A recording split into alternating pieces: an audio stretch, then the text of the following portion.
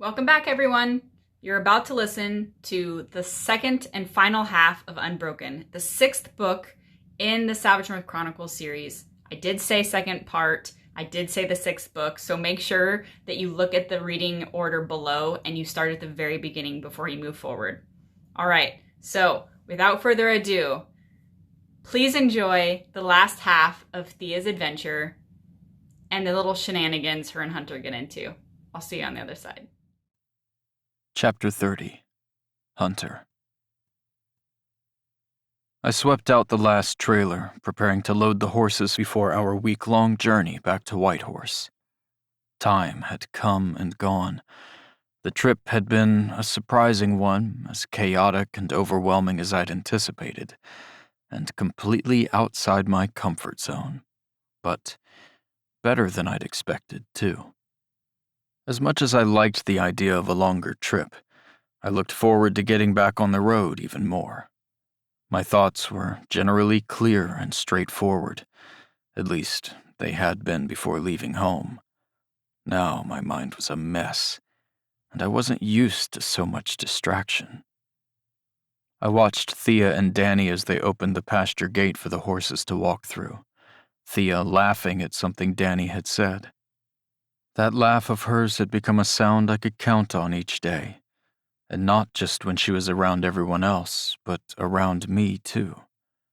And the absence of it during our interactions only amplified the fact that something was wrong. When Thea glanced over to make sure I was ready for the final four, I gave her a thumbs up. I had no idea why, but she had been avoiding me. I told myself I'd been imagining it, but every time I went one direction, she would go the other. And whenever I entered a room, she found a reason to exit. I couldn't ignore it. I didn't want to. So much had changed between us.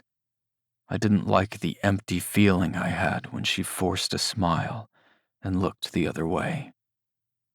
"We about ready?" Bert said as he stepped onto the loading ramp. "Alex is refueling the girl's truck." I wiped the sweat from my brow. "Just about. I'll grab Kat then. Knowing this clan, it's going to take us a week to say goodbye," Bert muttered, and he headed toward the farmhouse. Leaning against the broom, I watched as Danny passed the proverbial torch to Thea, reassuring the horses and introducing them for a final time to their new human for what would be the foreseeable future. My chest warmed. As always, Thea smiled and cooed and fawned all over them, a side of her I'd come to rely on to brighten my day.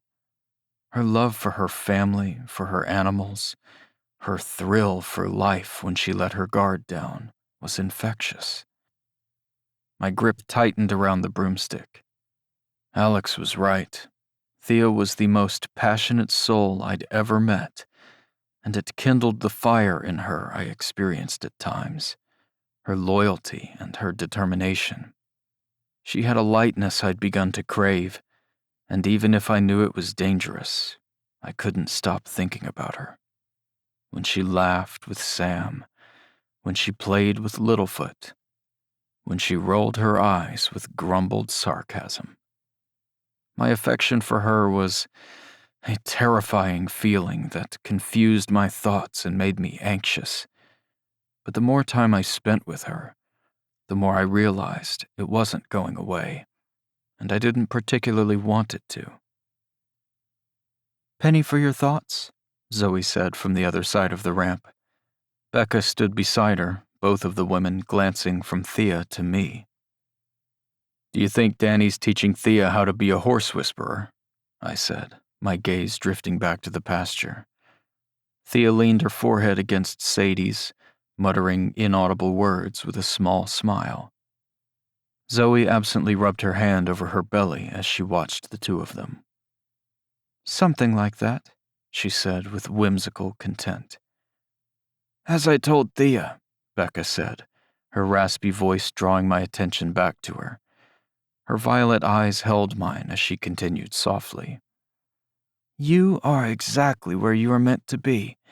You must embrace the future." I blinked at her. I thought that's what I'd done by taking the vaccine. But Becca's tone alluded to something more, and as she stared at me, her eyes glazed over, and her thoughts seemed to drift. "Becca?" Zoe whispered, her voice gentle. I heard a hint of concern, or maybe it was practiced patience. Becca blinked back to the moment. "I apologize," she said, blushing a little. "I find myself lost in my thoughts more and more these days." "It happens," I told her, wondering what her words meant, or if they were mutterings of a woman whose mind wasn't always her own. Becca forced a small smile, but there was a distance in her expression I didn't understand. I was about to ask her if she was okay when she started again.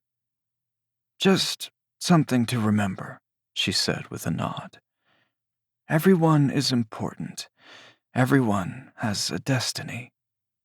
Her lips curved in the corner as she forced a broader, kinder smile. "Safe travels, Hunter," she said with finality, and glancing at Zoe, Becca turned and headed for the others as they gathered in the gravel drive. "She doesn't always speak in riddles," Zoe said wryly, "but everything she says is important." Zoe stepped around the ramp. "What you've done here this week has changed everything." She took my hands in hers. "Things will be different now. You'll see."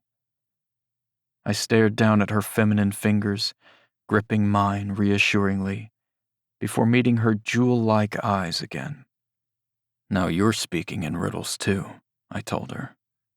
Zoe huffed a laugh. "Saying too much changes things," she admitted. "Besides, it's all part of the fun." She winked, and as her attention held mine, she seemed to focus more intently, her brow furrowing. "It's an endless journey, isn't it, Hunter? I find that as I slay one demon, another one pops up in its place." I wanted to know what she saw in me that had her thoughts drifting so far away, when she shook her head. "Honestly, I'm not sure which is worse, swollen ankles or a deadly virus." She sighed, clearly exhausted, and waved her hand flippantly. "Horrible joke," she muttered, and she took a step back. "I hope your demons are behind you now, though, and that you can focus on what happens next." She glanced at Thea, who was saying goodbye to Sam. "Me too," I heard myself say. "And thank you," she added. "I know you came here for your family, but what you did will change everything one day." Her words sobered me, and with a small, knowing smile that sent a chill down my spine, Zoe turned back for the house. "Goodbye, Hunter." I wanted to ask her what she was talking about, but Zoe's words, whatever they meant, felt as final as Becca's had, and I watched as she made her way over to Danny, Sam, and Thea. As Thea laughed, wrapping her arms around Sam, I felt my chest ache and my grip on the broom tighten. Whatever the future held was stampeding toward me. That much was certain. Chapter 31. Thea. I stood beside the Fraser River with the 8 horses as they grazed upon a copse of spruce trees. It was late, but the sun was only just setting, and like my equine friends, I was restless after our second day of driving. Hauling 2 full trailers meant driving slower, which meant we were making less headway returning to Whitehorse. Still, I enjoyed the company of the horses, feeling a comfort in their presence. Especially now, past the cities, I could allow myself to relax a little. We'd officially entered evergreen territory again, and with it came the sharp scent of the forest, which reminded me of home. Over the past few days, it had begun to feel too far away. Perhaps I missed my own bed and more than 4 sets of clothes to choose from. Maybe I missed home because out here, the days were cramped and long. and my thoughts drifted too far away from me. Thoughts about home. Thoughts about Cal and my future. Thoughts about Hunter. Whatever I'd felt the other day watching him and Iris scared me. I had no reason to be jealous, or any right to be. But I couldn't stop thinking about the hollowness in the pit of my stomach, and the ache that nestled there, even if it made no sense. 2 weeks ago, Hunter and I weren't even friends. And yet, whatever discomfort I'd felt around him before the trip had vanished. He'd become a constant in my everyday, a part of all that I did. I knew that he preferred mint tea to lemongrass, that he chewed spruce gum when he was restless after too long in the truck, and that he always smelled faintly of basil, especially in the mornings after freshening up. Sadie clumped lazily up beside me, a blade of wild grass hanging from her lips. A snack for later, eh? I chuckled. It was nice the horses knew they were heading to a good home, so we didn't have to worry about locking them up at night. They had no reason to leave, not with enough grass and weeds to munch on until their heart's content. Sadie rubbed her cream-colored forehead against my arm with a sigh, her eyes almost crimson in the setting sunlight. "It's not a terrible place to stop for the night, huh?" I said, idly stroking the whiskers under her chin. "Wait until you see what home looks like." Sadie's ears perked up and we both peered downriver. Hunter and Littlefoot wandered their way up the rocky shoreline, weaving around the trees scattered along the water's edge. "Way to give us a heart attack," I grumbled, my chest thudding beneath the palm of my hand. Hunter's attention shifted to me as he walked closer, his hands in his jean pockets, and his t-shirt still rumpled from the drive. "Sorry," he said. His voice was quiet as he stared at the herd, a splattering of browns and blacks and grays as they cloistered around the trees with their heads hung low in sleep. "Restless?" I asked, though I didn't need an answer. I'd never seen Hunter truly at ease, except for the morning we spent on the beach. "I guess you could say that," he said, and gazed over my head at the last rays of the descending sun. He stopped beside me. "Nice view." I admired the burnt oranges and pinks. There are definitely worse places we could be. After a moment of companionable, appreciative silence, I looked at him. "Well," I said, "have you officially met Sadie yet?" Hunter reached his hand out and rubbed her forelock. "Not officially." "Hunter, this is Sadie. And apparently she's full of spunk, like Milo. I mentioned he's adventurous, and Danny thought she'd be a great fit. And she's young, so she'll be the perfect companion for him for quite a while, I think." Hunter ran the crook of his finger gently down her face. "He'll love her," he said with awe. "And thank you for helping with this. Kat mentioned you took over." He smiled ruefully. I shrugged. "Milo's a good kid. He deserves something of his own. And I'll admit," I said, rolling my eyes, "I might have got a little excited." I combed my fingers through her mane. I just remember how much happier I was after I got Cinder. She's been with me through a lot. Now Milo will have a friend like that too.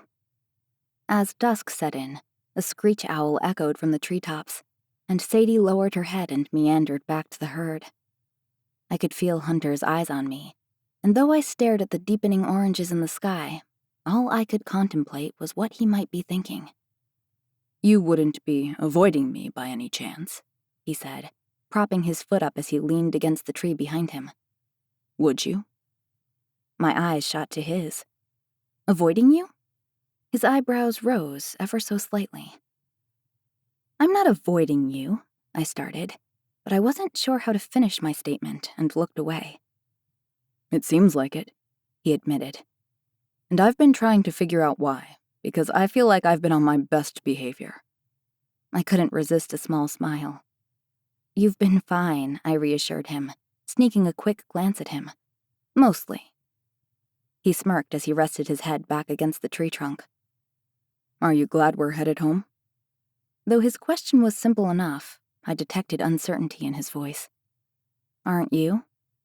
Hunter remained quiet for a few heartbeats before his gaze speared me with a gravity I hadn't expected. "Things are different when we're home. They feel more complicated." His jaw twitched. I wouldn't mind being gone a little while longer. His brother, his mother, the farm and his village. It was no wonder he needed to escape sometimes. I always seem to forget how much weight you carry on your shoulders, I admitted. Being out here where you're free from all of that must be a nice reprieve. Hunter lifted an indifferent shoulder. And you? You miss home? Tucking a loose hair behind my ear, I tried to pinpoint how I was feeling. Yes, I said, thinking about Elle and Jackson, and about my bed and a hot shower. And no. Hunter was right. At home, everything was more complicated. After being around Danny and Jason, Zoe and Jake, and knowing the sort of epic love that Sophie and Alex had, even Kat and Ross and Elle and Jackson, I didn't know what I wanted anymore. While I was anxious to get back to the familiar, a life I felt more capable of navigating, I longed to stay out here with Hunter too. Somehow, being around him made me feel more content. You seem torn, he said as he twisted a twig between his fingers. His dark eyes held mine, sending a warm, fluttering heat through my chest. I licked my lips. I've been having fun out here on my own adventure, I confessed. I'm usually the one stuck at home, but it's nice to have stories of my own to share now. Plus, I added, I've gotten some one-on-one time with Alex, and I always love hanging out with Kat and Bert, so it's been nice. And me? Hunter studied me intently. My being here hasn't spoiled it for you. No, I breathed. Nothing like that. I'm glad you came. I don't think we would have ever had a truce if you hadn't, and we'd still hate each other. Slowly, he pushed himself off the spruce. I've never hated you, Thea, he said. His voice sounded almost pained, and my pulse quickened. I swallowed thickly. Well, that's good. I know I can be a dick. We've already talked about this, I told him, feeling a rush of unease as I considered what he might say next. I'm not an angel either. I forced a timid smile, my heart a pitter-patter in my throat. Don't go getting too soft on me now. But Hunter didn't smile at my teasing. There wasn't even a hint of amusement. Instead, his jaw worked and his gaze hardened. Come on, I told him, nodding toward camp. I couldn't stand the charged space between us. We should probably... I regret how rude I was to you, he said. In the beginning, he added. I blinked at him as he took a step closer. I regret, he continued, that I've let you assume things and dislike me because of it. I told myself I didn't care, but the truth is, I do care. His words were unsteady, and he licked his lips. I have for a long time, and I don't want you to have to assume anything with me anymore. I don't want you to draw your own conclusions. I want you to know me, the truth. Warmth flooded through me. My cheeks flushed, my steadiness wavered, and I had to force myself not to flee under the all-consuming heat in his gaze. I'd like to say I haven't been myself around you, but that would be a lie. Hunter's eyes caught the moonlight as he came closer. Between wounded ego and fear, I was ignorant and blind and... I get it, I whispered. I have regrets too, but you were just being protective of your people, like I was protective of my brother. So we were both... Why have you been avoiding me? He asked again, more urgently this time. My breath caught in my throat, and my chest heaved as he held my gaze for ransom. I couldn't look away. He was imploring, willing the same honesty he'd given me. I shoved my hands in my back pockets and shrugged. Because I saw you talking to that girl and it bothered me. He frowned. What girl? Iris, I said, mortification ringing through me as I once again comprehended how utterly stupid I was being. Hunter's expression faltered, and I held up my hand so he wouldn't interrupt me. I have no right to care, and it's totally stupid, I know. I couldn't help it. Exasperated with myself, I threw my hands up and stepped around him. So I'm putting some space between... Thea, His voice was a command, forcing me to stop and look at him. It wasn't like that. I threw my hands up with a bitter laugh. That's the thing, Hunter. You don't have to explain. It doesn't matter. It shouldn't matter. I just can't help the way. In one step, in a single fleeting moment, I felt lightness. A stunned sort of confusion filled me as I realized Hunter's lips were on mine, soft and hot, making my head spin.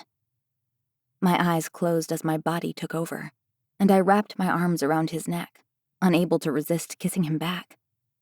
I savored the feel of his mouth against mine, and his familiar scent enveloped my senses, warming me from the inside out.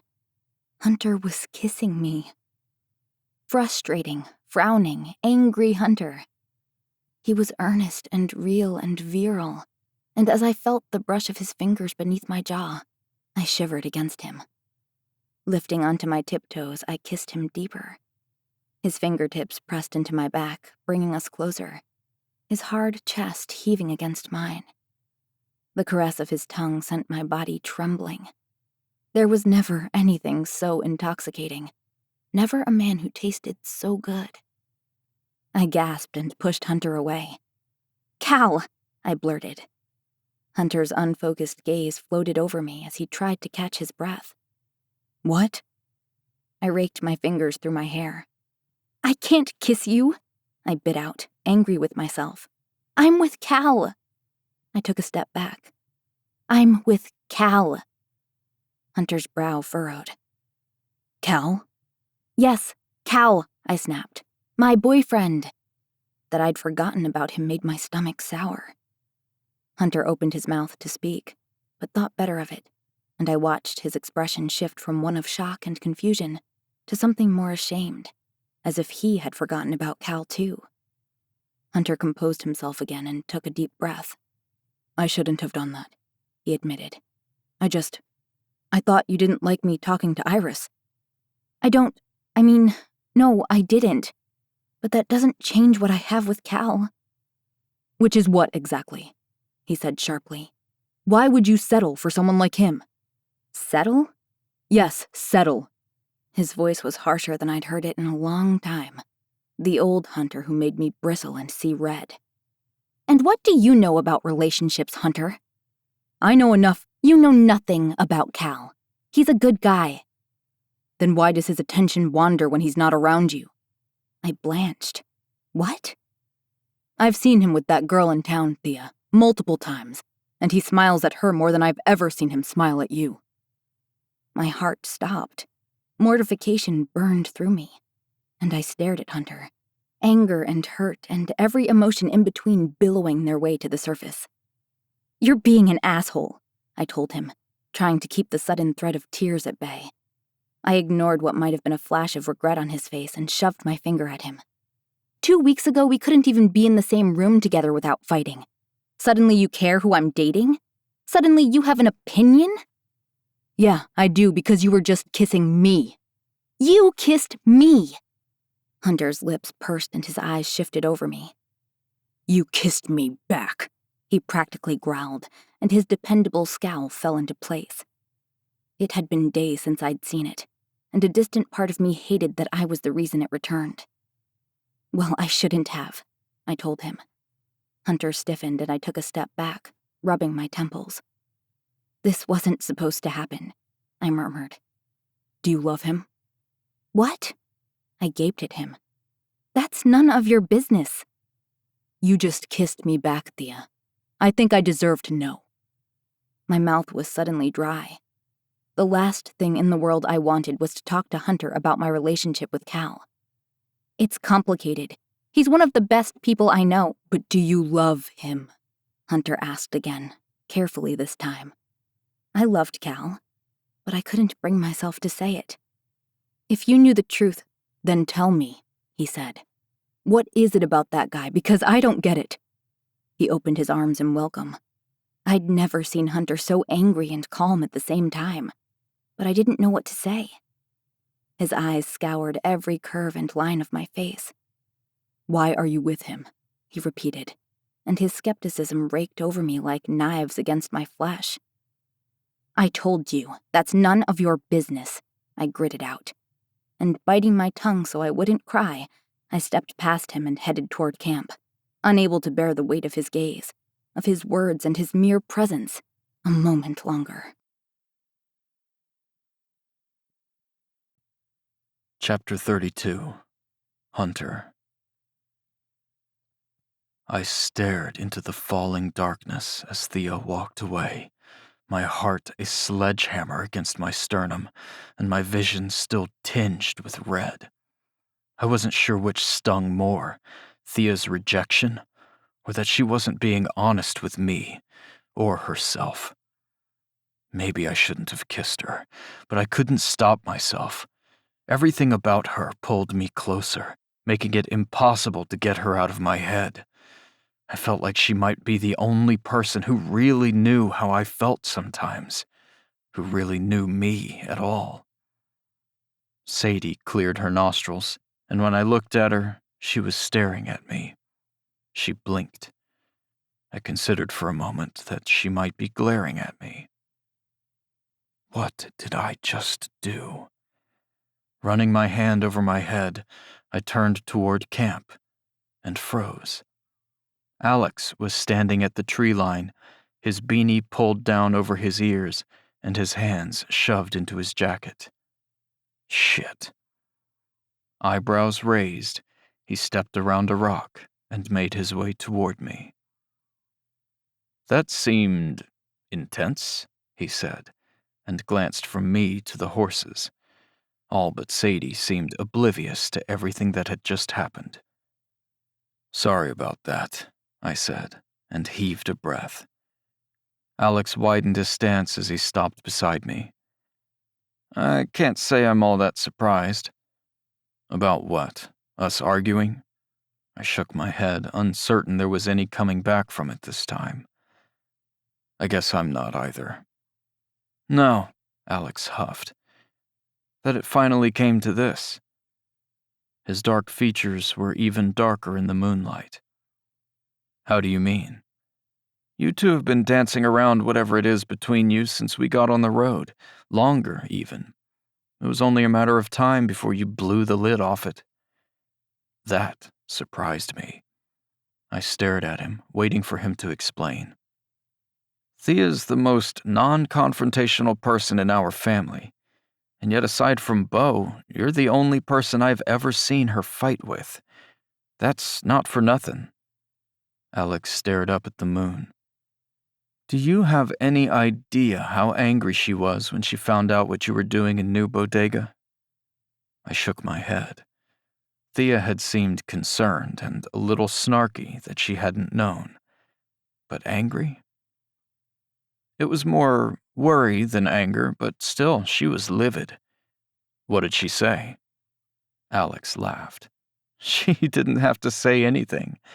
When Thea's pissed, she gets this twitch in her cheek and she forces herself to smile so she doesn't say something she thinks she'll regret. Her nostrils flare too. I wasn't sure I could feel more horrible for not telling her until now. Alex must have seen it in my expression because he continued. Like I've said before, Thea worries, especially about the people she cares about. She worries she'll hurt someone's feelings. She worries she'll make waves and rub someone the wrong way. She worries about her place in the family. I think we all do to some extent. But with Beau, he's her brother, so she's more herself with him. And she has no issue ripping him a new one. And the same seems to go for you.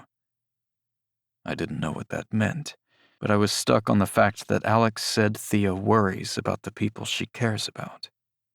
That I was one of them, at least in Alex's eyes, was encouraging. I just hope one of these days the two of you will hash it out and get it all sorted, because, trust me, Alex said, and he clamped his hand on my shoulder. It makes things a hell of a lot easier.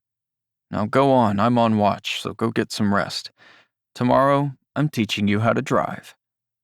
I scoffed at the idea, and Alex grinned. Seriously, he said, and he headed back toward camp. Whatever underlying purpose Alex had for talking to me, he was right about one thing. We needed to lay it all out on the line because our kiss, I already craved another one. I stared toward camp. No more regrets. I needed to tell Thea exactly how I felt, because if she was going to push me away, I needed her to reject me properly. It was the only way I'd be able to let it go. Chapter 33. Thea. Dirt and dust kicked up around Kat and me as we loaded the horses into the trailer at dawn. Bert was eager to get on the road so he could sleep in the back after being up all morning for second watch. I hadn't been on watch, but I hadn't slept much either. All I could think about was Hunter's kiss. Not how much I should have resented it, because I didn't, though the guilt was gnawing away at me. I promised Cal he had nothing to worry about, and then I kissed Hunter? But what I couldn't stop thinking about most was why. No, when? When had Hunter developed those types of feelings for me? I could feel his intensity and the hum that sizzled over my skin when I was near him, even now.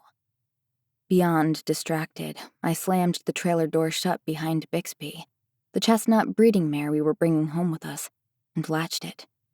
"Whoa," Kat said, hand on her hips as she stepped closer. Amusement glimmered in her blue eyes. "I knew you were in a mood this morning, but the way you're manhandling everything, I'd say you're worse off than I thought."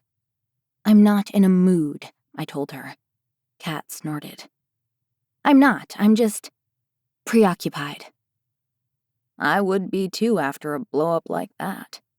My eyes shot to hers. "You heard?" I sighed, deflating a little, and leaned against the trailer.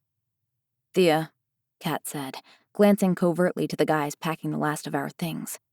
"Everyone within a 3-mile radius heard you guys arguing last night." I thought it was a joke, but she looked more concerned than amused. I brushed the dust off my hands. I already smelled like sweat and horses, and the day had barely started. Kat's eyes pierced me like a hawk's, watching too close for comfort. "What?" I quipped, and headed to the other trailer to close the gate. "Are you going to tell me what's going on?" Kat followed close behind. "Or do I get to guess all of the sordid details and—" "There's nothing sordid about it," I told her and swung the left gate of the trailer shut. "Are you going to help me?" I asked, gesturing to the right side. "Or are you just going to pry into my personal life?" "At the moment, I'm going to wait for you to talk to me, Thea. This isn't like you. What's going on?" I spun around. "Hunter kissed me, okay? It didn't go well, and now it's really uncomfortable. I'm sure you could have surmised that on your own, but thanks for making me spell it out for you," I deadpanned. Kat grinned. "You're welcome. Now," she said, her voice softening. "Maybe we can figure out what's really bothering you." She latched the right side of the trailer. "Because it can't really be the kiss." I balked. "Why not?" Kat rolled her eyes, which should have annoyed me, but I was too muddled to care. "Because Hunter, who shows no emotion and who you supposedly hate, kissed you, which means you must have given him the impression you wanted him to. Or at least that the feelings were mutual, right? I guess I could have Hunter all wrong." "No, I mean, yes. Maybe I gave him that impression." I stared at her, realizing that's exactly what I'd done when I'd admitted I was jealous of his flirting with Iris. "So," Kat drawled, "you do or don't like him?" Did I like Hunter? The answer seemed obvious that I did, but I knew I shouldn't, and I was scared to think just how much. "At least blink if you understand the words coming out of my mouth." I rolled my eyes instead and leaned against the trailer. "Yes." "Yes, you understand English, or—" I would have glared laser beams at her if I could. "Not everything is a joke, you know." Kat grinned. "But the scowl line on your forehead is gone." I fought and failed to resist a smile. I hate you. With a victorious smirk, Kat winked at me and leaned against the trailer beside me. You love me. I leaned my head against her shoulder. Unfortunately, she kissed the top of my head. You realize you should be celebrating this, right? What do you mean? That kiss is what I consider a finally, hallelujah, thank the Lord it finally happened sort of situation. My head shot up. Wait, before you gripe at me, let me explain. Everyone who's been cooped up with you the past 2 weeks would agree with me. The look on your face when you found out what Hunter was doing at the clinic only solidified it. And the look on his face while you were chatting it up with Sam all week was the icing on the cake. She held up her index finger as I began to protest. Just because you two are oblivious doesn't mean the rest of us are. But I had no words, despite my desperate struggle to find some. It doesn't make sense. And Bo and Ren made sense in the beginning? Like Ross and I made sense? Kat barked out a laugh. We hated each other too, remember? I thought he was an unbearable prick. Nothing in this world makes sense, Thea. You should know that by now. I glanced toward the tents as Hunter and Bert finished putting them away. You and Hunter are so much more similar than you think. And whatever you're still holding on to with Cal, for whatever reason, maybe you should let it go. My eyes shot to hers. I can't do that. Why not? Do you love Cal? Why did people keep asking me that? I might. Kat shook her head. Then you don't, sweets. It's been over a year. If you don't know by now, then... She reached for my hand. Look, I know it's tough to hear because you're clinging to him for some reason. But you don't love Cal. And he doesn't love you the way you deserve to be loved back. You don't know what you're talking about, I whispered. But I felt defeated, uncertain what I felt or wanted anymore. No? Well, Ross and I argue like cats and dogs, and he's the most aggravating man I've ever met in my life. But there's never been a doubt how much we love each other. You can see how Elle and Jackson feel about one another just being in the same room because it's suffocating, she said with feigned annoyance. Meanwhile, you and Cal are always off on your own, and none of us really know the two of you together. It's like, deep down, you know he's not the one, and you're sparing all of us the effort of getting too close or something. That's not it, I stammered, hesitant under Kat's scrutiny. Then tell me. She reached for my hand and squeezed my fingers in hers. Why are you holding on to Cal so hard? My heart was racing in my chest just thinking about that night. Even if the memory felt like it was a lifetime ago, my body hadn't forgotten and my palms began to sweat. But I knew that if I could tell anyone, it was Kat. Forcing myself to look at her, I felt the tears pricking the backs of my eyes and I pulled my hand away. The emotions were nauseating. The regret mixed with fear, the shame I felt, and the embarrassment. I glanced at Hunter again, his features hard set and focused as he lugged his bag over his shoulder, completely oblivious to my internal meltdown. Leaning my head against the trailer again, I stared up at the cloudy morning. Cal was there for me when I needed him, I admitted. He's been everything to me since that night with Luna. This is about Luna? Kat asked gently. No, I shook my head. Well, sort of. Bo asked me not to see Donovan after everything that happened. But then Luna died and Bo left on his trip. I threw my hands up, uncertain of anything anymore. I felt alone and I needed to get away from the house. I needed something. So you kept hanging out with Donovan? Yes, I said. And it was nice to have a distraction, you know? Donovan liked me. At least he liked me enough that I felt seen. It was stupid and Thea, Kat said, more gently than I'd ever heard her before. Tell me what happened. My heart pounded in my ears and my chest tightened. By the time I finally met her gaze, Fear and rage simmered in her eyes. "Not that," I told her. Well, not exactly anyway. "More details, please," she said coolly, her tone on the brink of fury. We were together at the old sternwheeler, where everyone meets up, and we were making out, and it was fine at first. Kat tapped her foot impatiently. But things started getting out of control, and he wasn't listening to me, and it was all I could do not to hurt him. I felt the tears breach the brim of my lashes. All I could do was freeze, petrified what would happen if my ability got out of control, if I thought wrong or made the wrong move. I swallowed the tremble in my voice and cleared my throat. Cal showed up.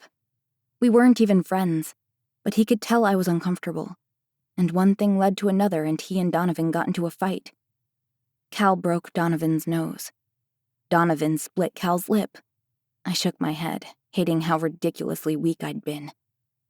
I pushed off the trailer and began to pace. I could have stopped it all from happening, I told her. It would have been so easy to make Donovan stop, but I couldn't bring myself to use my ability or my own strength because I was too scared. I didn't want to kill him, so I froze. If Cal hadn't shown up, I don't know what would have happened. I might have snapped and Donovan could be dead. "Oh, he'd definitely be dead if he'd taken it any farther," Kat said flatly. Then she steadied her breath and her eyes softened. "Thank God for Cal," she whispered, and rested her hand on my shoulder. "Why didn't you tell me this hang-up with your ability was so bad? I can help you figure out your telekinesis. We've all had to deal with this. I mean, shit, Thea. You don't have to be in this alone, you know?" "I'm not," I told her, and my heart warmed. "I've had Cal. He helps me a little when I let him." Kat dropped her hand back to her side. "So you feel indebted to him now? That's why you're with him?" "No. Mostly I was in awe of him. He's a good guy, and he started hanging around me and making sure I was okay. I sort of clung to him, and we've been together since."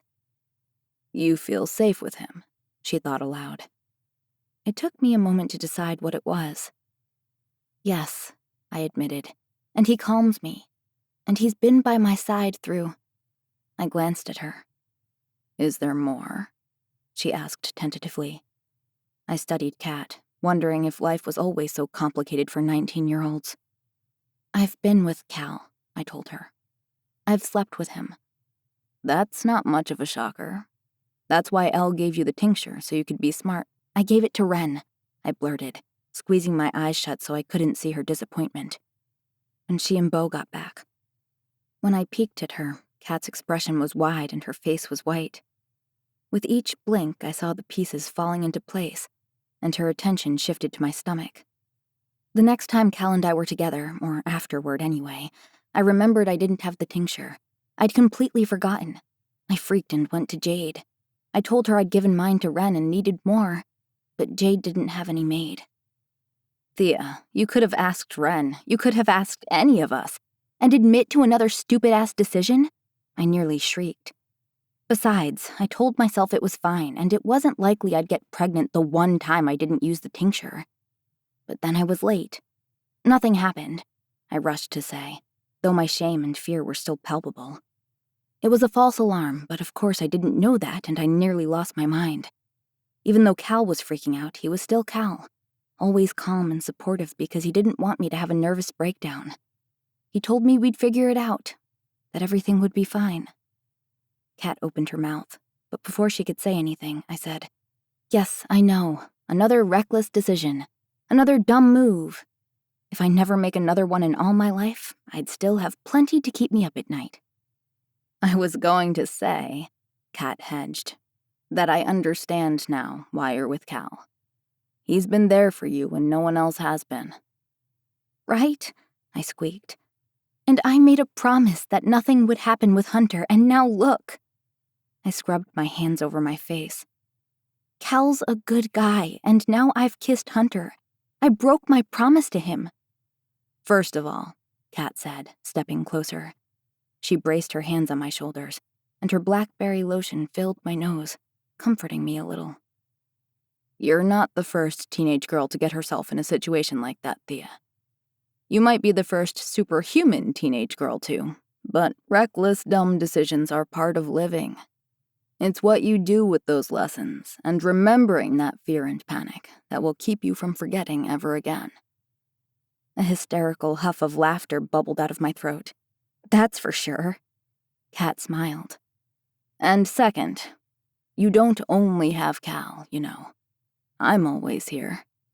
Yes, sarcastic, tough love, no-nonsense Kat was always there. She'd always had my back, whether it was to convince Elle and Jackson to get me a horse, or to take me under her wing so I didn't always feel left out. But the walls around her heart were there for a reason. She'd lost so much, and I had played a large part in that. The soft trickle of a tear streaked down my cheek as I peered at her through my lashes. After Jenny, I didn't want you to. Hey, Kat quipped. She squeezed my shoulders and lifted her chin, her eyes shimmering. What happened with JJ has nothing to do with you. She made her decision. She wanted to save all of you. Her decision wasn't about you or even Nora, she whispered. All JJ ever wanted was to get back to Elle, and she did. She was happy. She got what she wanted. Everything after that was borrowed time. Kat's chin trembled. Plus, I know better than anyone that when JJ made up her mind, there was no swaying her. I heaved in a breath, staring into the stormy blue of her eyes. You don't get to shoulder any blame for her deciding to do what she did. Her death, her actions, none of that is on you, okay? Her death is not on you, Thea, she repeated. With a terse nod, I wiped the tear from my cheek. And third, Kat said, clearing her throat. She licked her lips and straightened. Just because Cal's a good guy doesn't mean you have to be with him. Her words felt like the permission I hadn't realized I'd been waiting for. And I should be with Hunter? I shook my head, suddenly exhausted. He doesn't even know me, not really. If he knew the stupid shit I've done, I forced a laugh. I'll spare myself that additional humiliation, thank you. His scowls are bad enough now. Imagine if he knew the truth. What truth? Kat and I both startled, and I whirled around as Alex walked up behind me. Girl talk, Kat said, and her tone brooked no further questions or arguments. Alex's palms flew up. Forget I asked, he said. Are the horses good to go? Kat nodded, and I imagined she was too focused on trying to compose herself to have a smart-ass remark. So are the guys, he said. And everything's loaded. We should get on the road if we want to make it to the bridge before nightfall. Fine, but you get snoring Bert, Kat told him, and nodded for me to climb into the truck with her. Don't I always? Alex muttered, and turned and walked away. Kat's eyes met mine, and her grin faded into a sympathetic smile. Though I hated to ask, I also wasn't ready to talk to Elle or anyone else about what I'd told her. Kat, you won't... Wait. If you're about to insinuate or ask if I'm going to tell anyone what you told me, I request that you stop right there so as not to insult me, she said. Then, all teasing aside, Kat wrapped her arms around me. We all have things we're not proud of, and your past is no one's business if you don't want it to be. But I will keep harassing you about your ability. I want you to get it under control. I want you to feel safe and as strong as I know you are. I know, I said against her shoulder. And I sort of do. I thought about us crossing the rail bridge and what happened in the woods. Then I thought about Hunter. Good. But sort of isn't great, so we'll revisit this conversation when we get home. Feeling immense gratitude that nearly brought me to tears again, I nestled closer to her. Thank you, I whispered, afraid to think of my life without her. I love you. You better, she grumbled. Kat kissed my forehead, and heaving a steady breath, she turned for the truck. Oh, and Thea? She glanced back at me. Whatever you decide to do about Hunter, I hope you'll still consider talking to Cal. I don't want to see you waste this life with someone you like, instead of spending it with someone you could actually love. Her gaze flicked behind me. Then she climbed into the driver's seat. Come on, she called. We can talk more in the truck. Lord knows we have a long enough drive ahead of us. I walked toward the front of the truck, feeling as if a heavy cloud had dispersed, and I could feel the full brightness of the sun again. Opening the passenger door, I glanced back at Hunter. His eyes were on me, his expression thoughtful as always, and filled with concern and uncertainty as he absently stroked Sadie's forelock through the trailer window. Whatever Cal and I were, and whatever feelings I had for Hunter, I knew my decision, despite what it might be, would be life-altering, and it scared me to death. Come on, girl, Kat called. Time's a-wastin'. Chapter 34. Thea. Can I have some? Kat said, pointing to my water bottle on the cup holder. I forgot to fill mine. Yeah, sorry about that. That wasn't exactly how I saw the morning starting. Don't be sorry. You just have to be my water girl now, is all. She winked at me and I unscrewed the cap. Handing her my water bottle, I let out a restless sigh. The afternoon sun was high in the sky as we drew closer to the bridge, and I was ready for a bathroom break. Riding on the train rails wasn't helping either. Every bump and blunder in the road sent my bladder jostling. What the? I breathed, squinting to see in the side mirror. Is Hunter driving? Kat looked in hers to confirm. Yep. Huh, I said, smiling. I wasn't expecting that. A sly grin spread over Kat's lips as she handed the bottle back to me. Is there anything he can't do? She tittered, batting her eyelashes as she continued around the bend in the rails, toward the bridge. I rolled my eyes. Driving is hardly miraculous. Isn't it, though? Kat stole a glance at me. He's lived off the land all his life, hidden away, and he's still so tough and capable. Her eyelashes fluttered dramatically again, and she sighed. He's ventured so far from home and been experimented on. Now he's learning to drive. I couldn't help but laugh at her jest. Oh, and have you seen him working on the farm? Kat began fanning herself. Yowzers. Okay, now you're just being ridiculous. Kat pressed suddenly on the brakes, and the truck and trailer lurched to a stop. I reached out to brace myself on the dashboard. What the fuck? Kat breathed, and I vaguely registered the sound of metal and clanking chains as the truck behind us skittered to a stop at the bend in the tracks behind us. Geez, Kat, I grunted in confusion, then stared out the windshield, my mouth gaping and my heart hammering against my sternum as disbelief rang in my ears. Jesus, ladies, Alex said through the radio. Who the hell taught you how to drive? Why the hell are we stopped? I reached for the handset, my eyes fixed on the road as I clicked it on. The train cars, I breathed. I had to lick my lips as shock seized me, making me immobile. Kat's fingers tightened audibly around the steering wheel. The radio clicked again. The what? Alex said hoarsely. The train cars are back on the tracks, I told him. Stay in your truck. I set the handset down and glanced at Kat. Why are they back on the tracks, Kat? I put them a quarter-mile down at the bottom of the ravine. It wasn't a real question, more of a need to fill the silence as fear gripped hold of me, and I scoured the surrounding cliffs for prying eyes and monsters. The mountainsides were steep and jagged, the scrub oak and evergreens tapering off where the cliff ended and the bridge began. The question is, Kat whispered, her hand moving to the pistol strapped to her belt. Who put them there? It doesn't matter, I whispered. I couldn't take my eyes off the train cars. We have to turn around. Kat shook her head. We can't.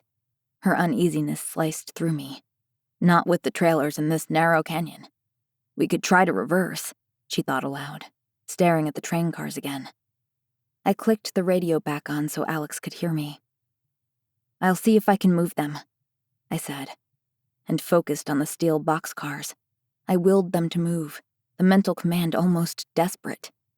But when they didn't budge, I focused harder. I opened my mind and willed them to shift with every fear-fueled fiber in me. My head ached, but finally the train car closest to me shuddered. Barely. "The vines," Kat said, her voice more of a gasp.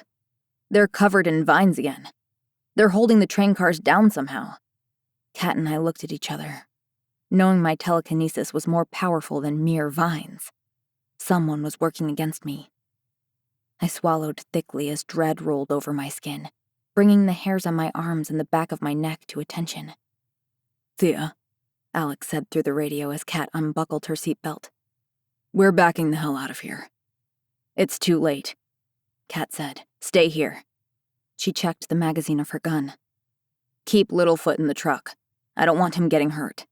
His tail thumped loudly against the back seat at the mention of his name, oblivious to the potential danger we were in.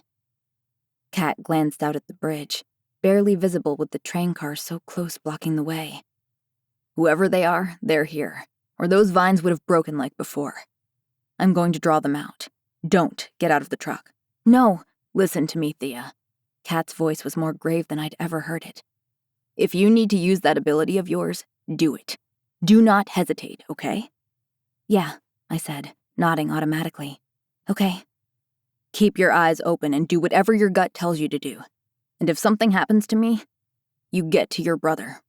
You got it?" My head bobbed again and I gulped. "But Kat..." Opening the door, she stepped out of the truck and examined our surroundings. "Tell Alex what's up," she said, but I could hardly breathe, barely focused as panic wrapped around my heart and throat, making it difficult to swallow. She motioned to Alex behind us, to pay attention and stay put, and turning on her heels, Kat peered around, holding her pistol in front of her, posed to pull the trigger as she stepped forward. It was a distraction, I realized. Whoever was watching might think that was all she had to protect herself. But I could already feel the weather changing, and the charge in the air prickled against my skin. With concentration, she could strike whoever was out there down like the goddess of thunder. "We know you're here," she called, "and this isn't a very hospitable welcome." I scoured the cliffs as my heart thrummed a mile a minute. I felt eyes on us and knew we were being watched, but I saw no one. More than anything, I needed to get to Alex so he could supercharge me. We could take out whoever was waiting and watching. Slowly opening my door, careful not to let it creak, I scanned the jagged trees throughout the canyon and the shadows and rocks surrounding us. Grabbing the knife from the cubby in the door, just in case, I climbed out of the truck. I hadn't gotten 2 steps to Alex's truck when I heard the hiss of movement and felt the sting of thorns tearing at my skin. Alex shouted. The knife flew out of my hand. Vines wrapped around me from head to toe. Kat shrieked and cursed, and in a flurry of movement, my shoulder hit the ground, singing in pain. My vision blurred and I made out Kat's faint outline as she hit the ground, wrapped in vines like me. Chapter 35. Hunter. I ducked as vines shot out, casting flying shadows over the truck and trailer in front of us. Littlefoot's distant snarling and barking barely met my ears, and the horses stirred in the trailer, making the truck quake. "What the hell?" I called as Alex leapt out of the truck. "Thea!" he shouted. Before I could open the door to do the same, vines descended again, seeming to come from all directions, and I covered my head. Alex's body lifted into the air, the vines curling around him, pinning his arms to his sides as they tugged him out of sight. "Shit," I rasped, and pushed at Bert, still snoring in the back seat. "Wake up, old man," I gritted out. "You motherfuckers!" Kat's voice was muffled, barely audible over Bert's snoring. "Bert!" I shouted, my mind spinning with terror and fury as my fist tightened on my Beretta. I had to get out. I had to see what was going on. But all I could think was this could not be happening again. No more crazy men, no more ability-juiced freaks ready to torture and kill us because they could. As I considered they might be the cult from the river, I reached for the door handle, pausing when I saw movement by the train cars ahead. A guy with a short beard and a dirty baseball cap stepped into view. "We were hoping you'd come back," he said. Even from far away, I could hear the amusement in his voice. He peered down at the ground, though I couldn't see who he was looking at, Kat, Thea, or Alex. He looked my age and a little worse for wear, with bony shoulders and hollow cheeks. "Which one of you has the telekinesis? Which one of you moved my train?" Bert grumbled from the back as I carefully climbed out of the truck, my heart practically seizing in my throat. "Get with the program," I growled at him. "They need our help." The cool air did nothing to ease the hot dread beating on my skin as I crouched down to see ahead. Thea and Kat faced my direction, bound in vines on the ground as they struggled to wrench free the man standing behind them. Thea was shuddering, like she was trying to move anything with her mind. But the vines and whatever ability was holding them in place fought against her. The man. She couldn't move him. If she couldn't see him, I realized. Red-faced and panicked, she squeezed her eyes shut in concentration. I thought I heard her whimper when she opened them again, and when she registered me crouching by the truck, her eyes widened. She gave nothing away as Kat berated the lunatic, nudging her with his foot. "This is quite the cowardly hello," Kat gritted out, her voice gruff as she struggled. "Well, it's not often we get visitors, so we're a little rusty. But we are sorry we missed you the first time across." He tisked and shook his head. "That wasn't very welcoming of us." Still crouched and fingers gripping my gun, I aimed, prepared to shoot the bastard through the head, when the hair rose on the back of my neck, and I felt the presence of someone behind me. I spun around with my gun raised, coming face to face with a woman whose hands wrapped around my fingers and the gun with crushing pressure. She squeezed. I grimaced and shouted, trying to pull away. The woman's gray eyes smiled at me, more menacing than the rotted-tooth grin that stretched from ear to ear. These weren't the people from the cult. These people were worse. Tearing the gun from my grasp, the woman flung it and grabbed hold of my bicep with bruising strength, twisting my arm behind my back as I fell to my knees. "This will be fun," she cackled. This was it. My fears come to life again. Bert shouted in the truck, vines wrapping around it, making the vehicle groan and shake. The horses pawed and kicked from inside the trailer. Thea and Kat both shouted as blood whirred in my ears. The woman twisted my arm further as she hoisted me up, a shout bellowing from my chest. "Hunter!" Thea screamed, followed by a shout of fury. The woman holding me with brute strength flew through the air, nearly taking my arm with her, and my vision flared with white-hot pain. Blinking back to focus, I watched the woman's body slammed against the side of the mountain. Then I heard the crack of her skull and watched the blood drip from stone as she fell to the ground in a heap. I wasn't even sure my shoulder was still attached as I ducked for cover behind the trailer, biting back the pain. "My connection's weakening," a woman's voice called from somewhere by the bridge. The train cars continued to shift and shudder, and I could hear Thea straining to move them. Brute strength, the vines. I wasn't sure what the man in the ball cap could do, or how many other lunatics there might be, but I knew it was only a matter of time until we learned the answer. The horses continued to thrash, and a torrent of thoughts tumbled through my mind. I could let them out as a distraction, or let Littlefoot loose, but they'd surely be hurt. Thea could use the truck somehow. She could move the trailers, but if she could, she would have. I considered the woman's brains splattered on the mountainside as Bert shot through the window of the truck above me, making me cower lower.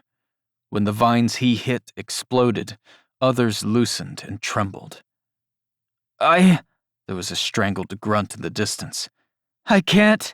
Hold it together, Marta, Ballcap barked, and while Marta struggled from wherever she was to keep Thea and Kat at bay, I pried and pulled at the vines twisting around the truck with the only arm I could move, the thorns cutting into my hand as I tried to help Bert get out. It's you, isn't it? Ballcap growled. I heard Thea shriek in pain, but I focused on the truck, gripping the vines tighter, pulling them harder. They weren't the bramble that grew along the road, but reinforced and surging with energy I could feel vibrating against my skin. I've come across a telekinetic before. You can't hurt me because you can't see me, he taunted from behind her. I can't fight her much longer, Marta struggled to say. Kill her or— No, Ballcap shouted, and I glanced over as his head whipped around. Marta stumbled out from behind the rail cars, her dark hair stringy and her body quaking as blood dripped from her nose. Her fingers were curled inward like claws. She's getting tired, I told Bert as I tore at the vines harder. He shot at another one and tried to kick his way out of the window. As the vines around the truck continued to loosen, Bert kicked the door open and slid out, heaving a breath. Sweat beaded on his brow and his ears were bleeding. Get to Alex, he rasped. I nodded, but I only had one good arm and no gun. Bert was our only option. Distract them, I said, gritting through the pain in my arm and chest. He motioned to the other side of the truck and handed me the knife sheathed in his boot. You only have seconds, kid, he said roughly, checking his magazine. Make 'em count. He winced as he moved, and I could see he was trying to gain his bearings and stay focused. Come on, Ballcap said, heaving Thea to her feet. You're needed elsewhere. She fought against him, nearly knocking the madman off balance, though he was careful not to let her see him. Creeping to the other side of the trailer, I glanced around for Alex. He was at the front wheel of the truck, wrapped in bramble, his neck and arms bleeding as the thorns cut into him. But the guy and Marta were too busy worrying about Thea. One hand. It was all Alex needed to amplify someone. Steadying myself, I waited for Bert's signal, and when he started shouting from the other side of the truck and the first gunshot screeched through the air, I bit back the pain and dashed to Alex, sawing at his binding with a single word. Cat. Oh, you don't like guns, Bert hollered. That's too bad. Another gunshot ricocheted through the air. As the vines loosened around Kat, Alex reached for her, pulling her hand free. Bang. Another gunshot echoed. Immediately, the clouds filling the sky turned a roiling black and rumbled. Die, you piece of shit! Kat screeched, and a crackling, blinding flash lit the sky, the earth beneath me shaking. The hair on my arms and legs rose, and I cowered in place, waiting for another gunshot or flash of light, but neither came. When I looked up, Alex was gripping Kat's wrist, both of their clothes singed and smoking, their chests heaving. Thea wriggled from her bindings, and they fell to the ground. All of them were bloody, but I barely noticed as I watched Bert stumbling over the two bodies, crumpled under a pine tree at the bridge entrance. One of them heaved, gasping for breath.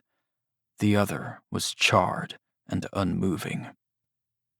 Pulling myself up to standing, I leaned against the front of the truck and watched as Bert shot the gurgling woman once, then again. I glanced back at the strong one's remains ensuring she was still dead from the collision with the mountainside, and Alex helped Thea to her feet. My mind spun as I realized how close we'd come to potential death, and all I could think was, what if there are more? "You're hurt!" Kat shouted and hurried over to Bert, clutching onto him as he wobbled, looking for something to lean against. She reached for him, but Bert took a step back. "I won't electrocute you," she huffed, and took his arm, searching his body for wounds. "I was more worried I'd have a stroke. This is the closest I've been to a half-naked woman in years." Bert grimaced as he tried to laugh. "Even now," Kat said, shaking her head, "you're incorrigible." She continued to scour his body. "Don't get in a tizzy, woman," Bert grumbled. "I'm just old, probably having a mild heart attack or something." He flinched as Kat smacked his shoulder and helped him back to the truck. Thea waved Alex's murmuring words away. I'm fine. As she wiped the blood from her cheek, her attention shot to me. In an instant, she was running over, her eyes wild and panicked. "You're hurt!" She covered her mouth, assessing me as I winced, trying to straighten. I shook my head. "I'm fine. You're the one bleeding." "She grabbed you," Thea said, her eyes filling with tears. Her hands hovered over my shoulder. "My ability wasn't working, but she grabbed you. I didn't mean to. I didn't think—" "Thea," I said, reaching for her hand with my good arm. "It hurts like hell, but I'm fine. I promise, it's just dislocated." She kept shaking her head like she didn't believe me. But this time, there was nothing to regret. "Hey," I whispered, "look at me." I held her gaze, imploring her to calm down. "I'm okay. I'm probably still alive because of you. You're the one who's all cut up and your nose is bleeding." Thea's hand shot up to wipe the blood. Littlefoot hurried over, sniffing and whining as he tried to assess us all, his tail wagging with relief. Exhaling as my adrenaline finally subsided, I looked at the dead bodies. What the hell just happened? "They set a trap for us and we took the bait," Kat said. "They've been waiting for us to come back." Alex shook his head. "I can't believe we didn't realize." "How could we have?" Bert said. I glanced around, worried more of them would start creeping out of the cliffs. "What are the odds there were only 3 of them?" "I don't know," Bert snapped. "But let's not wait around to find out." "I'll drive," I said, taking in all of their scrapes and bruises. "Like hell," Thea said. "Your arm." "Bert and I will drive," Kat barked, wiping the soot and blood from her cheeks. "Alex, Thea, get the bridge cleared so we can get the fuck out of here. I'll fix Hunter's shoulder." Kat eyed Bert. "Which truck is the big kid in?" "Ours, if you can wade through the vines." Bert set his semi-automatic on the hood of the truck and rested his elbows on it. "I'm too old for this shit," he muttered. "So you keep saying," Alex said, clapping him on the shoulder. "Thanks for the distraction, old man." When I looked at Thea again, she was watching me, her chin trembling and her eyes clouded like the sky above. I could almost see her fears alive inside of her. Luna, her mother, and other shadows I didn't recognize. It was as if they were all she could see. "I told you, I'm not broken. Well, maybe temporarily, but I'll be fine, I promise. I can handle a little pummel." I glanced at the bridge. "Go do your thing." Alex took Thea's hand. "We should hurry," he said calmly, "just in case." With a reluctant nod, Thea turned toward the train. Unlike the first time we crossed the bridge, Alex and Thea got to work without hesitation. I tried to focus on the vines quaking and tearing around them as each train car began to move, instead of the mind-numbing pain in my near future. What do you think they wanted Thea's ability for? I asked, glancing at Bert.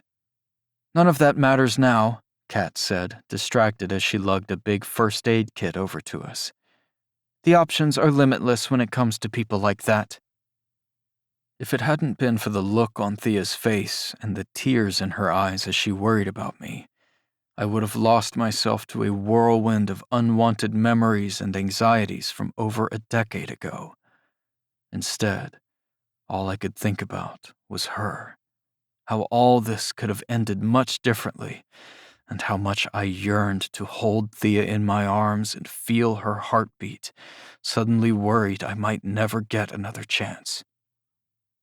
First, Bert said, handing me a bottle of whiskey. You're definitely going to want some of this. Take a few swigs at the very least. I knew what was coming, and took a few long pulls as I held my arm against my chest. My shoulder was a burning, aching mess of pain, but I gritted it down and swallowed another gulp. Getting it back into place would feel far worse, even if it was only for a moment. Kat, grab something for him to bite down on, Bert said, more focused and serious than I'd ever seen him. He glanced at me. I have a sling for you when we're finished, but this is going to hurt like hell. I took another drink from the bottle, then handed it to Kat. She handed me Thea's copy of Pride and Prejudice to bite down on in exchange. We don't have any lidocaine, Kat warned. So, it is what it is. I've seen my mom go through this. I know what to expect. I stared at Bert, bracing myself. Let's get it over with. Chapter 36. Thea. Moving the train cars a second time was a blur, and the past couple of hours on the road also felt intangible. All of us were worried, exhausted, and on edge. I thought having the windows down and the wind blowing through my hair as we drove north would help rid me of my nerves, but it didn't. We still had 2 or 3 more days on the road, and I hated to think what other adventures awaited us. Ha! I sniggered to myself and rubbed my fingers over the thorn scratches and what felt like rope burn on my arm. I definitely got my own stories to tell now, don't I? Kat glanced at me from the driver's seat, her expression drawn with fatigue and smeared with soot, and much like the rest of us, her neck was red with fine marks. Welcome to the road, Thea. It's nothing if not unpredictable.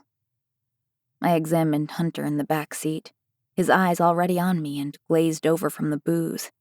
It sure is, I muttered. My heart beat a little faster as his lips curved into a lopsided grin. How's your shoulder? I asked, offering him my water bottle. Hunter took a drink, then handed it back to me. Better, he said, his grin returning. I rolled my eyes. Okay, Mr. McSmiley. I turned to face the front. I thought you wanted me to smile more, he said, goading me, and Kat snorted. Not because you're semi-drunk and in pain, though, I told him. Hunter was still in pain. I saw it every time he tried to resituate himself, wincing when he didn't think I was watching. They were relatively young, Kat mused. She'd been mostly quiet since we'd gotten back on the road, but the way her thumb tapped on the steering wheel and how fervently she kept checking the side mirror, either ensuring there was no one behind us or that the guys were safe, gave her concern away. Yes, they were, I agreed, knowing where her mind was going. We knew there were still gangs out here. It wasn't a happy thought, but it wasn't surprising either. Not everyone wanted to be good, and Ross couldn't save the entire world, except for maybe our tiny corner of it. At least we had the element of surprise in our numbers and abilities, I told her. They only knew what one of us could do since I'd moved the train. They were cocky, and it bit them in the ass. I shrugged away the magnitude of what we'd just been through, for Kat's sake. And also because I was too exhausted to relive it. Now they won't hurt anyone ever again. They could have done a lot of damage if they'd been more prepared or smarter about it, she said. I knew Kat was going to dwell on it for the rest of the trip, just like I knew what Ross would likely do when he found out what happened to us. They would plan, or at least prep, in case other gangs like them began moving closer to Whitehorse again.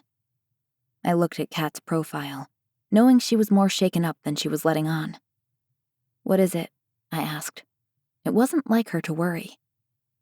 Rubbing her temple, she propped her elbow in the window. "Elle and Jackson would have killed me if something had happened to you," she rasped. A swell of emotion filled my chest. "Well, I'm fine. And Elle and Jackson wouldn't have killed you. Took maybe would have, because I know that despite how grumpy he is around me, I'm his favorite." She huffed a laugh and shook her head. I glanced back at Hunter again. His eyes were closed this time as he rested against the passenger door. Staring at his slinged arm, I felt my own rush of remorse and gratitude. That woman grabbing hold of him was going to tear him to pieces. I'd seen the devilish look on her face, and every coiled muscle screamed it. And she almost had. I still wasn't sure how I'd managed it when moving everything else had felt impossible. Yet somehow I'd done it, and in my haste to pull her away from Hunter, I'd nearly hurt him. But he's alive. He was still breathing and in one piece, and I tried to let my apprehensions go. "How do you think the guys are holding up in the truck?" I asked, remembering it was shot up and barely functioning. It might not have been running at all if Bert wasn't such a crafty mechanic, and if his ability melded with Alex's couldn't keep the engine chugging and the truck moving. "They're still going, which is enough for now," Kat said, sighing with resignation. "But I think it's safe to say Bert is going to tinker all night so we can get back on the road first thing tomorrow." I nodded absently. At least we're heading into known territory and we'll have radio communication soon. More days on the road meant more uncertainty, and suddenly getting home felt more urgent than ever. I glanced at Hunter for the 100th time. This time his eyes were open and contemplative. "I'm fine, Thea." His umber irises were glazed over with drink, but he seemed surprisingly alert. I couldn't shake the daunting but what-ifs that kept niggling at me. The corner of Hunter's mouth quirked up slightly. "I'm being annoying, aren't I?" I said, but it wasn't exactly a question. Hunter reached toward me with his good arm, barely wincing as he placed his hand on mine. "No," he promised. He squeezed reassuringly and butterflies fluttered through me. I gripped the seat tighter, then relaxed my hand under the warmth of his. Hunter was fine. We all were, and the horses and Littlefoot were safe and settled. This time I allowed myself a contented sigh and rested my cheek on his hand. I watched the dense woods flash by the window in the dying afternoon as we continued down the highway. The sound of the diesel engine and the squeak of the truck and trailer over bumps in the road had become white noise days ago. After a few breaths, Hunter pulled his hand from mine. Another wince. Another clench of his jaw. Then he was settled against the door again. "There's nothing like a run-in with a bunch of supercharged crazy people to remind you how useless you are in an abilities fight," he said humorously. "I'm not sure if you noticed," I told him, "but we weren't all useful today. If you hadn't cut Alex free, who knows what might have happened?" I hadn't realized how true that was until I said it. Those vines were debilitating. I've never seen anything like it. The three of us seemed to absorb how truly screwed we would have been as we sat in silence. "You know," I thought aloud, needing to break the tension, "you're handling all of this better than I expected." Despite the whiskey, I knew how horrified Hunter was of people with abilities, crazy ones at least. It was hard to believe he could seem so calm. Like, way better. I eyed him carefully. "Are you sure you didn't hit your head, too?" Hunter's grin returned. "My head feels a little swirly, but not because I hit it," he admitted. "And I have other things on my mind at the moment." His smile faltered a little, and as always, I wanted to know what he was thinking. I was about to ask when his eyes fluttered shut. Questions, curiosities, uncertainties. I could wade through it later. For now, I was content to watch him doze. By the time we reached the small safe house outside Prince George, full night had set in. Alex and Bert cleared the place, and we made our way inside with our things. We were all on autopilot, securing the perimeter and unloading what we needed for the night. My body ached as much as I'd expected after wrestling evil vines, and my mind felt heavy. Hunter wasn't exactly sober, but he wasn't drunk anymore. "I'll let the horses out," Kat said, dropping her and Hunter's packs by the front door. The bandage on her arm was pink with dried blood. "We should get you cleaned up when you're finished," I told her. "I wouldn't mind a hot shower, that's for sure," Kat said, wistful. "But that's not happening." She looked me over, appraising my cuts and bruises again, though she looked as bad as I did. Then she glanced back at Hunter as he slowly made his way toward the house. "Put him in that little room so he can stretch out on the mattress. The last thing we need is Bert smacking his shoulder or something in his sleep tonight. We'll get our scratches and shit cleaned up later." "Okay," I said as Kat handed me the solar-powered lantern and turned back for the trailer. I met Hunter's gaze. "Tired?" "Meh," he said, but his heavy eyelids told me otherwise. If the events of the day didn't wring him out, the copious amounts of booze he'd consumed over the past few hours likely had. "Yeah, right. You can barely stay awake." He lifted his good shoulder carefully, as if he was indifferent, and I laughed. He leaned down for his pack. "Nope," I said, and slid it out of his reach. "I'll get it." Shoving his sleeping bag under my arm, I lugged his pack up onto my other shoulder and motioned to the little room. "I'm the one with 2 working arms," I reminded him. "Get moving." Hunter didn't seem happy that he was being coddled, but I didn't care. "I think I can manage my pillow at least," he said glumly. Little did he know his annoyance was more endearing than offensive. I conceded, handing his pillow to him, but I didn't budge on the rest. Lantern shadows flashed across the walls, and the floorboards creaked as we made our way to the single bedroom. The air was stuffy like last time, making me feel a tad claustrophobic. "I'll open the window," I told him as we stepped through the doorway. I dropped his pack by the floor of the twin bed and opened the drapes. "It's a nice night. There's no sense in wasting it." The window protested as I pried it open, and when the brisk evening air hit my skin, I pulled it into my lungs, finally allowing myself to exhale a real, calming breath. Hunter had discarded his sling on the mattress when I turned back to him, and he tried to pull his dirty shirt off with one hand. "Hold up." I strode closer. I hated that he was still wincing. "You're really bad at taking it easy, you know that?" "There are worse things," he muttered. "Here." I pulled my pocket knife out of my jeans and flicked the blade open. Hunter stared at it. "I'm not sure what you're going to do with that, but I'm not sure that's a better solution," he said wryly. "Trust me, it's the easiest, least painful way to get it off." I pulled the hem of his shirt away from his body, prepared to cut it. "What if I like this shirt?" Hunter's eyebrow arched with amusement. "It's a black t-shirt," I deadpanned, tearing it up the side anyway. My head was barely higher than his shoulder. "I'll get you another one. Or," I said, carefully cutting his collar so as not to jerk him around, "you can borrow one of mine." I winked at him, earning myself another one of his gorgeous smiles that made me blush. Pleased with my comeback and the amusement in his eyes, I peeled the t-shirt off him. I tried not to flinch when I saw the scars on his back, but as always my curiosity was more than I could wrangle, and I found myself staring blatantly at them. "Can I?" I hesitated, not wanting to be rude. "Can I ask what did this?" Hunter peered at me over his shoulder, his eyes dark and careful. "Glass." That set my teeth on edge, my stomach turning. "I'm sorry this happened to you," I breathed, imagining what other horrors younger Hunter had been through. "It's fine," he murmured, his voice quiet. "No," I said, stepping in front of him. "It's not fine." But whatever conviction I had was lost on my lips as I studied his chest, broad and unmarred, and my gaze trailed down his abdomen. I'd never admired what hard work on the farm could do to the male form, as much as I did whenever I looked at Hunter. Thea, he whispered, and my gaze found his again. It was a long time ago, and there's nothing I can do about it now. I nodded dumbly and allowed myself to study Hunter's chiseled features, really see him for the first time, without a lens blurred with dislike or confusion.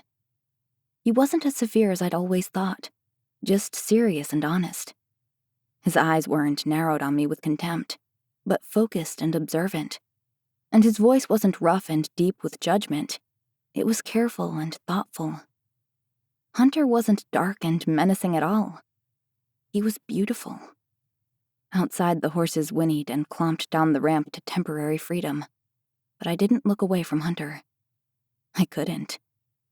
There was something pulling me toward him, even before I'd met him.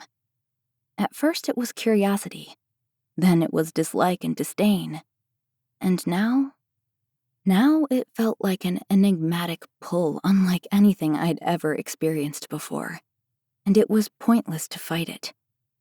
When Hunter's stomach rumbled, however, I peered down at the corded muscle just below the surface of his skin, feeling another flush burn through me, and I stepped past him. "Finish changing and I'll bring us a snack." Flashing Hunter a quick smile, I headed out of the room, pulling the door shut behind me so he could have some privacy. Walking back into the living room, I saw my bag by the door and heaved it up onto a wobbly table. I could hear the others talking outside, so I grabbed my water bottle, unzipped my bag to grab trail mix and what was left of my honeycomb, then headed back toward the room.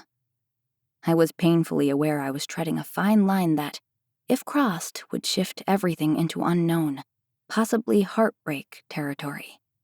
But I tried not to question what I was doing, because whatever was happening between Hunter and me felt right, even if it scared me. Pushing my insecurities to the back of my mind as best I could, I knocked on his door. "Come in," he murmured.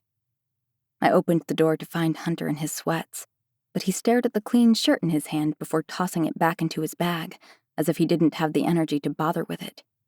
I didn't mind or blame him.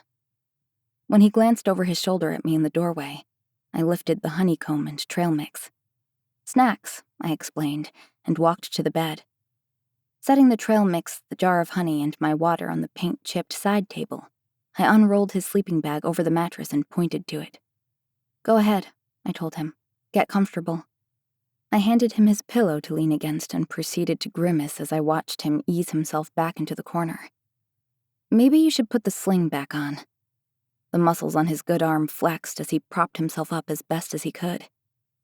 "Not right now," he muttered, and unlike I would have done with Bo or Alex, I didn't argue with him.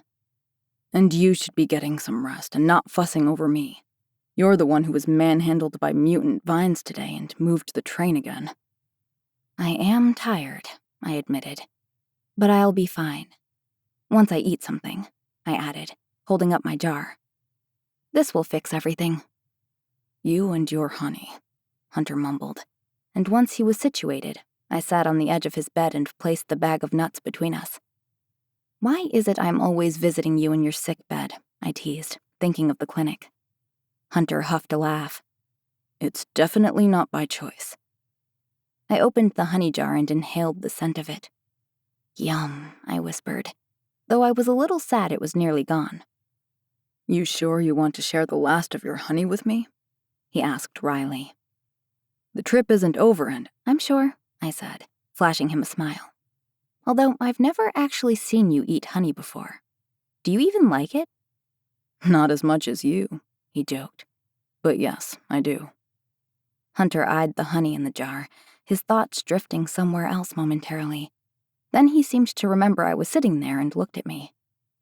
"Have you ever tried honey with cheese?" he asked. "Cheese? No." "Goat cheese is best," he said. "Soft cheese." My mouth watered at the thought. Cheese and honey? Those are my two favorite things. How did I never think of that before? "Add just a drizzle. Maybe throw in some fresh lavender." I groaned as I imagined it. "Stop, please. You're killing me." Hunter grinned. "You can get it all at Mr. Murphy's," he said, as he tossed back a handful of pine nuts and almonds. "You surprise me," I said, cracking a smile. That almost sounds refined. He chuckled, popping another nut into his mouth. I wouldn't go that far. Hunter turned an almond over his hand as his thoughts wandered again. Knowing him like I did now made me feel like such an ass for ever thinking I knew anything about him before. I'm so dumb sometimes, I thought aloud. Hunter's brow furrowed with confusion, and I shook my head. Never mind. I broke off a piece of the honeycomb, loving the feel against my fingertips, and wound a liquid strand of honey around it. As always, I said, handing the honeycomb to him, I forgot napkins. And as the honey dripped down my fingers, I panicked. Open, open, open, I chanted. I leaned closer to prevent it from dripping all over his sleeping bag and chest, and practically shrieked as I plopped the honeycomb into his mouth. His lips closed around my fingers, and a warm thrill trickled down my spine. I pulled my hand away and cleared my throat. Sorry if I got any on you, I said, breaking another piece off for myself. After plopping it into my mouth, I sucked the honey off my fingers, afraid to look at Hunter in our close, suddenly charged proximity. I tried to smile the effects of it away. Maybe this wasn't such a good idea. If we didn't already need showers, now we definitely do. But even those words felt dangerous, and I could feel Hunter watching me, his gaze scalding against the side of my face, and my blood whirred faster. I broke off another piece of honeycomb, and against my better judgment, I forced my eyes to his. His gaze was burning, and as he slowly chewed the honeycomb, it was all I could do not to stare at his lips. No, it was all I could do not to recall the taste of his kiss, to yearn for another. I glanced at the door. I should go and let you get to sleep. I was dangerously close to kissing him, and I wasn't ready for that yet. Only if you want to, he said, his voice a low hum. I blinked at him. Hunter leaned his head back against the wall, peering down at me through his dark lashes. I like this, he admitted. I swallowed thickly. Like what? This. You smiling at me. Us getting along. Though his voice was quiet with exhaustion, everything we hadn't said sweltered in the air between us. The room was thick and humid with it, heavy and intoxicating. It's nice to be on the receiving end of your smiles once in a while. I didn't know how to respond, so I said nothing. Instead, I watched his eyelids flit shut, and his chest rise and fall as his breathing evened out, until finally he drifted to sleep. Chapter 37. Hunter. As we drove along the Canadian highway, all I could think about was the past 2 days. The crazy people at the bridge and the fear in everyone's eyes. The look of horror on Thea's face when she thought she'd hurt me. And the past 2 nights of Thea and I sitting together, talking into the late night hours about nothing and everything all at once, until we'd finally passed out. I'd never wanted time to stretch longer, and yet the minutes had flown by too quickly. Those clouds look like they're about to piss all over us, Bert said, lifting the radio to his mouth and clicking it on. I need to whiz before the rain starts pouring down, he told the girls. And we can refuel the trucks while we're at it. 10-4, Thea replied. I could imagine her music blaring as she sang at the top of her lungs perfectly, the window down and blowing through her hair as she drove the truck behind us. I could barely contain my smile. As we rounded the next bend, Bert slowed the truck and pulled onto the shoulder. The truck's windshield was cracked, the side window was blown out and covered with part of a tarp, and the driver's seat itself was shot to hell. But Bert acted as if it was just another day on the road. How does your ability work? I asked as the truck shut off. Damned if I know, he grumbled. It scared the shit out of me the first time I saw a spark coming from my fingers, checking a radio a few days after the outbreak. Now, whatever needs a spark or a surge of energy to work, does. I don't have to concentrate as hard as Kat and Thea. At least it's handy. Bert took in the vehicle's condition with a sigh. Yeah, it's definitely saved my ass a time or two. I'm not sure how long it would have taken Ross and I to get to Whitehorse to meet up with Jackson otherwise. He shook his head. I'm not gonna lie, he continued, his voice low with a dark, distant memory. It took me a while to cope with it, though. Ross and I both. I'm an old dog hunter. I don't like new tricks. He looked at me, his bushy gray eyebrows furrowed. Those were the dark months. I'm glad you've gotten to know who we are now, not who we were back then. I'd heard Ross was a conduit of death, and could only imagine what life must have been like in the beginning, trying to come to terms with so much pain, turmoil, and confusion. Well, I'm glad you guys made it to Whitehorse, too. It wouldn't be the same without you, and this trip, I said with a smirk, would have been something else entirely. Bert chuckled. I take that as a compliment, he said, and as he nudged Alex awake in the back seat, I shoved the door open. Wakey, wakey, sunshine, Bert cooed. Alex smacked Bert's hand away and groaned, and I left the two of them to bicker. As soon as I climbed out of the truck, my eyes met Thea's as she stood among a colorful line of horse heads sticking out of the trailer. I flashed her a smile, reveling in the way her expression perked up when I did. It was a sight that could never get old. Thea smiled back, not her open, natural smile, but a reserved, somewhat shy one that made my pulse quicken a little. Deciding it was better to struggle with a bathroom break now, rather than to struggle one-handed, wet and miserable in the rain later, I headed into the trees. Home was only hours away, and I felt a mixture of relief and uneasiness. I missed my mother and brother, and the routines and comfort of home. But I'd thought off and on all day about what would happen between Thea and I once we were back in Whitehorse, once Cal was there, and we went back to normal. Would we only see each other in passing? I didn't want that, but it wasn't my choice to make. Thunder rumbled in the distance, scrambling my thoughts, and my pace quickened to find a tree out of sight. The wind was picking up, and all I could hear were the rustling birch leaves and pine needles around me. As I dealt with my business, I thought of Thea again, of her and Cal. He was undeserving of Thea, and even if I knew I had no right, I felt a flare of resentment toward her as well. She was drawing me in deeper and deeper. The draw between us was undeniable, and I knew she felt it too, even if she tried to ignore it. Stepping out from around my tree, I walked right into her. Shit! I hissed as my arm jostled, and Thea stumbled back. Crap! Hunter! Sorry!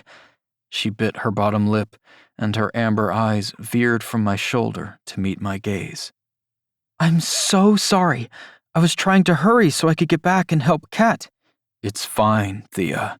I'm really not that breakable, I told her, unable to resist a smile. I had to admit, I liked her fussing over me.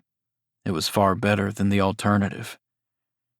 Ignoring my reassurances, she rose to her tiptoes, assessing my shoulder.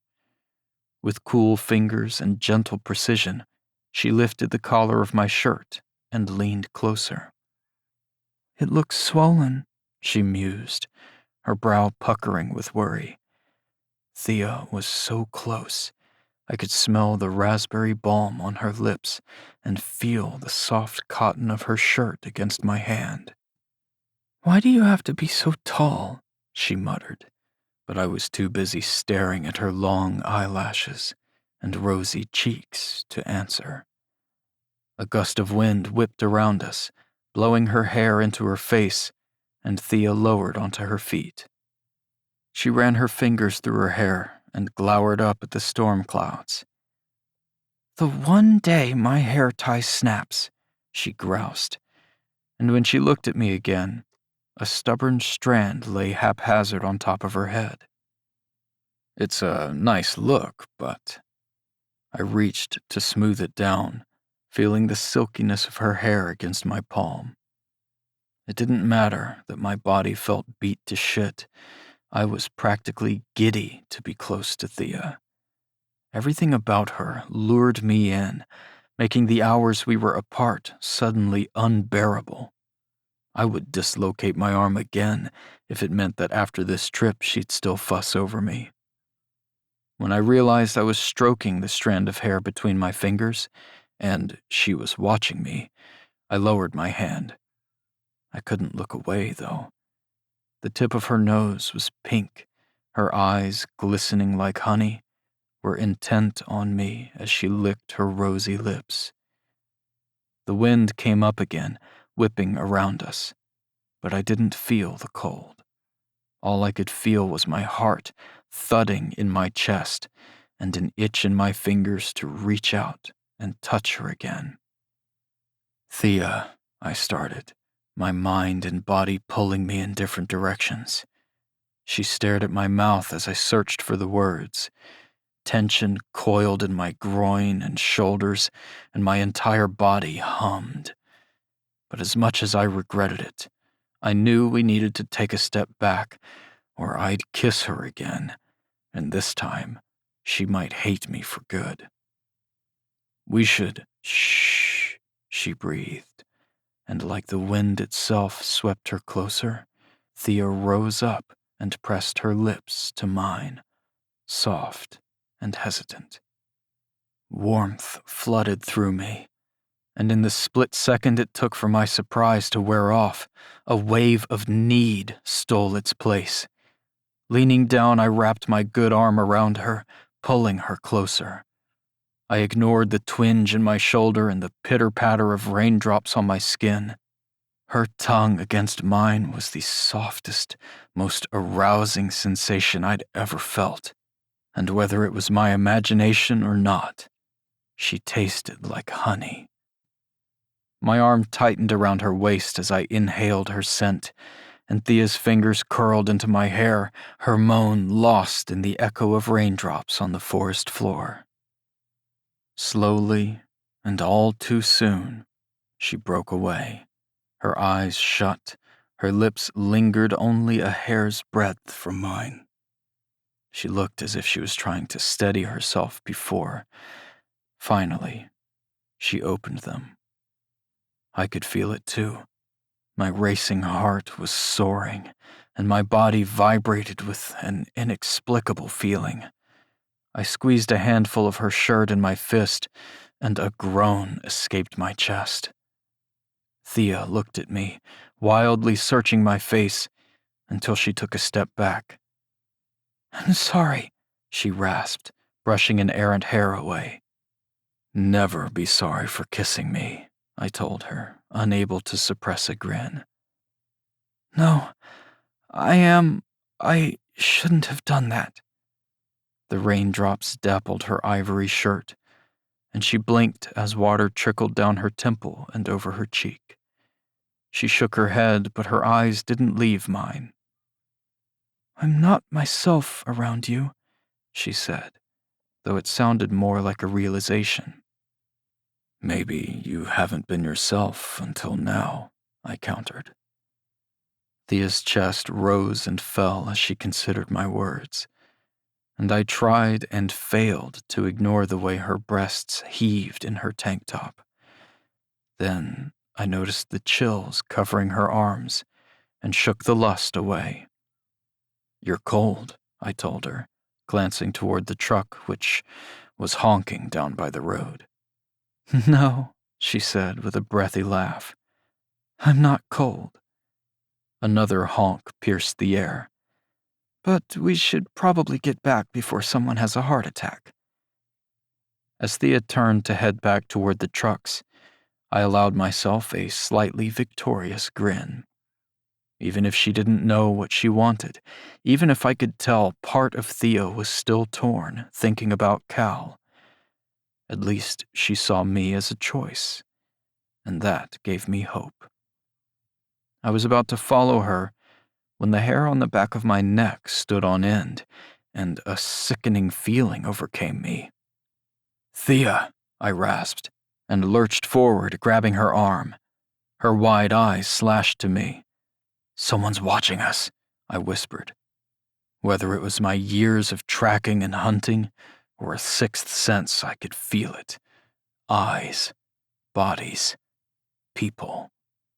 With a busted-up shoulder and my gun in the truck, all I had was my size and grit going for me. I was worthless.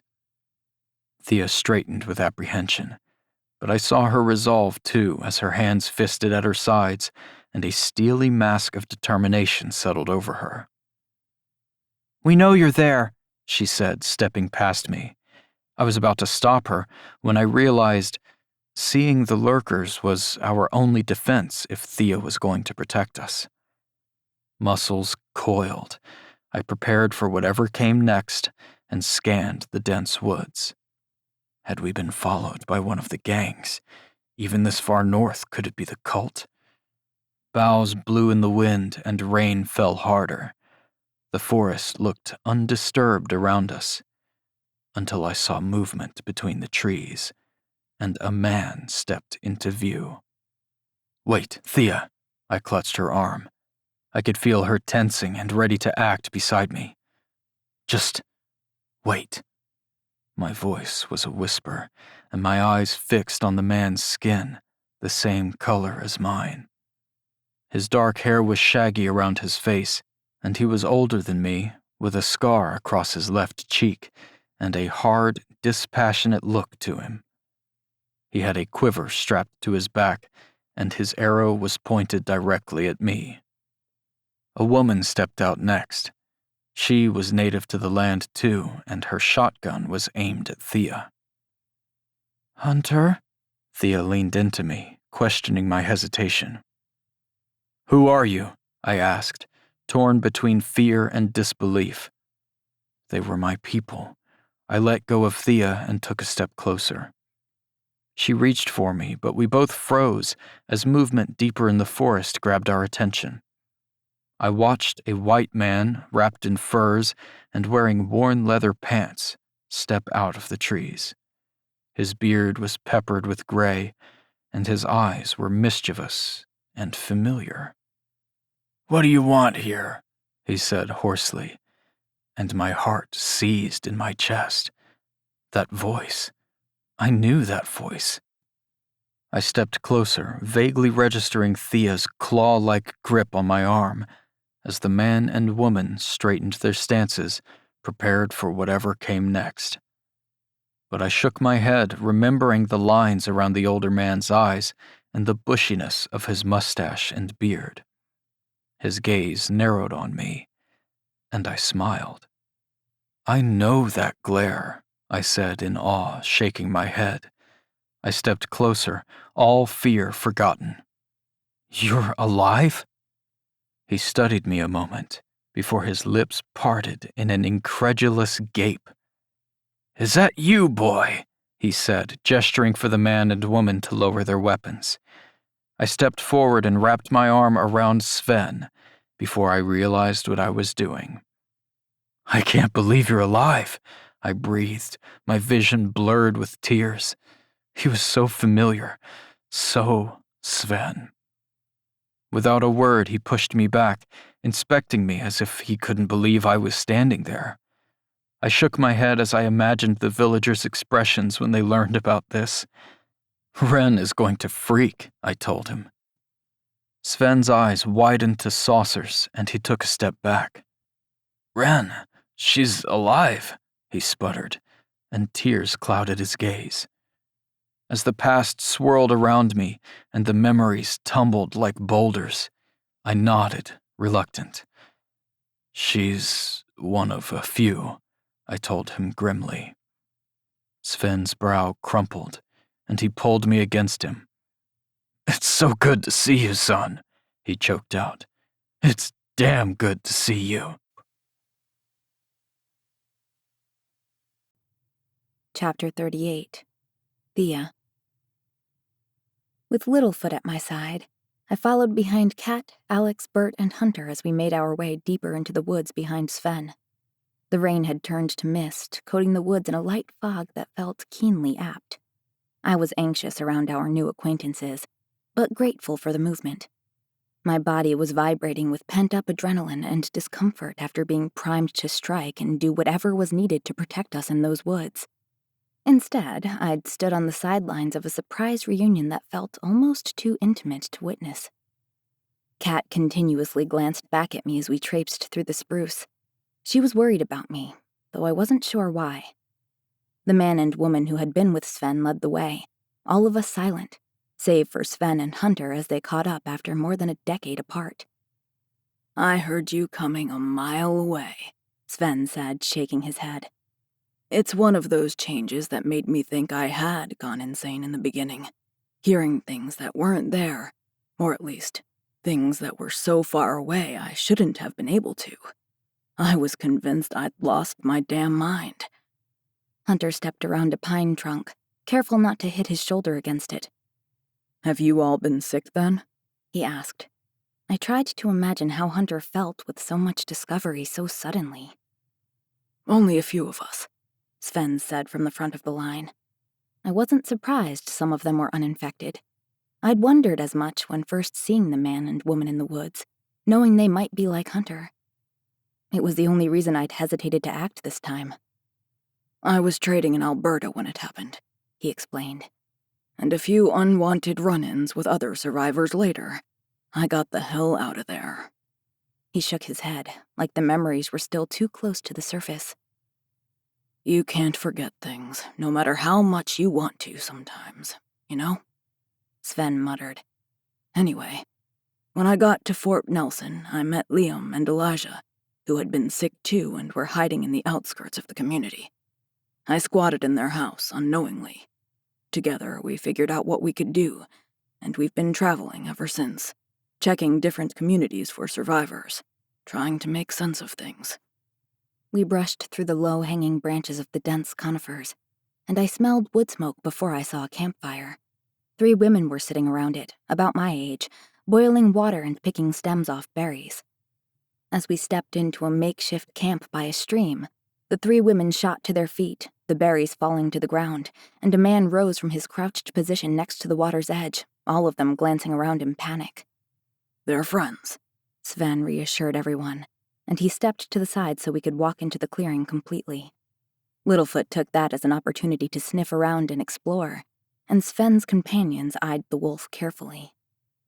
"He's friendly," I told them, noticing a cluster of horses standing lazily in the mist to the left of camp. In everyone's assessing silence, I could hear the plop of water drops on the tarp stretched between temporary shelters, covering drying laundry and a deerskin that hung beneath. "Hunter is a friend of mine from many years ago," Sven explained, and his companion's expression softened slightly. "They have a settlement north of here, in Whitehorse." "The boy from the Nolan region you went looking for?" one of the young women said.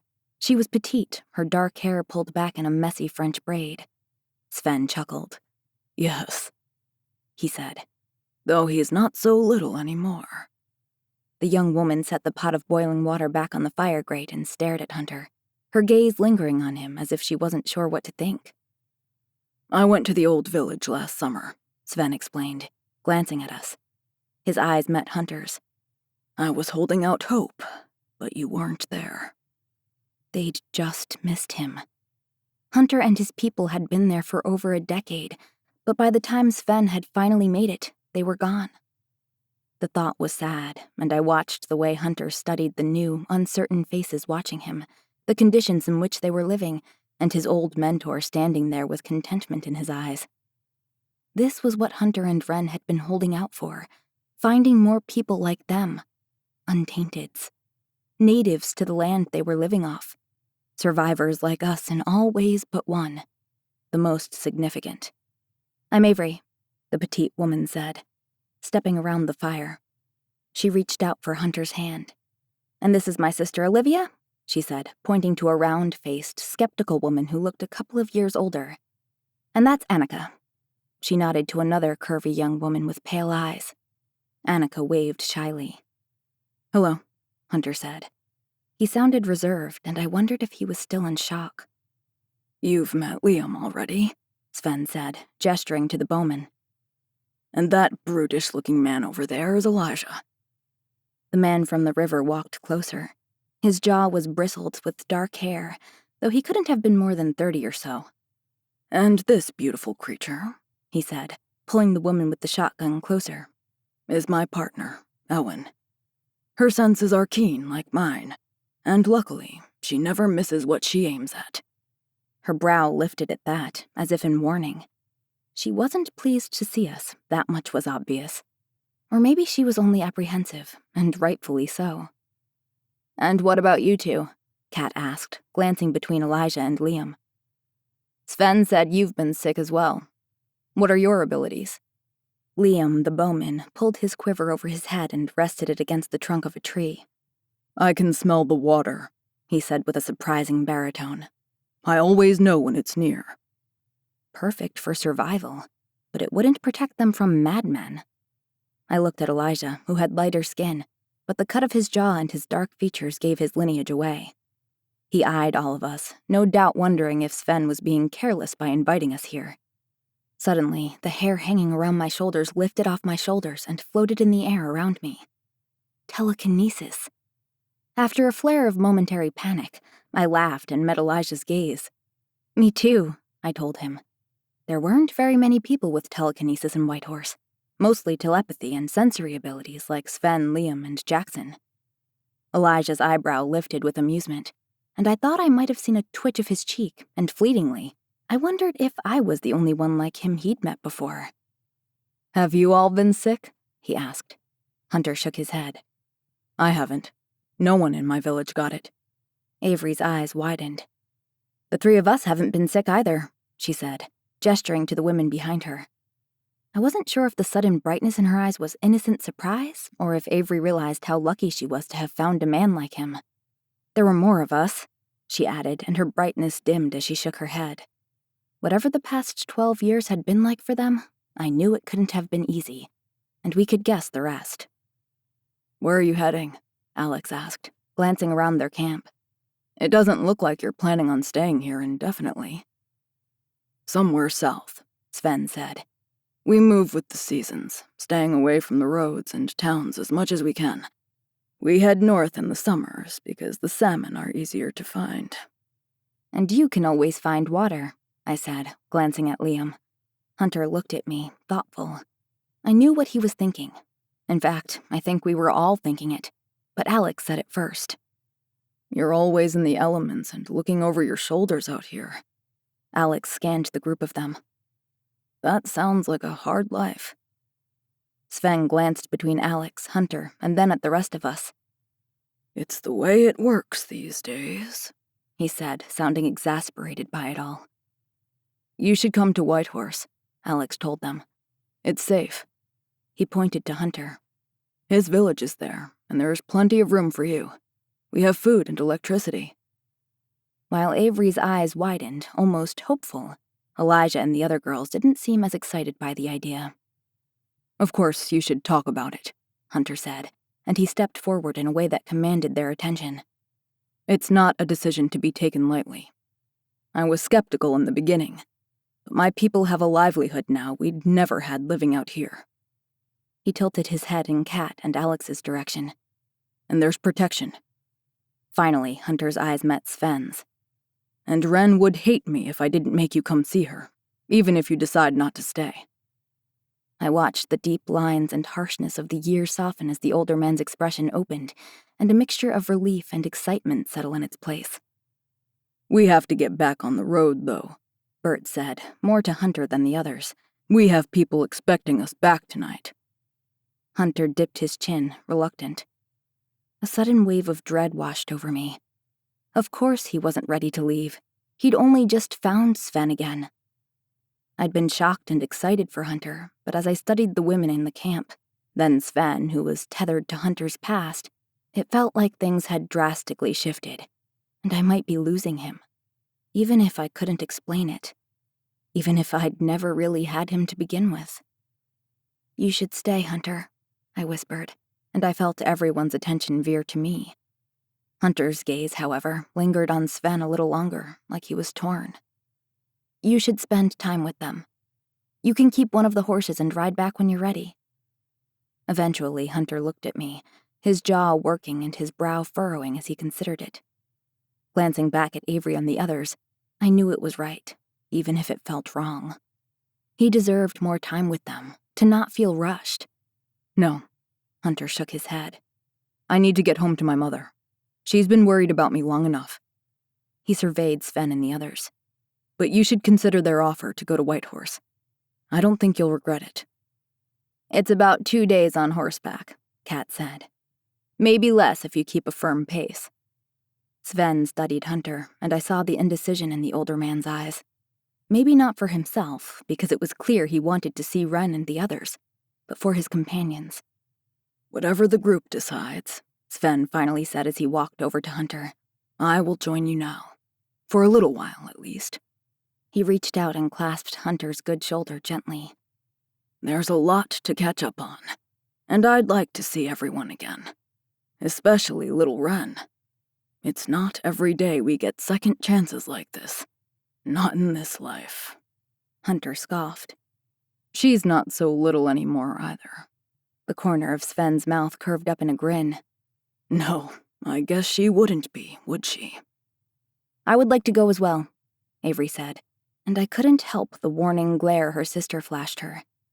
The way Avery looked at Hunter made me wonder if it wasn't her curiosity about him that had her stepping forward, while the others clearly hesitated. Hunter stared at Avery. "Of course." Their gazes lingered on one another, and I swallowed thickly, uncertain what silent exchange passed between them. Finally, Avery looked to the others. "You all want to go, you're just scared. But you know deep down we should do this." She was feisty, I would give her that.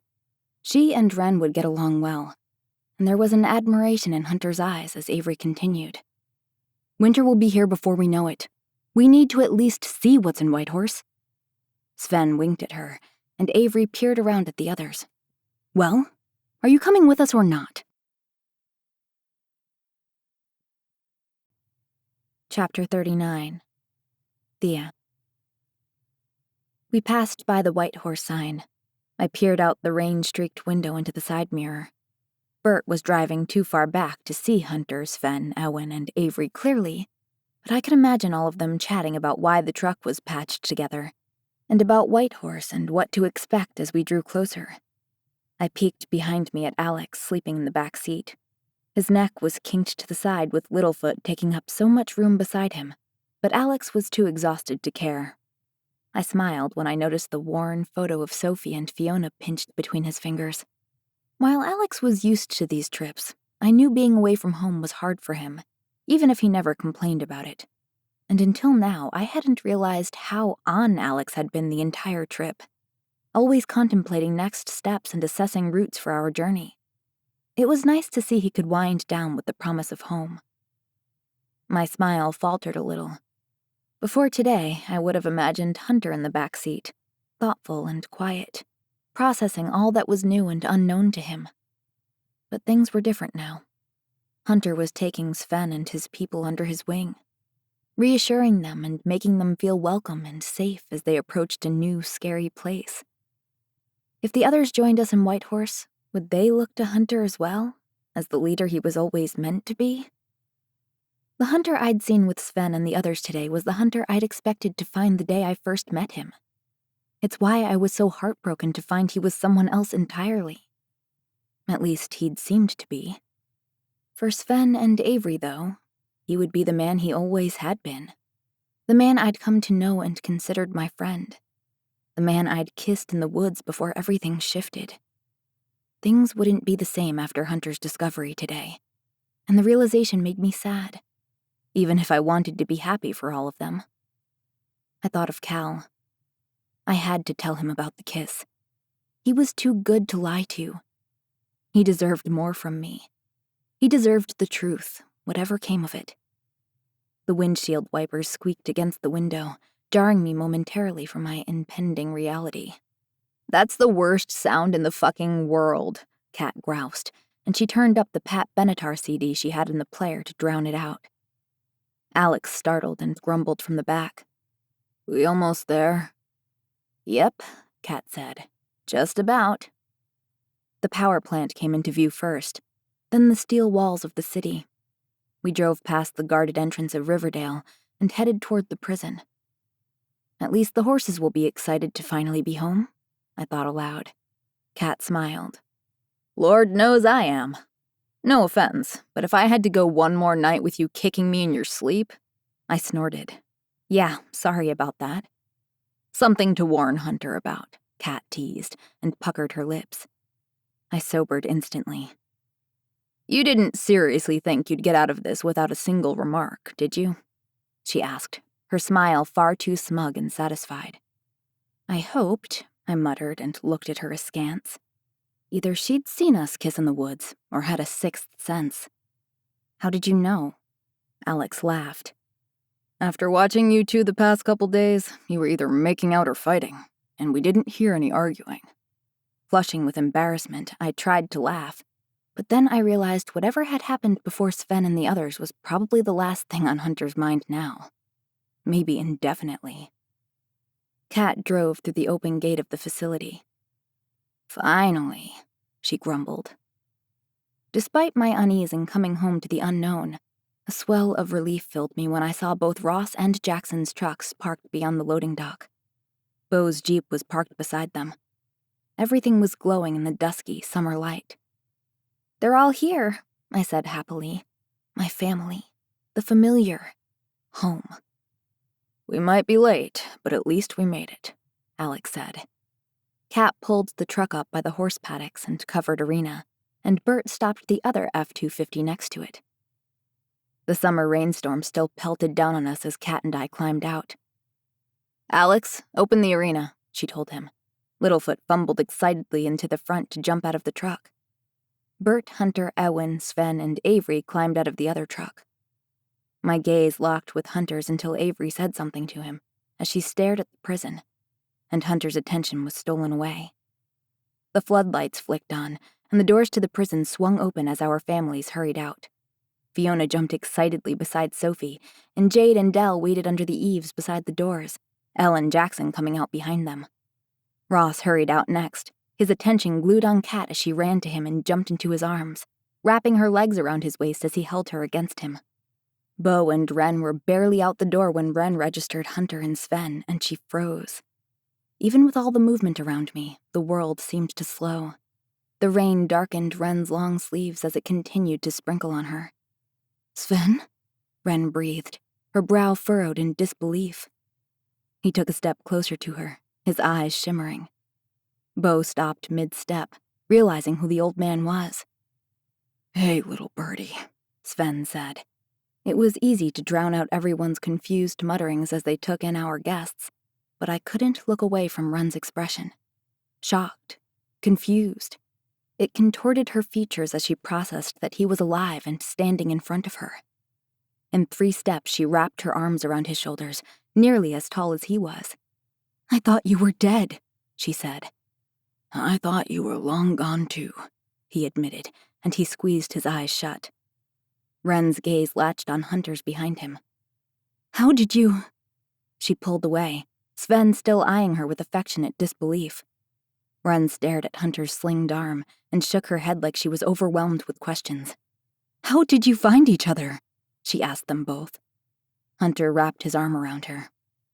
"More like he found us," he said, so quietly I almost didn't hear him.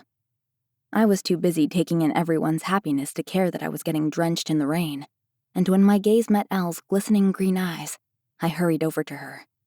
"You're home," she breathed, and wrapped her arms around me, squealing with glee as she squeezed me tight. "I can't tell you how much I missed you." She held my shoulders and took a step back. "It's just been me and Jackson. That's never happened before, and I barely knew what to do with myself," she teased. I chuckled softly and wrapped my arm around her again as an unexpected tension in my shoulders eased, and my heart swelled to near bursting. "I missed you too," I told her. There was something so reassuringly warm about Elle, and I suddenly felt the gripping need to divulge all that had happened. The vaccine and how scared I was for Hunter, the lunatics with abilities at the bridge, Avery and Sven, the people we'd met in Hope Valley. I sniffed and Elle squeezed me tighter. "Oh, sweetie," she said. "I bet you're glad to be home." I couldn't help my watery smile. I could definitely use a nice, long, hot shower. Elle laughed, and I felt Jackson behind me before I turned around. He wrapped me in a big Papa Bear hug that brought more tears to my eyes. "We missed you, Squirt." I could hear the strain of emotion in his voice, and I clung to his damp flannel shirt. "I missed you too. I thought about you every time I listened to the iPod. And every time Stinky Littlefoot got into the truck, I thought of Elle and how miserable she'd be." Jackson chuckled as I pulled away. "I definitely haven't missed that," Elle grumbled, and we walked over to the covered arena with the others. Bo walked over to me, water dripping off his nose, and he smiled, though his expression was less welcoming and more amused than I'd expected. I frowned. Nothing good ever came from my brother's amusement. "What?" I asked reluctantly. Bo nodded toward Hunter, whose teary-eyed mother was rushing over to him with Milo in tow. "I take it the trip was interesting?" Bo prodded. Elle and Jackson glanced between us, and I straightened. "What's that supposed to mean?" Grinning, Bo pulled me in for a hug. "He's looked over here 10 times in the last 2 minutes," he whispered in my ear, though he was clearly exaggerating. "Brat," I muttered, as I watched Hunter over Bo's shoulder, introducing Avery to his mother. I couldn't help the pang of disappointment as Letty smiled at Avery, knowing Hunter's mother would never smile at me that way. Bo dropped his arms from around me.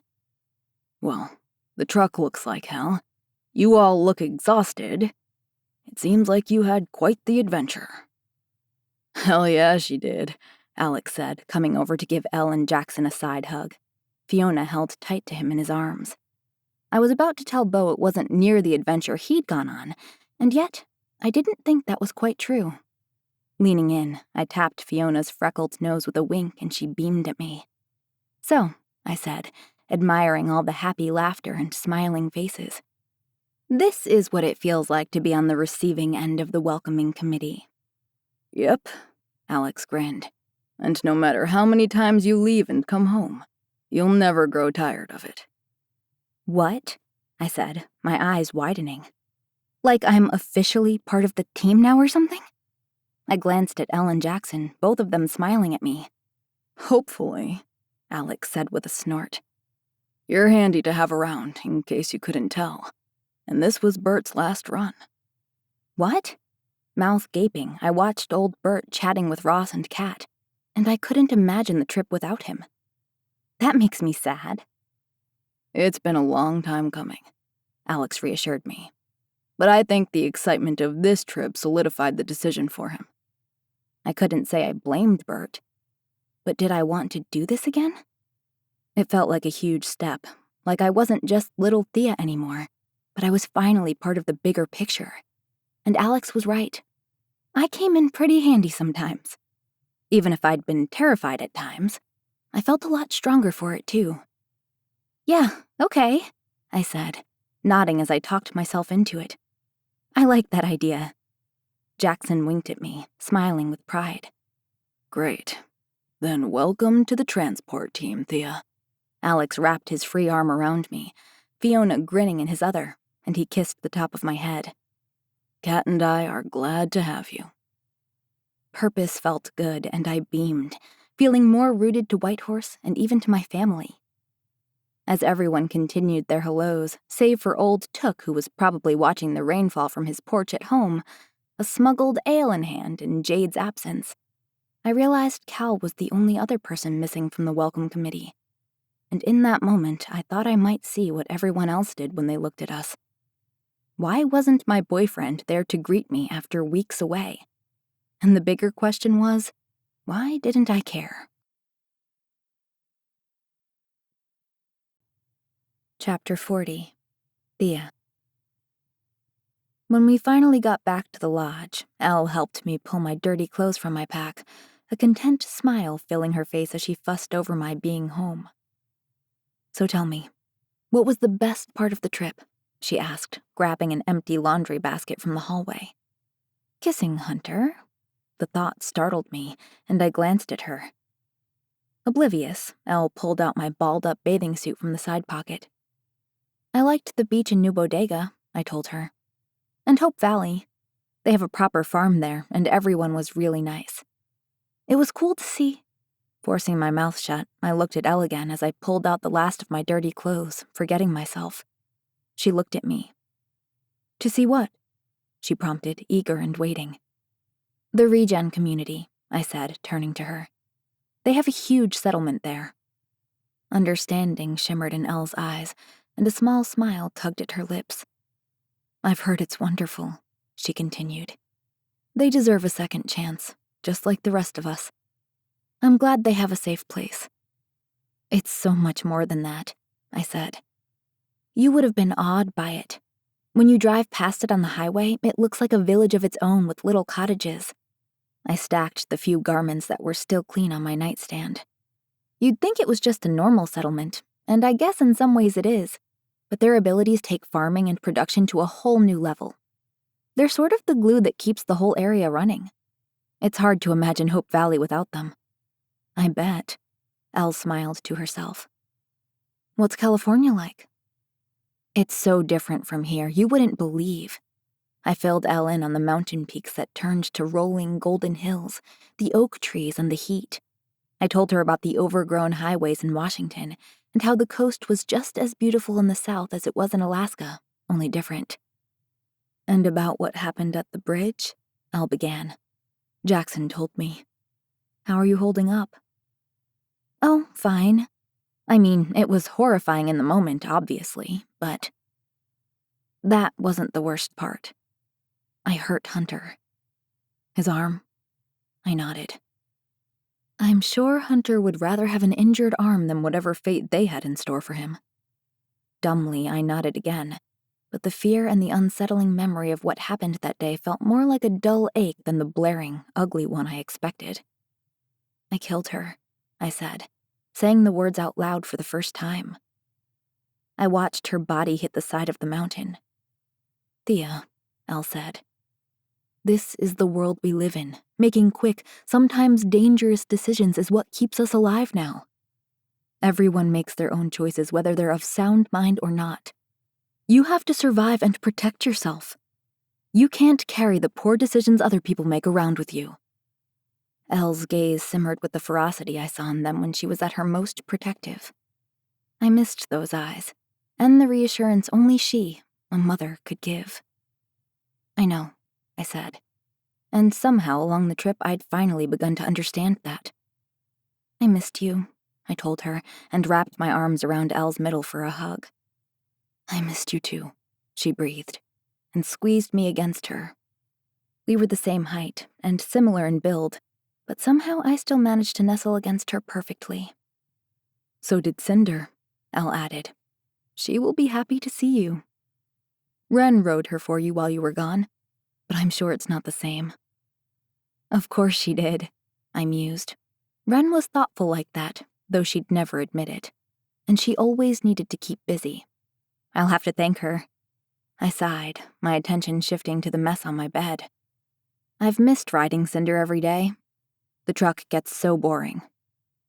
And smelly, depending on who you're riding with, Elle teased and chuckled softly. "Are these alive?" She pulled my crusted, dirty socks out of my bag without flinching. "There's no telling." I snorted and heaved my smaller backpack up onto my bed and unzipped it. Elle glanced at me. "How did it go with Hunter?" My fingers stilled on the zipper. "How do you mean?" "Well, you've been through a lot together these past few weeks, and you weren't exactly thrilled he would be joining you on the trip when you left." "Oh, right," I said, and pulled the empty honey jar out of my backpack. "It was fine." Fine was a lackluster word for it, but I was too anxious to think about what my situation with Hunter might be now that we were home, let alone process it out loud yet. Elle snorted to herself and stared at the empty honey jar I turned over in my hand. That's a new low, Thea, even for you, she teased. My palm flew up. Hey, I didn't pack it. It was a gift. A gift? I nodded. From Cal. Elle looked at me. Well, that was nice of him. A waning smile parted my lips. Yeah, it was. And whatever conversation I had next with Cal would be a difficult one. My stomach knotted with guilt as I realized I'd barely thought of him since coming home. And once more, Hunter flashed to mind. Exhaling what I could of the mess I'd gotten myself into, I tossed my notebook, my iPod, and earbuds onto the bed as Elle flattened out my duffel bag. Well, I know you're exhausted, but I hope you're hungry too, she said, unaware of my inner musings. Jackson was going to make moose steaks, and I made potato salad this morning. Seeing how my mouth is officially watering, I'd say it sounds delicious. I could use a break from granola, dried fruit, and jerky for a while. But not honey, Elle teased. No, I snorted. Definitely not honey. Heavy footsteps creaked up the stairs, and Jackson appeared in the hallway. His graying beard was longer and less groomed than when I'd left. What are you two gossiping about up here? Boys, Elle said with a wink. And steak. Jackson smiled. The rain stopped, so I'll get the grill going. He looked at me, almost curious. You have a visitor, he finally said. My heart thudded and my hope swelled. I do? Jackson dipped his chin. Cal's downstairs. As the excitement drained away, I knew immediately I was a horrible person and I needed to end things with Cal. Tonight. No matter what possible future Hunter and I might have together. No matter what he decided to do now that Avery and the others were a part of his life. Go on, Elle urged, motioning toward the door. She handed Jackson the dirty jar of honey. I'll finish up here. With a deep breath, I shoved my hands in my back pockets. Jackson moved out of the way, though I could feel his questioning gaze on me as I trudged past him, across the landing, and down the stairs. That Cal had come all this way to welcome me home should have filled me with joy. But it only made telling him what happened with Hunter harder, because the inevitable look on Cal's face absolutely gutted me, and I hadn't even told him yet. Cal stood on the deck outside, washed in porch lighting, and as I walked across the living room and opened the screen door, he turned around. A smile tugged at his lips, and if I wasn't mistaken, he seemed reticent as he came in for a hug. Hey, he whispered. I missed you. His arms were strong, and his familiarity was as warm and comforting as a winter blanket. I missed you too, I said, and even if I didn't get butterflies around Cal like I did with Hunter, I still meant it. A lot. His arms lingered around me before he straightened, and I could feel his sudden distance, like he knew I'd broken my promise. Biting the inside of my cheek, I moved toward the steps. Shall we go for a walk? Cal nodded, but he didn't take my hand in his like he usually did. I wasn't sure what day you were coming back, he admitted, heading down the stairs ahead of me. Megan saw Hunter and his mother go by my house tonight, so I assumed you were home. Yeah, just a couple hours ago, I said, falling into step behind him. The stairs creaked and the ground was soggy and wet as I stepped onto it. Cal glanced at me over his shoulder as I came up beside him. I had Ross drop me off so I could see you. I'm glad you did. We made our way through the property toward the river, our footsteps and the sound of the river filling our silence until he spoke. So, he started. Our conversation was strange and stilted. Or maybe it just seemed that way because of my guilty conscience, but it already felt different between us. You probably never want to get in a truck again after all of that driving, huh? I thought about the company I'd had and shrugged. It wasn't so bad. Really? I thought you would have been glad to get away from Hunter. I sighed, forcing myself to use this moment to confess. It's not like that, Cal. Not anymore. My regret was palpable, and Cal stopped as our eyes met. I could see his skepticism in the pale light from the clouded moon, and before he could ask me anything, I remembered the honey Thank you for my parting gift, by the way, I told him. I did my very best to stretch it out during the trip. I barely made it, but somehow I showed unprecedented willpower and— What gift? He asked. The honey, I said, but my gratitude began to waver. The jar, I added, as if that would alter his confused expression. Cal shook his head. I didn't give you any honey, but I wish I'd thought of it. He started walking, and I reached for his arm. Wait, Cal turned to me. You didn't give me the honey? Then who? My mouth gaped. Hunter? That made no sense. We weren't friends at the time. Why would he have given me honey, and why hadn't he said anything when I told him I thought it was from Cal? I blinked dumbly as I considered it, but I really didn't have to. Somewhere deep down, I knew it was Hunter. He'd wanted to thank me, I remembered aloud, but we'd argued and he must have changed his mind. Kat put it in my bag, but it was from him. I looked at Cal, his eyebrows lowered in a perturbed expression. I shook my head. I'm an idiot, I breathed. Actually, I felt like an asshole having talked about Cal, and the entire time, Hunter said nothing to me. Annoyance made my blood simmer. Annoyance and humiliation. When I realized Cal was staring at me, seeing far too much, my cheeks reddened for a different reason. Sorry, I told him. I thought this whole time you had given it to me. I'm sorry if I disappointed you, he said, but I couldn't tell if it was regret or bewilderment in his voice. I waved his apology away. It was my mistake, I guess. Hunter had been talking to me about honey and cheese and lavender. I shook my head. Wow, I muttered. So, it's been an interesting trip, huh? Cal prompted, watching me closely. When I met his gaze again, I knew I had to tell him. You could say that, I admitted.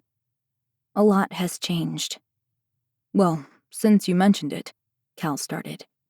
I wasn't going to say this now, not since you only just got home. But a lot's changed for me, too. His voice was as hesitant as I felt. My eyes shot to his in a sudden panic. What do you mean? I know we've been through a lot, and I care about you, Thea, but you think we should break up, I finished for him. While a huge part of me was relieved, another part of me was strangely saddened. Why? Because of Hunter?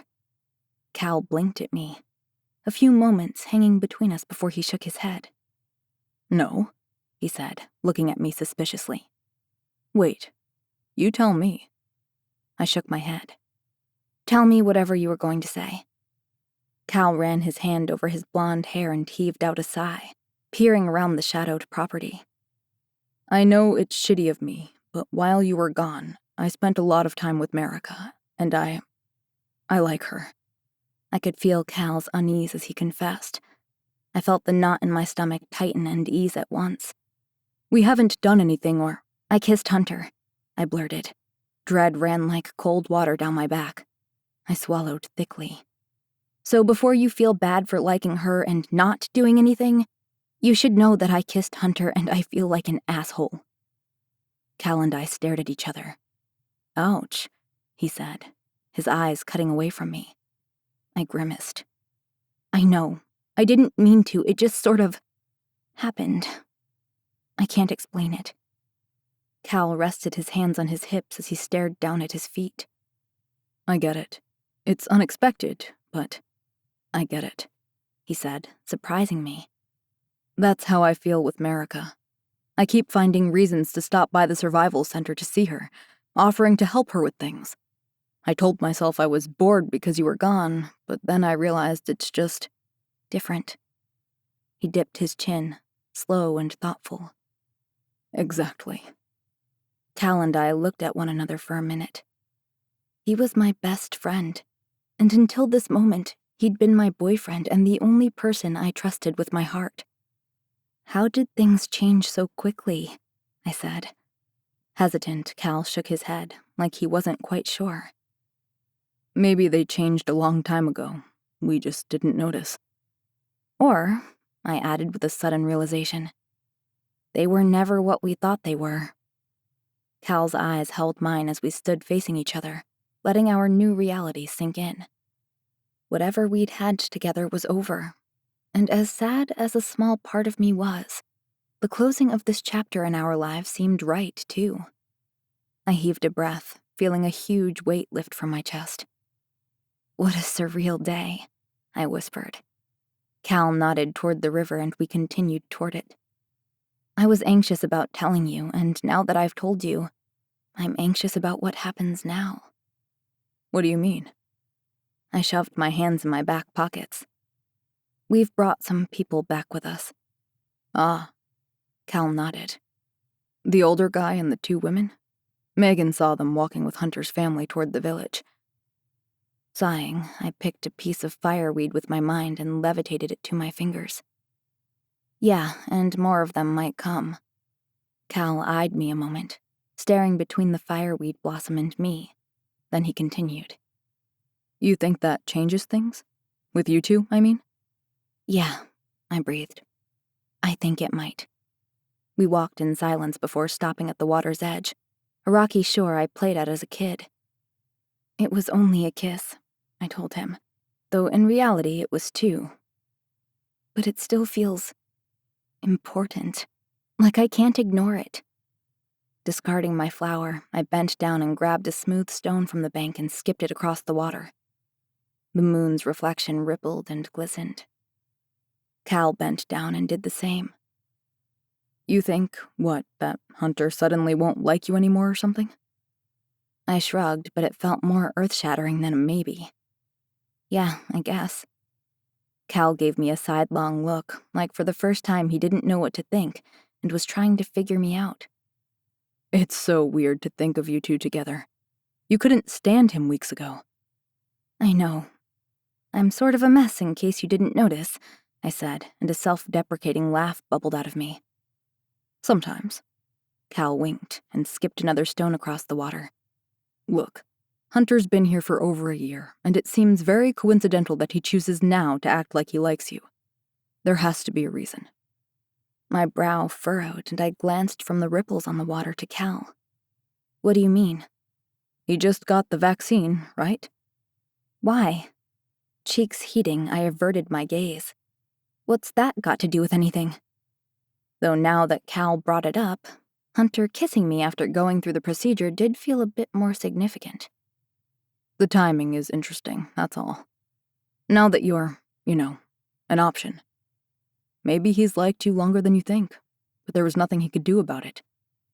Before I allowed myself to think too much about it, I shook my head. Whatever Hunter's feelings or reasoning might have been when he kissed me was before Avery and the others came into the picture. Cal shrugged. It's just an observation. Forcing myself not to think about that right now, not until I talked to Hunter and figured out where he stood on things. I looked at Cal. So, what will you do about Marika? I feel like the 2 of you have always had a connection, one I sort of ruined. No, you didn't ruin anything. But even if she doesn't like me and has only been flirting, I have to tell her how I feel. I get it. And I did. Talking to Hunter was the only thing I could think about. Why are things always so complicated? I asked, though it was more rhetorical than anything. Because even if we can move things with our minds and look invisible, we are still human, Cal said easily. If anything, I think it makes us hold on to people harder. Any bit of comfort, actually. It made perfect sense. Cal felt like the best thing I had in the moment I needed him most, which was why I hadn't wanted to let him go. True. And I know why I've been holding on to you, I realized. You're my best friend, the only person who knows everything and loves me still. He looked at me, his eyes soft. But what about you, Cal? I worried he had been with me out of pity or fear of hurting me, that I'd been so fragile he wasted the last 1.5 years doing what was right instead of what he really wanted. Cal stepped closer, his lips pursed and his brow furrowed. I've never felt like I really belonged here, he admitted. I've been the bad boy and the poster child, but with you, I just felt like me. I guess I needed you as much as you needed me." My eyes pricked with tears, happy ones that made me feel as if Cal would always be my friend, no matter what, and I would always be his. I wrapped my arms around his neck. "I do love you, Cal." "Love you too," he murmured, squeezing his arms around me. We stood there for a few heartbeats, saying a silent sort of goodbye. "Whatever happens," Cal said, "I'll always be here if you need me." I smiled against his shoulder, feeling like, despite whatever came next, everything would be okay. Ditto. Chapter 41. Thea. The next day, I rode Cinder into town. It was good to get on her again, familiar and comforting in a way I hadn't realized I'd missed over the weeks. But then, she was my traveling companion and had been for years. Every camping and hunting trip, every day on my rides into Whitehorse. So, trotting into town should have felt normal, though it felt anything but that. I told myself I was going to check on the horses at the facility to see how they were settling in, and while I was planning on it, I steered Cinder toward the village before I could stop myself. I'd also told myself I was going to take time to think about what might happen between Hunter and me, but I couldn't get him out of my mind after I'd learned about the honey. I kept thinking about our kiss, and about Avery, and how knowing women his own age like him might have changed everything between us. As Village Row came into view, I noticed the gold-coated white-maned mare in the pasture with Dancer and smiled. A part of me wished I'd been there to see Milo's surprise when he met Sadie, and also the happiness on Hunter's face in giving his brother such a gift. I could imagine Hunter smiling with genuine contentment.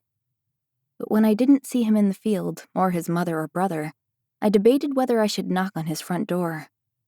He was still healing and could be resting. Or with Sven and Avery. Just as I thought better of coming at all, I heard my name in the form of a question. I glanced at the greenhouse as Hunter stepped out with a basket of herbs clutched in his good hand. I tried to quell the fluttering in my stomach as I took the sight of him in. He was just as alluring as I'd remembered him, his eyes just as keen and dark, his jaw just as chiseled. He wore his usual black t-shirt, jeans, and boots, though he wasn't sweating or covered in dirt like he often was. It hadn't been 24 hours, and I was taking the sight of him in as if it had been days. Stealing my nerves, I swung my leg over Cinder and dismounted before meeting Hunter's eyes again. His heavy footsteps ceased as he stopped beside me, Cinder sniffing his arm in the sling with curiosity. "I see Milo got his new horse," I said, tilting my head to Sadie, happily eating from her food pail. "Has he ridden her yet?" Hunter pried his gaze from me and looked at the mare, shaking his head. "No, I need to show Milo how to saddle her, and..." He lifted his slinged arm a little. "As you can see, I'm still on light duty. I promised my mother I'd wear this today, but it comes off tomorrow," he muttered. "I can't stand it." That he'd worn it even this long was surprising. "Your mother's right, you're still healing." "It's sore, but I'm fine," he said with a huff of exasperation. "And don't worry, I'll still take it easy." My eyebrow rose skeptically. "You better." Hunter's eyes shifted over me, so quick I barely registered it. But as a warm tingling shot through me, I thought of the others. "Where is everyone?" I glanced around. "I don't even see your mom or Milo." "They're at Otto's with Sven and Avery," he said. "My mother's taken a shine to Avery." "Of course she has," I muttered, and Hunter's brow furrowed. A brush of heat licked up the side of my neck and I cleared my throat. "I mean, it makes sense." Hunter eyed me carefully. "Sven wanted to catch up with everyone," he continued. "And Henny and Ren are there, obviously. They all have questions for one another." Given the fact Hunter was the head of the community, I couldn't help but ask, "Why aren't you there?" He glanced at Otto and Henny's house. "I had hours to talk to Sven yesterday," he said, thoughtful. "And they already have a house full, so I figured I'd get some things done out here." I shoved my hands in my back pockets, wondering if Hunter could feel the unease growing between us, or if it was just me. The way he eyed the house made me curious. How do you feel about them being here? I hated to ask, afraid to learn what he was thinking. But Hunter asked me not to assume things about him anymore, so I couldn't stop myself. I had so many stomach-knotting questions. Hunter's attention shifted back to me, his eyes unfocused. "I'm glad they're here," he said, if a bit distant. "Though it still doesn't feel real. That Sven is actually alive and there are other untainteds out there." Yes. I was a tainted. The reference still made me cringe, but I didn't take it personally. Regret flashed over Hunter's face. "I didn't mean it like that," he said quietly. "I know." I waved the apology in his voice away. "I totally get it." Hunter and I stared at one another for a moment, and the longer I stood there, the more out of place I felt, and the more I questioned whether I should have come. Finally, Hunter nodded toward the barn. "Come say hi to Sadie." I smiled as he headed over. "Oh, hold up," I chirped. Hunter stopped as I walked to Cinder's saddlebag and pulled out a clean jar and offered it to him. "What's this for?" Hunter asked, setting the basket down on the rutted asphalt. He studied the jar as he took it from me. "It's the honey jar." "I figure you owe me a refill for screwing with my head," I told him, lifting my eyebrow wryly. Understanding dawned on his features, and amusement filled his gaze. "I owe you more," he clarified. "Yes, and you can give it to me yourself this time. You know, so that there's no further confusion about where it came from." A slight smile tugged at his lips. "How did you finally figure it out?" "I thanked Cal, of course, and he was clueless." I shook my head and my hands pinned themselves on my hips. "Why the hell didn't you tell me? Instead, you made me look like an idiot." "An idiot?" "Yeah. I'm sitting there acting all happy that Cal got me something, and the entire time it was you. Why didn't you say anything?" Hunter dropped the jar into the basket of herbs at his feet. "Because," he said, "I thought it would be more awkward. We weren't getting along, and the last thing I wanted to do was argue more. I figured silence was best." "But then you let me keep thinking it," I told him. "Even after we were, friends." The word felt inadequate and uncomfortable on my tongue. "Thea, it's just honey. Why is it such a big deal?" "Why?" I repeated. My heart began to race as his questions settled over me. "Because other than my family, no one's ever given me a gift before, and I didn't even get to thank you for it. Instead, I looked like an asshole praising Cal for it." Hunter brushed his hand over his short black hair. "It means that much to you?" "Yes, it does." "Then I'm sorry. I didn't do it out of spite or to make you feel bad." I eyed him skeptically. "So you'll get me more then, and give it to me yourself this time?" He chuckled, making my cheeks warm and my chest flutter with lightness. I loved his laugh, craved it, actually. "Sure, I'll get you more," he said, and snatched his basket up again. "Come on, say hi to Sadie." I led Cinder closer to the barn and wrapped her reins around a stall rail. Sadie's tail flicked as she finished her lunch. "She looks happy here," I said, and walked into the barn behind Hunter. "Most horses do when their bellies are full." "True." I smiled and reached through the rail to comb Sadie's forelock with my fingers. "So, what else do you need for Milo? A saddle or a halter, maybe? We have an extra one of each at the facility we haven't had to use in years. I'm sure Kat would let him have them, or at least borrow them until he gets his own." Hunter stepped up beside me. "Thanks, but I think we're okay for now." I nodded and folded my arms over the top rail, watching the way Sadie sniffed around her pail for the last bit of oat dust to lick clean. Hunter was close, and his scent of earth and basil filled my nose, and his gaze was intent, heating the side of my face. When I looked at him, he was staring at me. "What?" I asked softly. His head tilted ever so slightly. "What did Cal have to say when he found out about the honey?" I don't know. Confused, I guess? He didn't have much to say about it, I admitted. And apparently that was the wrong answer because Hunter's eyes darkened. Is he even happy you're home? His voice held a sharpness I hadn't heard in a long time, and it made me bristle. Yes, I bit out. He came to see me last night, right after I arrived. He saw you and knew we were back. Hunter's scrutinizing stare lingered before he turned and set the basket on an empty table against the tack wall. What's wrong? Why are you upset? I asked. Hunter shook his head but didn't say anything. What? I repeated. I saw him with that girl last night, he gritted out. So it seems he went to visit you both. As I realized where Hunter's mind was going, I rested my hand on his arm. It's fine, I told him. No, it's not fine, Thea. You deserve better than this.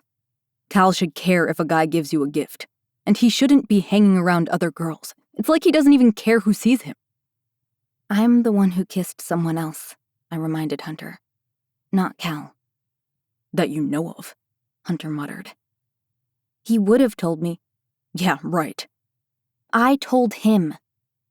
Hunter's gaze shot to me. He could have told me then, I reassured him. And Cal is a better guy than you think, Hunter, so stop assuming the worst. His eyebrows drew together and he leaned his good arm against the rail. What did he say when you told him? He asked, his attention everywhere but my direction. We broke up, I said quietly. Hunter's gaze cut back to me, studying me with a crumpled brow.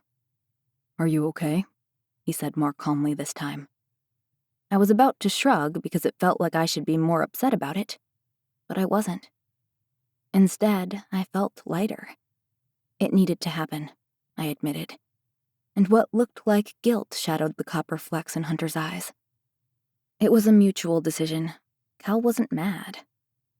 I leaned back against the railing beside Hunter, our arms touching, and exhaled a deep breath. We've been holding on for a long time, but it's never felt right. When he told me he had feelings for Marika, I was relieved, to be honest. It didn't make me feel like such a jerk for wanting to break up. Hunter's focus on me was laser sharp. Why did you break up with him? Because he's not the one, I said simply. Hunter's jaw clenched, a telltale sign he was battling with himself about something. And in his silence, I continued. I don't know what happens now, only that breaking up was the right thing to do. Sadie's tail whipped around as she clomped out into the sunshine, leaving Hunter and I standing in utter quietness. I looked at him sidelong. His eyes were unfocused as his jaw continued to work, clearly lost in whatever mental maelstrom battled inside him. Please tell me what you're thinking about, I said. It was a desperate whisper. Some vain and insecure part of me needed him to voice the emotions I hoped played behind those dark eyes of his. The more I realized how badly I wanted to be with Hunter, the more I feared it was too late and he was beginning to question everything. I'm just processing, he finally said. Processing what? His eyes narrowed in consideration. How new this feeling is. I blinked at him. What feeling? I rasped. Hunter bit the side of his lip, as if finally coming to a conclusion. It feels wrong to be glad you're not with Cal anymore, but I've hoped for it for months. Months? A laugh bubbled out of me. What do you mean? But even in my amusement, Hunter's severe expression went unchanged, fixed beyond me, perhaps to a time before or a distant future.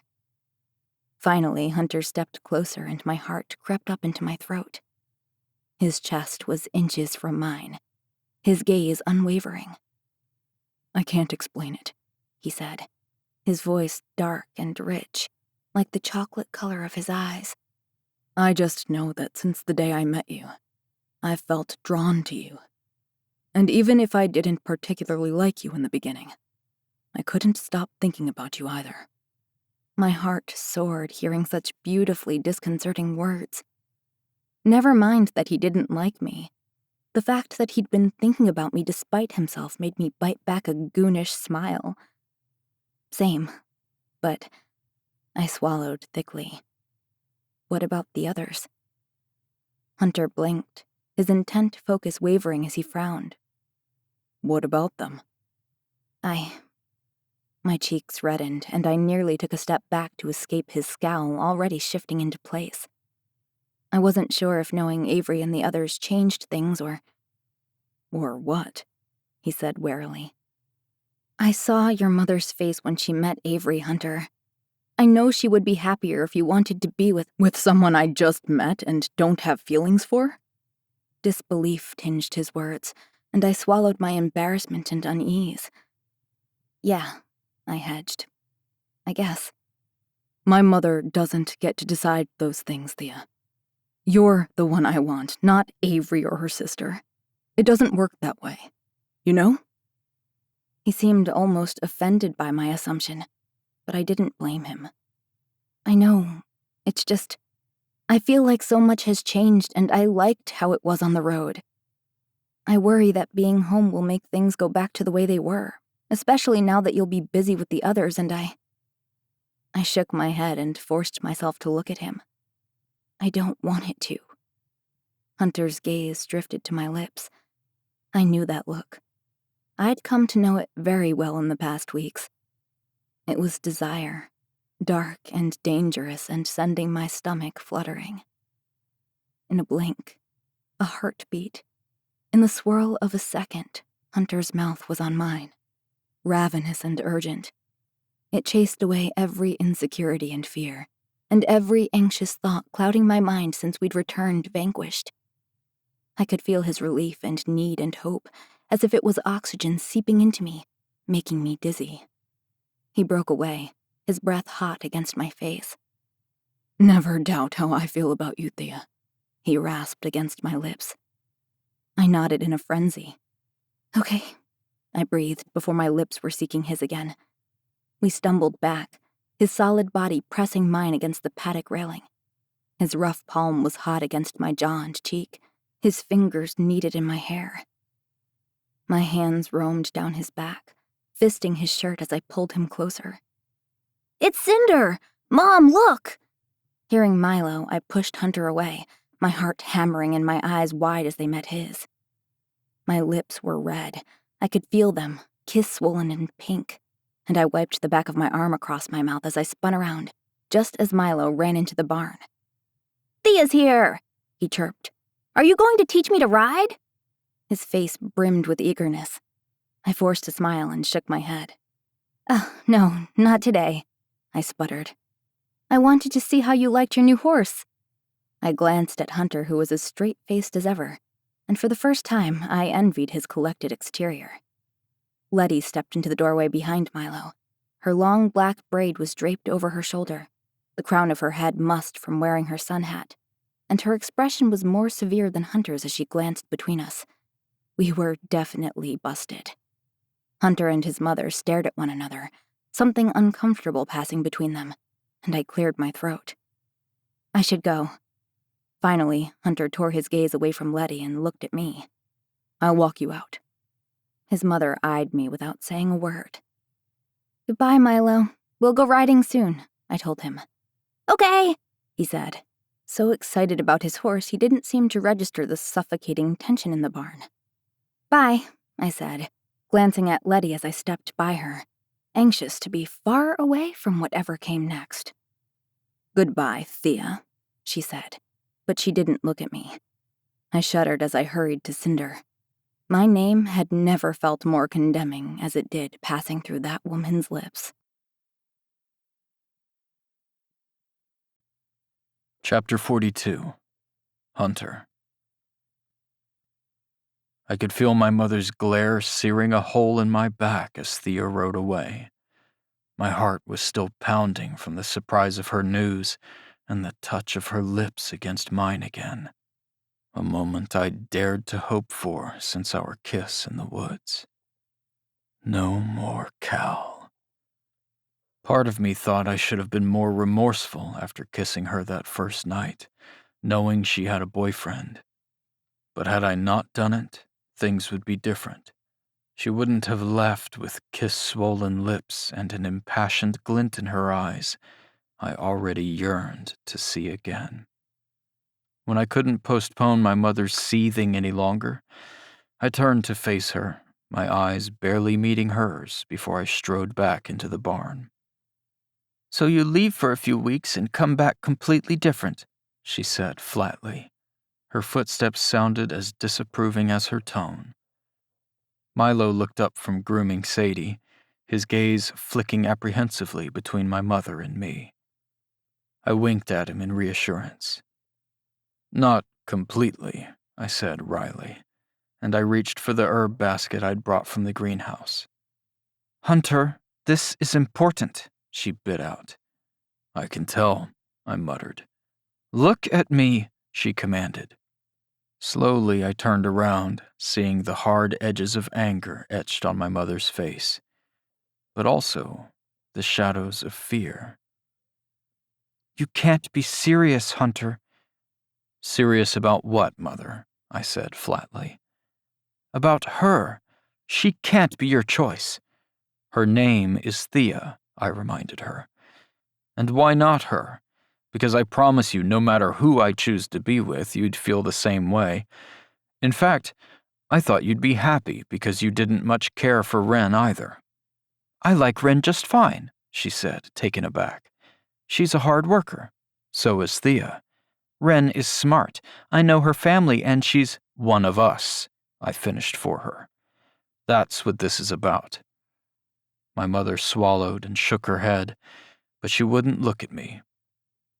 "I just thought that now that there are others, now that we know—" "Know what?" I gritted out, resenting how easily she thought she could plan my life in whatever way suited her. "Because there are more people like us, I'm supposed to pick one and pop out some kids?" Her eyes widened and flicked to Milo. "Watch your tone," she warned me. "And no, this has nothing to do with that." "Yes, it does. I had to be with Wren because she was the only option, and now that I want to be with Thea, who I actually have feelings for, suddenly you think Wren was a better option because you dislike the idea of Thea even more. And now that you've taken that dangerous vaccine, you would be so reckless as to risk your life for a pretty girl you're infatuated with. You've barely spoken to her. You can't have real feelings for her." "Don't tell me how I feel," I bit out. "How would you even know?" My eyes narrowed on her. "You've never once asked me what I want, Mother. You've never let me decide anything for myself. You mistake my wanting to help my people all of these years with a control you don't have over me. And you definitely don't get to decide my future. I'm old enough to make my own decisions. I have been since I was a boy. You have no say in what makes me happy. Not when you've never cared before. Not when you don't even know what happiness is." My mother's eyes rounded, and she gaped at me. "But our people," "Which I've only ever worried about," I reminded her. "Until now." I stepped closer and lowered my voice. "You're intelligent, Mother. You know as well as I do that things are different now. We don't live in a bubble anymore. Wren is with Beau. Wren and I never felt about each other what I feel for Thea, and that's what's real. I pick what and who makes me happy, not you." I forced myself to take a deep breath, a desperate feeling clawing at me as I realized my mother might ruin this for me. I took a much-needed step back. "I would have thought my happiness counted for something," I said, unable to keep the hurt from my voice. I glanced at my brother, staring between us, and exhaling my frustration, I shook my head. "I care about Thea, Mother. You can either accept it or not, but she's the one I want, if she'll have me." My mother blinked at me, ire lighting her eyes and her jaw working. She had too much control to look hurt by my words, but I saw the sheen of it clearly. "If you love me," I said more calmly, Don't get in my way. Chapter 43. Thea. Cinder clomped down the street toward the grocer's. All night I'd only been able to think about Hunter, feeling giddy and restless at the same time, and torn between confusion and glee. I didn't know what would happen next, but I was excited to find out. Not even Letty's glower yesterday could dampen my mood. I brought Cinder to stop outside Mr. Murphy's. "I'll be back," I said, patting her neck. "Maybe he'll throw in an apple for you while we're here." Cinder's dark ears perked up, and I headed into the shop. "Ma, Thea," he said, handing Megan a basket of potatoes. "You're here for some sugar for Elle's raspberry jam, right?" I nodded as Megan spun around. "Thea," she said in surprise. After he finished up with his customer, Mr. Murphy disappeared into the back. Megan's expression was downcast as she appraised me. "How are you holding up? Are you all right? Cal mentioned what happened between you two the other night." "I'm fine," I told her, glad there wasn't anyone else in the shop to listen in. "It was a mutual decision. We're still friends." Megan nodded, but she still looked sad. "Oh, all right, if you both say so. I hope you won't stop coming around every so often. With Cal always with Ross, it's nice to have some company every now and again." I smiled, if a little weak. "Of course I'll stop by," I told her, wishing Hunter's mom had even an ounce of affection for me the way Megan always had. "Okay, well, I'll leave you to your errands." Megan lifted her basket. "I'm making potato salad for the Scouts campout tomorrow. If you see Beau, will you tell him for me?" "Of course I will," I said, happy to have a reason to stop by Village Row to see Hunter on my way home. As I stepped up to the counter to await Mr. Murphy, Megan stopped short behind me. "Oh, Letty, I didn't see you." A wave of nausea churned inside me. "Megan," Letty said tightly in greeting. It was unnerving how naturally her voice conjured so much anxiety. "And you must be one of our newest guests. Avery, is it?" I didn't have the nerve to look back at the exchange and meet Letty's gaze, not after what she'd walked into yesterday. Megan and Avery had a brief exchange before Letty said, "Have a good day," and I heard Megan's retreating footsteps. Then it was just them and me, and I could feel Letty's dagger-like attention spearing me from behind. I couldn't ignore her, though, not forever, and I had to try to make peace with her for Hunter. Slowly, I turned around. Letty didn't look angry, per se, but she didn't look pleased to have crossed paths either. Avery, on the other hand, smiled, if a little awkwardly, and waved. "Here you are," Mr. Murphy said as he brought a sack of sugar over for me. "You—" His words fell short when he saw Letty, and he cleared his throat. "Oh, good afternoon, Letty. I didn't expect to see you today." She blinked, and her attention on me wavered as she looked at him and dipped her chin with a twitch of a smile. "Gus," she said. Gus? No one called Mr. Murphy by his first name, and if I wasn't mistaken, Letty averted her gaze a little too quickly, as if she felt uncomfortable under the weight of his stare. I glanced curiously between them. "I've run out of willow bark," she explained, taking a step closer to the counter. "Yes, of course. I have some in the back. Let me go grab some for you. I still owe you for the extra carrots last week, so the willow bark's on the house." "Thank you, Gus," she said, and lucky for me, Letty began her survey of the store. "Oh, and Mr. Murphy," I called back to him, remembering a last-minute item. "Can I get some popcorn kernels for Jackson? Whatever will fit in a jar." As he came from the back with Letty's willow bark, he winked at me, his cheeks rounding with a smile. "You got it, Thea." The storekeeper opened the sack behind him and poured 4 scoops of corn kernels into a mason jar.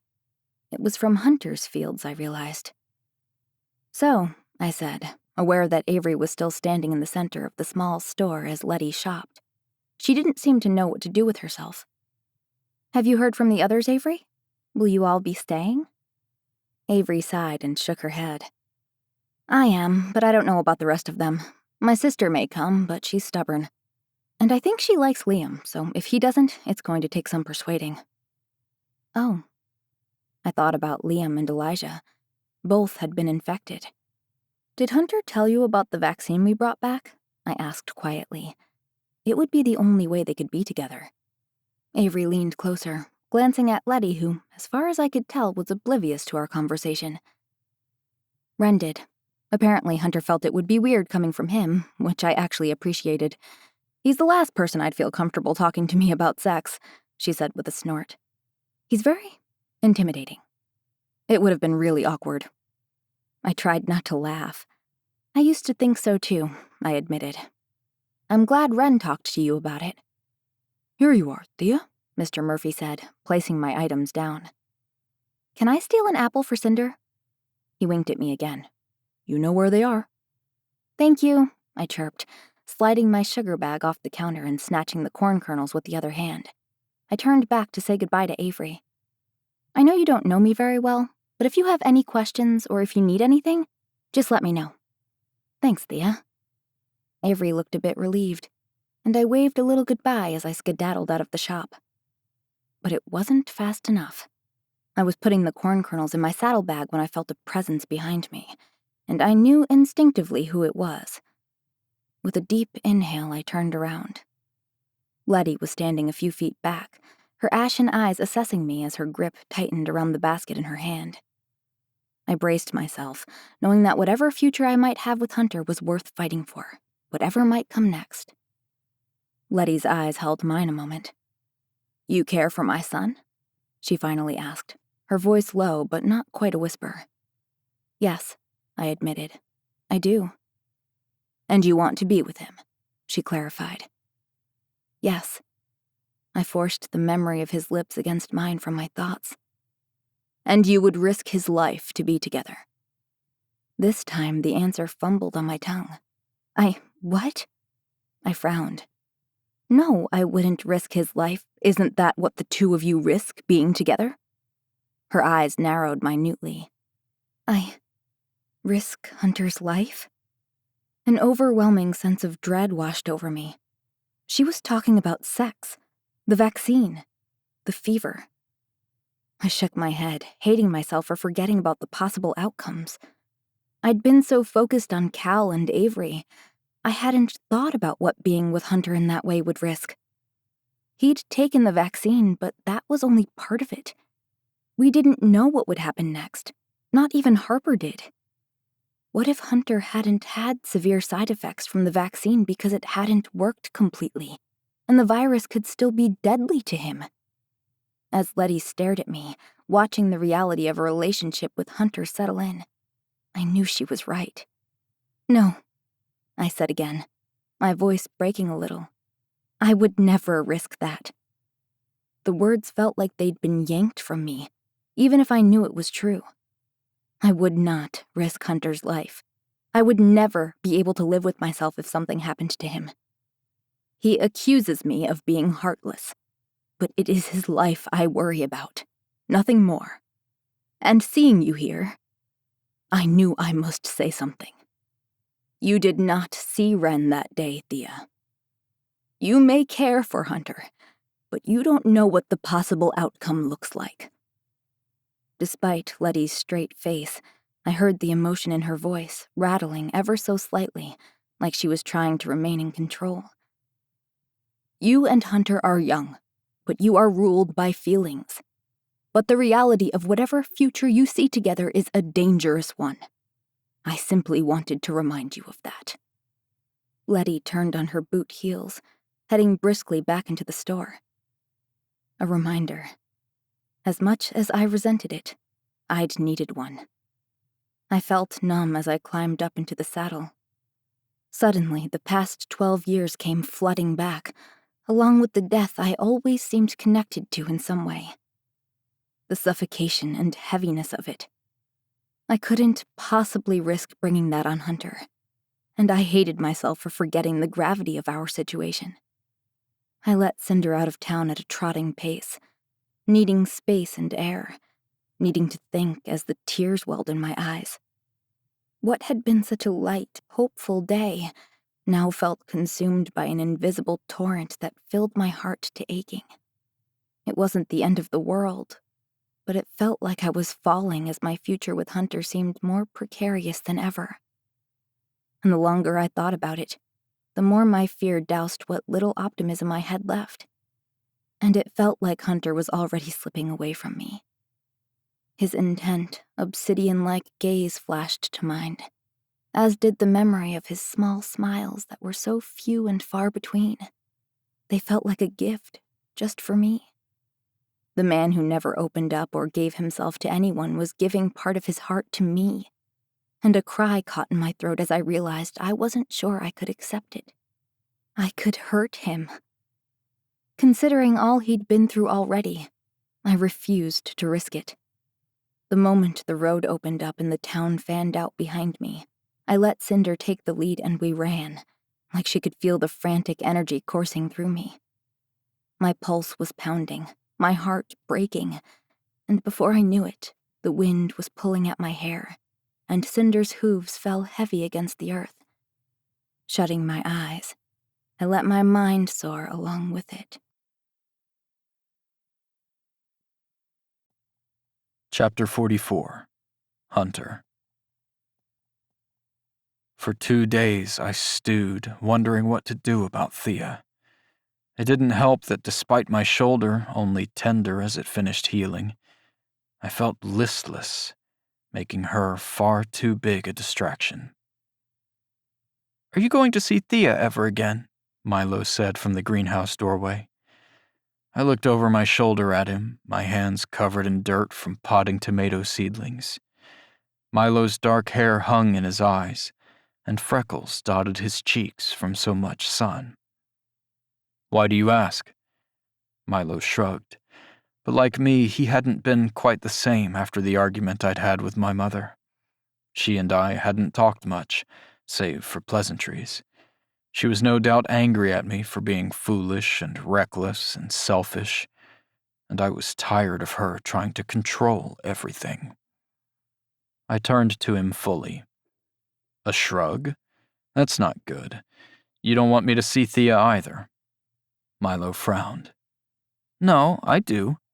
But I don't want you and Mom to argue anymore." Anger toward my mother bloomed hotter again. She had made my life and future more about her than about me, and now Milo was internalizing it, and all it did was make me want to go claim Thea as if I had the right to, just to spite her. "Mother will come around," I told him. She had to, because I would not tailor my life to her whims anymore. Not when I felt what a semblance of happiness was like. Not when I yearned for it now more than anything else. Milo leaned against the doorframe, picking at a sliver of wood. "Don't worry about me and Mother," I told him as reassuringly as I could. I grabbed a rag off the potting table and brushed off my hands. "Milo," I started again, and waited for him to look at me. "Sometimes our elders don't always know what's best. Mother is scared, but we came here so we didn't have to be afraid anymore. We get to be happy and have a full life with friends and protection." I nudged his shoulder. "And a horse."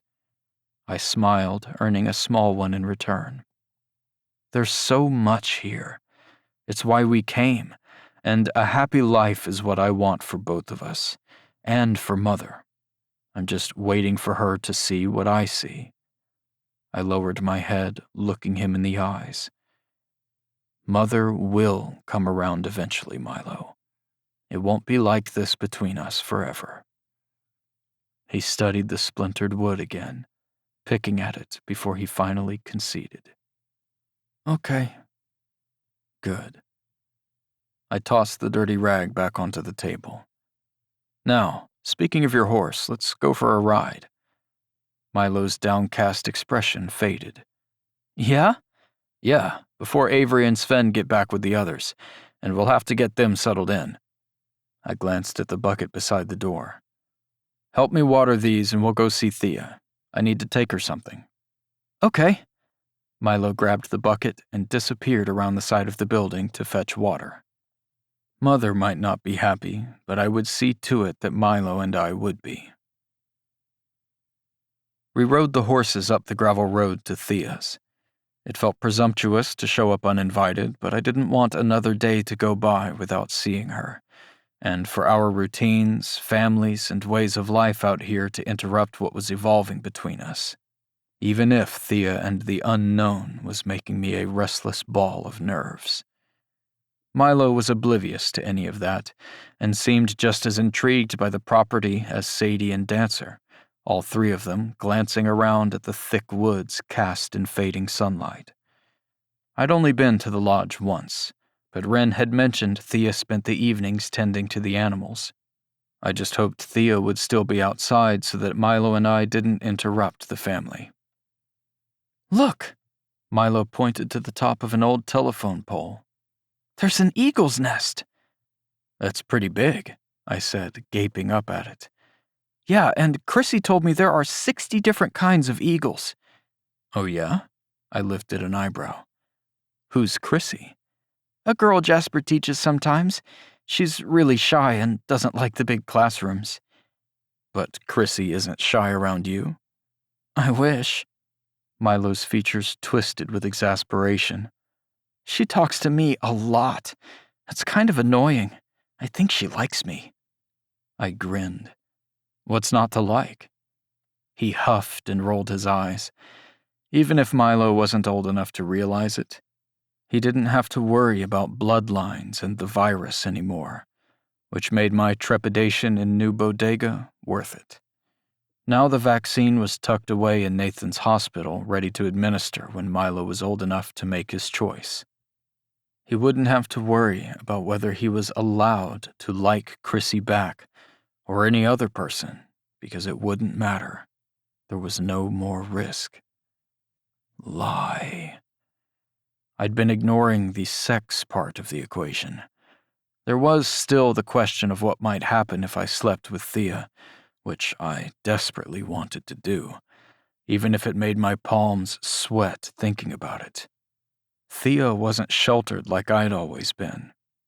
I wasn't dumb enough to assume she'd be as inexperienced as me. It wasn't enough to drive the hopeful idea from my mind, though. "What's wrong with your face?" Milo asked.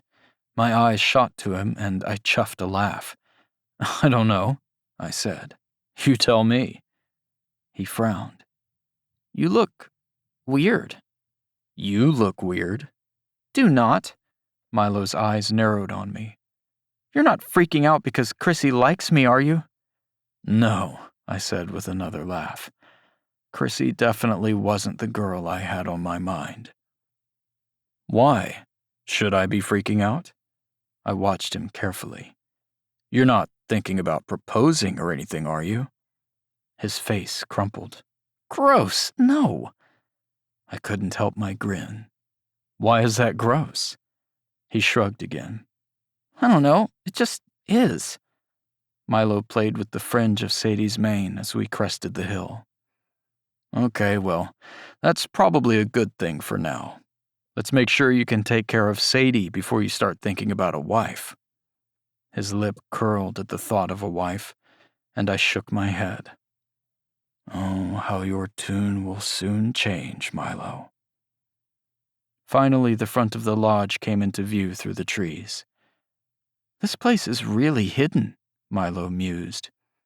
"I'm sure that's the reason they chose it," I told him. Thea's family were the first ones here, so they didn't have walls to keep them safe like we have now.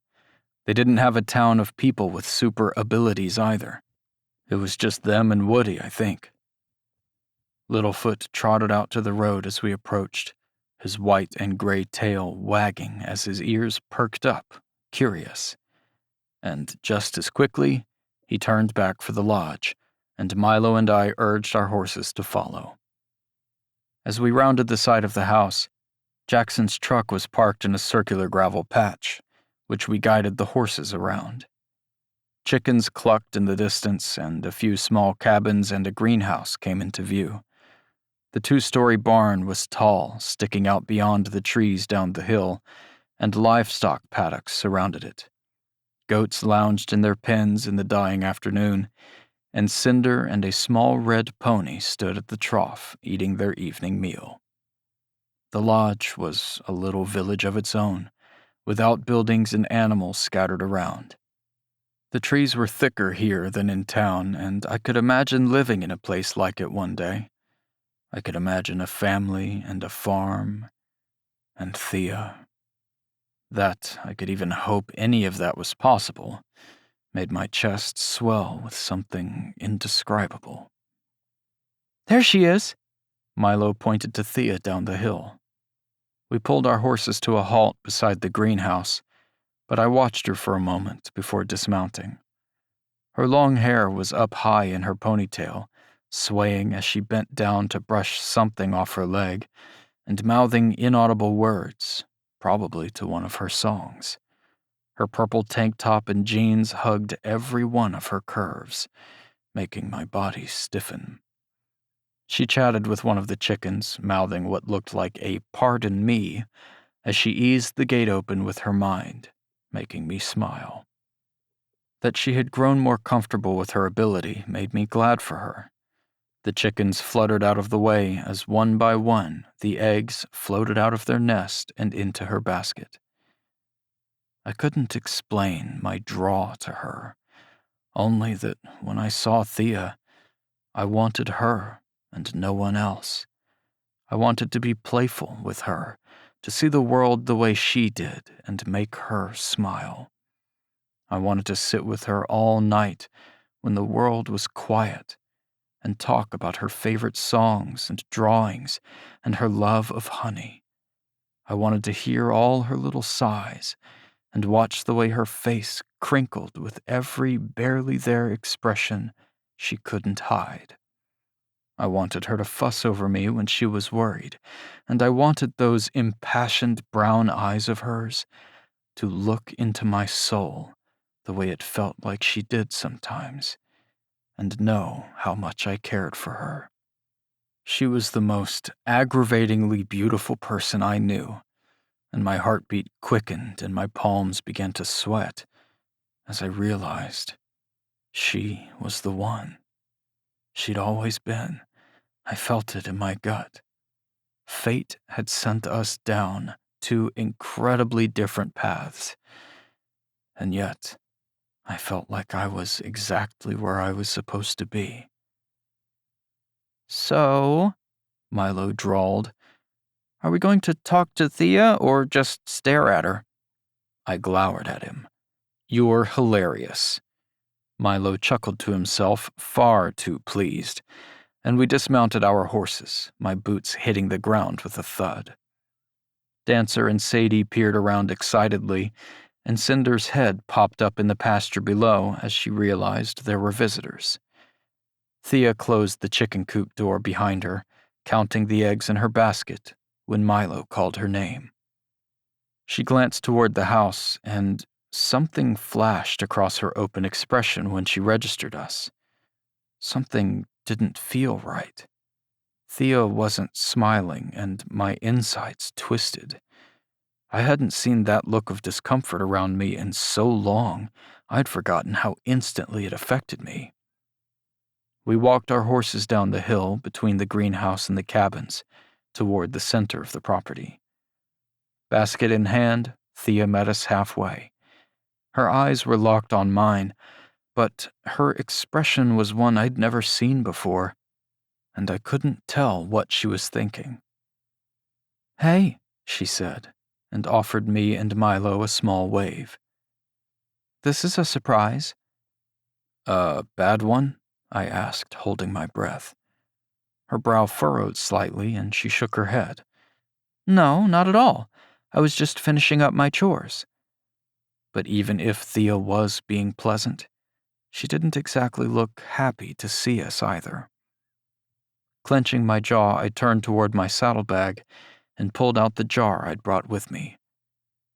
Honey, she said with a small smile.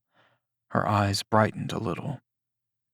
You said I owed you some, I reminded her, though I handed it to her hesitantly. And Milo needed to get some riding in. Thea's smile widened as she glanced from my brother to Sadie. "And how do you like her? You look pretty handsome sitting up there, like she was made for you." Thea tucked the jar of honey under her arm and reached out to pet Sadie's head. "I love her," Milo said with pride. "She gets along with Dancer, too, and she's not as big as Dancer, so she's easier to ride." Thea's smile widened. "Good. She's perfect for you, then." Littlefoot trotted over, his tail still wagging as he sniffed and licked at my hand for attention. I scrubbed the top of his head, not taking my eyes off Thea as I tried to work out where this sudden awkwardness was coming from. "Visitors?" I heard a male voice and turned around. Jackson closed the door to what looked like a smoke shed and latched it as he looked at us. Seeing him in his home felt strange, like he was suddenly more formidable. Or maybe it was because I'd come to see his daughter.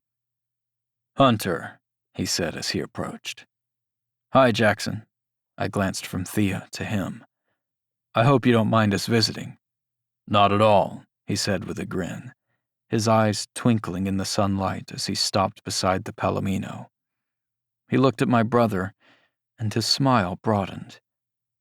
"I heard you got a new mare, Milo." "Yeah, her name's Sadie." "That's a good name. Come on." Jackson nodded behind him and patted Sadie's neck. "Let's get these beauties some water." He reached for Dancer's reins, which I handed him gratefully, and motioned for Milo to follow him. With flicking tails, the horses headed toward the water trough, leaving Thea and me alone in thick silence.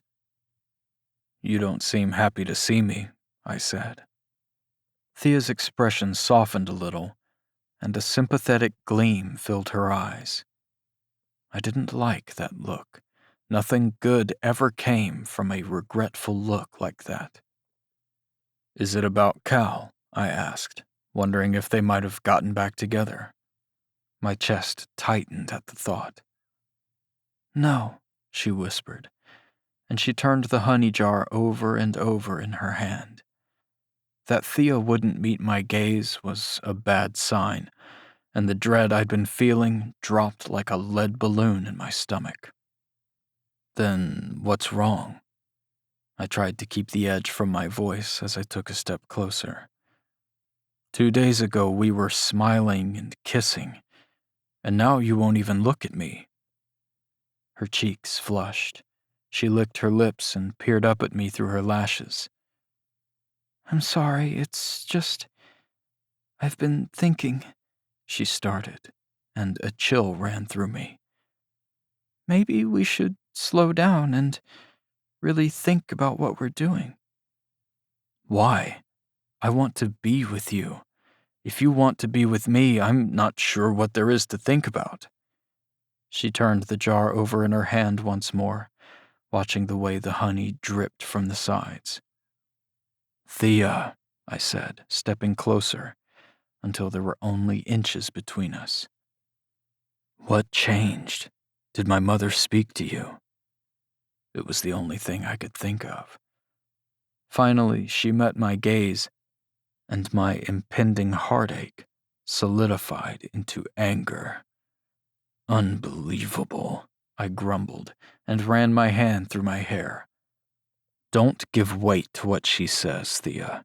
She's meddling, and she's concerned about you, and I don't blame her," Thea explained. "Concerned?" I found that hard to believe. "Why?" "Because the two of us together is dangerous, and not something we should take lightly." I shook my head, my jaw aching as the pieces fell into place. "I thought we were on the same page. Suddenly you're what, scared to be with me?"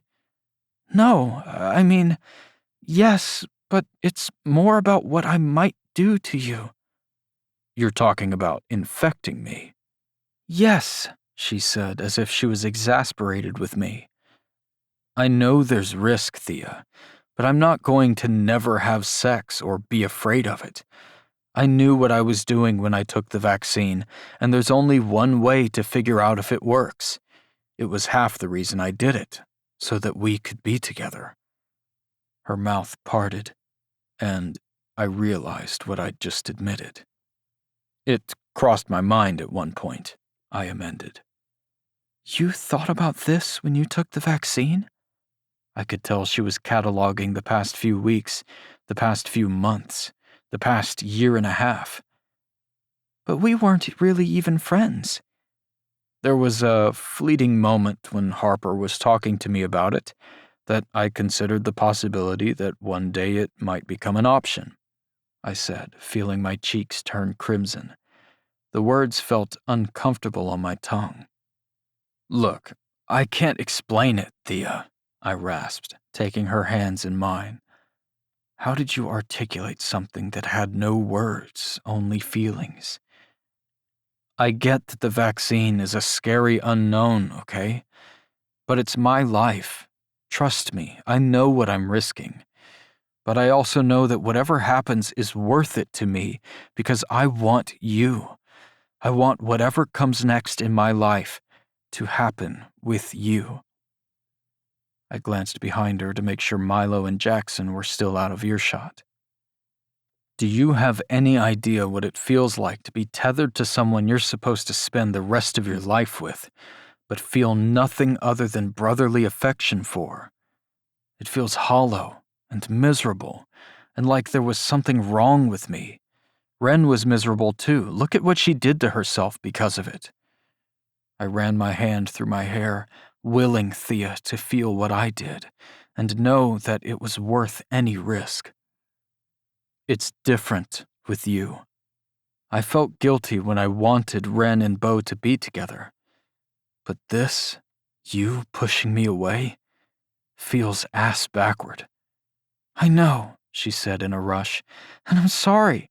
It's not that I won't be with you or that I don't want to, but it's different for me, Hunter. I need time." The torrent of uncertainty in her eyes felt like a blade to the chest, and I squeezed her hand. "Time for what?" I asked more gently. "To think." She rubbed her temple. "If something happened to you, it would break me, Hunter." Thea's voice strained as her eyelashes flitted shut. "I would never forgive myself, and I have to be sure I'm ready to do something like this." "I'm not rushing you," I promised, "and I don't expect anything from you, not if you're not ready. But I don't want you to push me away out of fear. Please." I swallowed the thickness in my throat as I thought about her fleeing in the other direction. "Thea," I whispered, gently taking her face in my hands. Her nostrils flared, and her watery gaze met mine. "Becca told me to let go of the past and embrace the future, and that's what I want to do. And I know you're supposed to be in my future. I can feel it with every heartbeat. Even if something does happen to me, it will be worth it." Her eyes searched mine wildly. "I want you too." She licked her lips. "But you know about my past, and I don't want to hurt you. I can't hurt you." I leaned in and pressed my lips to hers. "Then we'll figure it out when you're ready." It didn't feel right to imagine whatever came next without Thea in it. "And please," I breathed, resting my forehead against hers. "Come to me before you start talking yourself out of us again, okay?" With a hint of a smile that made my unease fade away enough that I could breathe, Thea tilted her head with steely resolve. "Promise." Chapter 45. Thea. Hunter. Us. The future. His life. It felt like there was a little devil on one shoulder telling me that everything would be fine. It's worth the risk, Thea. But the little angel on the other shoulder was uncertain and kept my feet moving as I approached the marked graves in our little cemetery. I plucked a few fuchsia wisps of fireweed from the leafy earth with my mind, not thinking much about it as my thoughts drifted.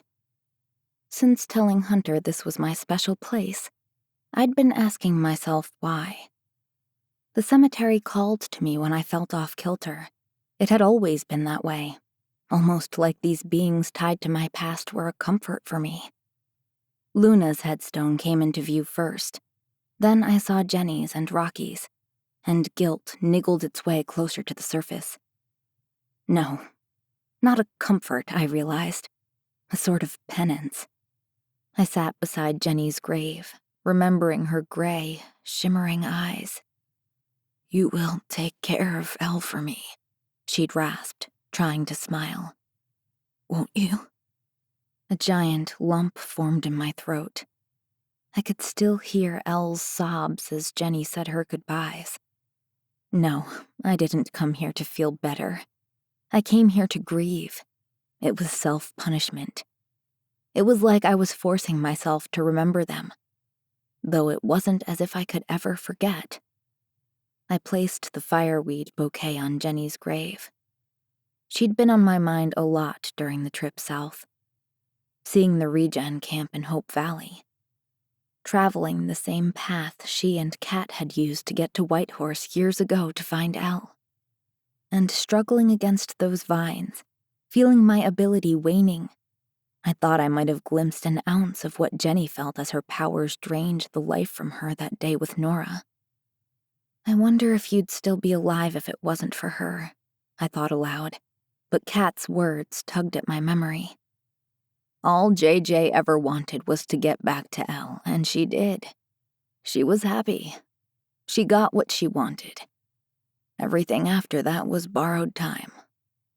The reminder that Jenny's health was deteriorating long before she came to us was a necessary one. Something my little girl mind had forgotten in what befell us after. Sadness. Emptiness.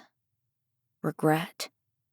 You don't get to shoulder any blame for her deciding to do what she did. Her death is not on you. I glanced at Luna's hand-carved gravestone, wondering if she still looked in on Beau sometimes, and my eyes blurred. Luna had been Jenny all over again, only worse. I wasn't some little girl who'd been tricked and gotten herself into trouble. I was a young woman, choosing to make dumb decisions, to act without thinking, and I'd torn out a piece of my brother's soul in the process. Even if I know I have to forgive myself, I can still be sorry about it, I told them. With a watery laugh, I blinked the tears away. It feels like I'm saying goodbye, but you've all been gone for what feels like a lifetime. I stared at Jenny's moss-covered headstone, remembering what Rebekah had said to Hunter about embracing the future and forgetting the past, that he was important. And then I thought about what Rebekah had said to me. I know this is who I'm supposed to be, and that seemed important to Rebekah, which means all of it, the heartache and guilt, must all have been for something. I picked at the lichen growing on the stones covering her grave. And I can make better decisions in the future, starting with Hunter. Minutes, an hour. I'm not sure how long I sat there, but all I could think about was Hunter coming to see me. The panic in his voice, and his earnest expression as he thought he had to convince me we should be together. There was never any question that I wanted to, only my fears of what would happen if we were. My mind fogged with exhaustion, and I realized how tired I truly was. The past month had been a long, confusing one, and as my eyes became heavy, I laid my cheek on the warm stones that covered Jenny's grave and watched the sun descend behind the trees. It dawned on me that in the end, despite the hurdles and danger, Luna and Jenny both had gotten what they'd wanted. Endless sleep. As a result, Kat had found Ross, and no one could argue they weren't made for each other. And Beau had finally connected with Bear, his brother and friend, in a way that Luna never had been. Telepathically, I picked up another wisp of fireweed from the forest floor, too exhausted to move, and laid it on Luna's grave. Then I picked another for Rocky and lost myself in a swirl of possible futures, all of which I saw Hunter beside me. He was always there, no matter what. Eventually, I noticed a fireweed bouquet laying on each of the graves, and I smiled, realizing my mind had done more than wander. See? You're not so broken. I heard Hunter's reserved yet self-satisfied snark in my mind, and my smile widened. No, I thought aloud. I'm not so broken. A few weeks ago, the inclination to use my ability at all never would have crossed my mind, and now it felt almost natural, like it did when I was little. I sat up. So many things in my life had been out of my control over the years, but my relationship with Hunter wasn't one of them. In fact, he made me feel stronger. I looked toward the house, remembering him by the chicken coop. He was right. We knew what we were getting into. Hunter knew the risks, and he still wanted to be with me. And despite how scared I was to hurt him, being together made us both stronger. More than that, being with Hunter felt destined. It was the first thing in my life that ever felt right. Unlike all the times before, I wasn't helpless or being rash. And with an unexpected surge of resolve, my heart felt a little lighter, the dread unfurling to something a lot more like anticipation. And I knew instantly what I needed to do. Chapter 46. Thea. The spinster sisters waved from their basket weaving on the porch as I rode through Village Row, and Otto bowed his head in greeting from his wheelchair, no more judgment in his eyes like he'd had months before. As Elijah and Liam moved what possessions they had into one of the empty houses that now belonged to them, I realized how much had changed in the past year, Hunter and I being the most unexpected. As I approached Hunter's farm, I peered past the barn and toward the fields, noticing Hunter and Milo at the corn stalks. Milo waved excitedly when he saw me, and I waved cheerfully back. And when Hunter's gaze met mine, I couldn't help the fluttering in my chest. His steely exterior was so misleading, and as his lips spread into a smile, my chest warmed, and my own smile grew into a giddy-as-hell grin. I nodded down the road, waving a quick goodbye, and Cinder and I headed to the greenhouse, hoping to find Henny. She wasn't only Wren's grandmother, but the village's healer and matriarch. Like Hunter, Henny was everything to their people, and what I was about to do felt epic.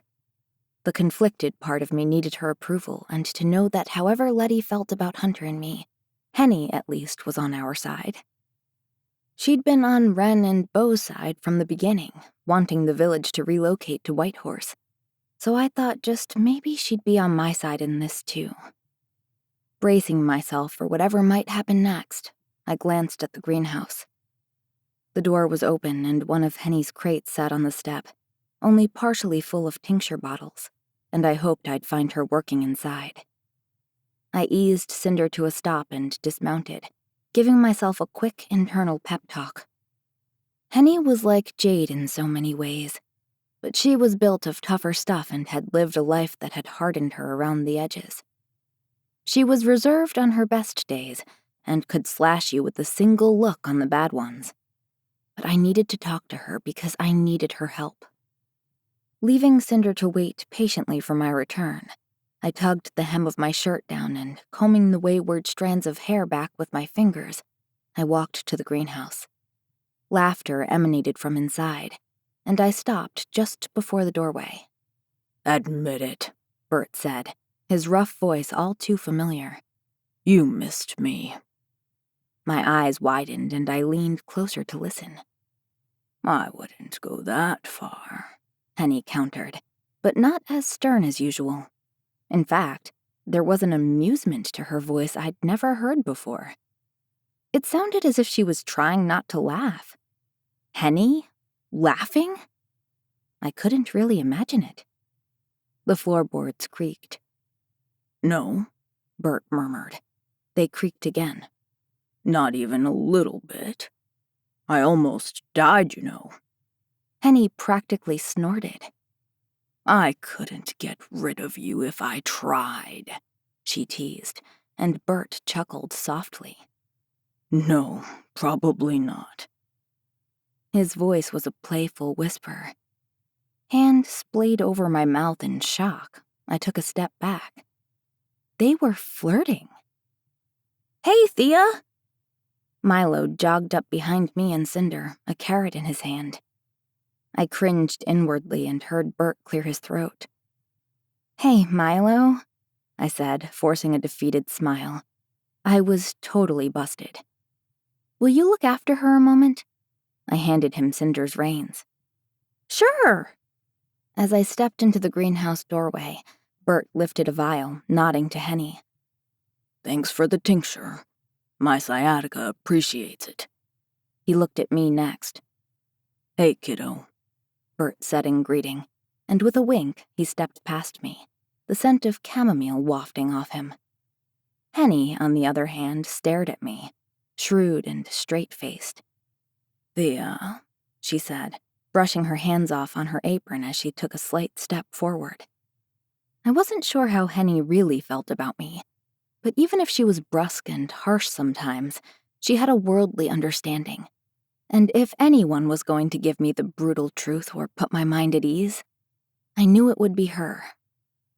I could practically see her mind trying to explain the reason for my visit, and I considered, briefly, that she might already know. "I was wondering if I could talk to you," I hedged. Her expression gave nothing away as she pointed toward the sidewalk.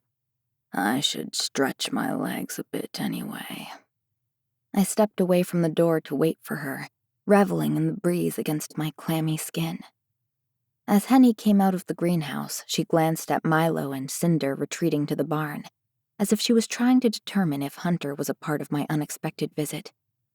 Then she began walking the opposite way down the sidewalk, motioning me to follow. "What's this about, Thea?" she said, her voice curious but guarded. I bit the inside of my cheek.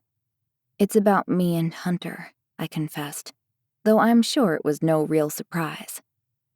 Her gaze drifted to me, her arms clasped in front of her as she took unhurried, easy steps that matched mine. "I'm surprised you've come to me, then." "Once you know why I've come, you won't be." "Well then, girl, spit it out." She stopped and turned to me. "What's this about?" she repeated. I glanced down at Hunter's house, remembering his mother's disapproval, and braced myself for a tongue lashing. "You know what Hunter did in New Bodega," I said. She dipped her chin in answer. "You know why?" "I can imagine a few reasons," Henny answered, and continued walking. "Hunter is very protective and very decisive, and despite how much it scares Letty sometimes, he's a leader. I couldn't imagine him doing any different, especially when it comes to his brother's future." "I know. And now that he's taken the vaccine," I continued, inhaling a steadying breath, "we want to be together." Her head whipped to me, and her thin gray eyebrow lifted.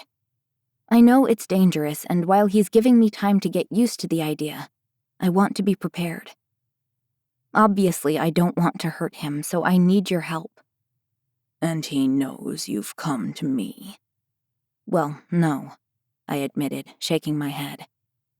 "I'm more worried about it than he is, so that's why I'm here. You saw what it did to Ren. It probably won't be like that since he got the vaccine, but I still want to be prepared just in case." The old woman was thoughtful and said nothing as we walked for a few more heartbeats. "Why not ask Jade to help you?" she asked, her eyes fixed on the end of the road. Why come to me? I don't know, I told her. Yes, you do. This time, Henny looked at me, expectant. Why did you come to ask me for help when your own grandmother could have helped you? When your mother could have? I licked my lips, feeling the weight of her stare keenly. Because I know how much you care for Hunter.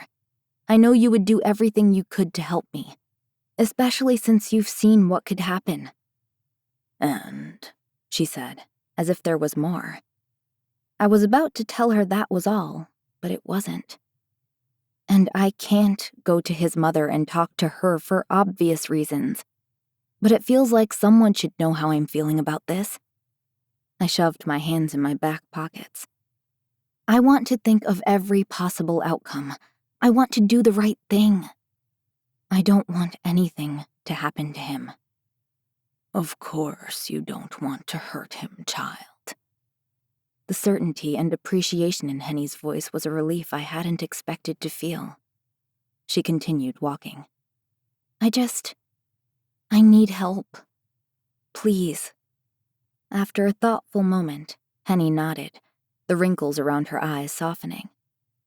I will help you, Thea, but you must do something for me in return.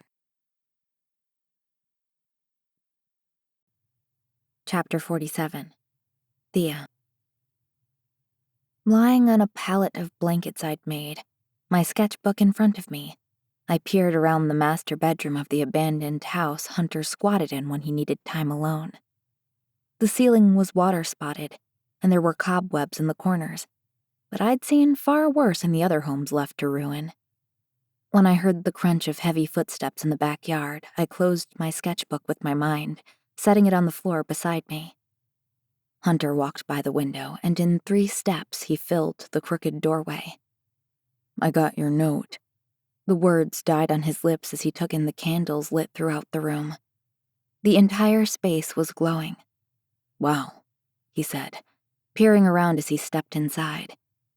A small smile tugged at his lips. What's all this for? He was still wearing his dirty, gray t-shirt and work pants, as if he'd come straight from the field. I climbed off the pallet. The freshly swept wood floor was cool against my bare feet. As nervous as I was at how silly this might have seemed to Hunter, I wanted everything to be perfect. Our first time together. His first time. It's for us, I said, drawing closer. My eyes locked on his, my heart pounding in my chest as I waited for him to understand. Realization flashed across his features, and he looked from the bed of blankets to me again, his brow furrowed. I know that my planning this is probably strange to you, I blurted, squeezing my eyes shut. Even if I knew how Hunter felt about me, this wasn't exactly what he'd asked for. I took a deep breath. If we're going to do this, we have to do it the right way. I have to do it the right way, for my sanity's sake. When I opened my eyes to find his questioning gaze locked on me, I rushed to continue. We don't have to do it now if you don't want. I don't want it to be weird, but I do want to be prepared in case this goes terribly wrong. I blew out another breath. I have to be prepared. The words were more of a desperate plea for him to understand. Hunter's features softened and he shook his head. Thea, it's you I'm worried about, not me. He glanced around the room again and a slight smile curved his lips. This is really nice. It's perfect, actually. But there's no pressure. I don't want this to be another regret for you. I can't live with that. I know, but how did I explain that he'd chosen me to be the one, and that felt so special and momentous, I couldn't refuse him either, nor did I want to. If it wasn't for the virus inside me, I wouldn't even think twice about it, I confessed. But I took his hand in mine. He stared down at our fingers laced together. Something Becca told me while we were in Hope Valley has been playing over and over in my head. And after you told me how you feel, like we're meant to be, I'm starting to think you might be right. That this, I waved around the room, might be right. What did Becca say? He asked, his voice quiet but curious. That I shouldn't be afraid of what I am because I'm important. And I think she might have meant that I was important for you. Somehow the fear had faded after talking to Henny. Like if she didn't freak out, then I shouldn't either. And all I could think about all day was that if we were meant to be, then this couldn't be wrong. Hunter searched my face, trying to gauge if I was wavering. I've already taken something for myself, I told him, refusing to have a pregnancy scare my first time with him. And Henny gave me a tincture, I explained. It's Devil's Club, cayenne and white willow for you to take after, just in case. His eyes widened infinitesimally. Henny knows about this? I glossed over his question, knowing it wasn't ideal, but I had little choice in the matter. And I have a tea you can drink if you have symptoms, and a cream too for the fever. Just in case, I reiterated. But I wasn't sure if I was reassuring Hunter or myself. His lips twitched like he was resisting a smile. You've thought of everything, he said with quiet awe. I took a ragged, tired, desperate breath. I tried. There was no point hiding my fear. Hunter already knew how scared I was, and yet somehow his smile crept wider and wider. You think I'm hilarious, I groaned. No, he whispered as he peered around the room again, like he was seeing it through a fresh lens.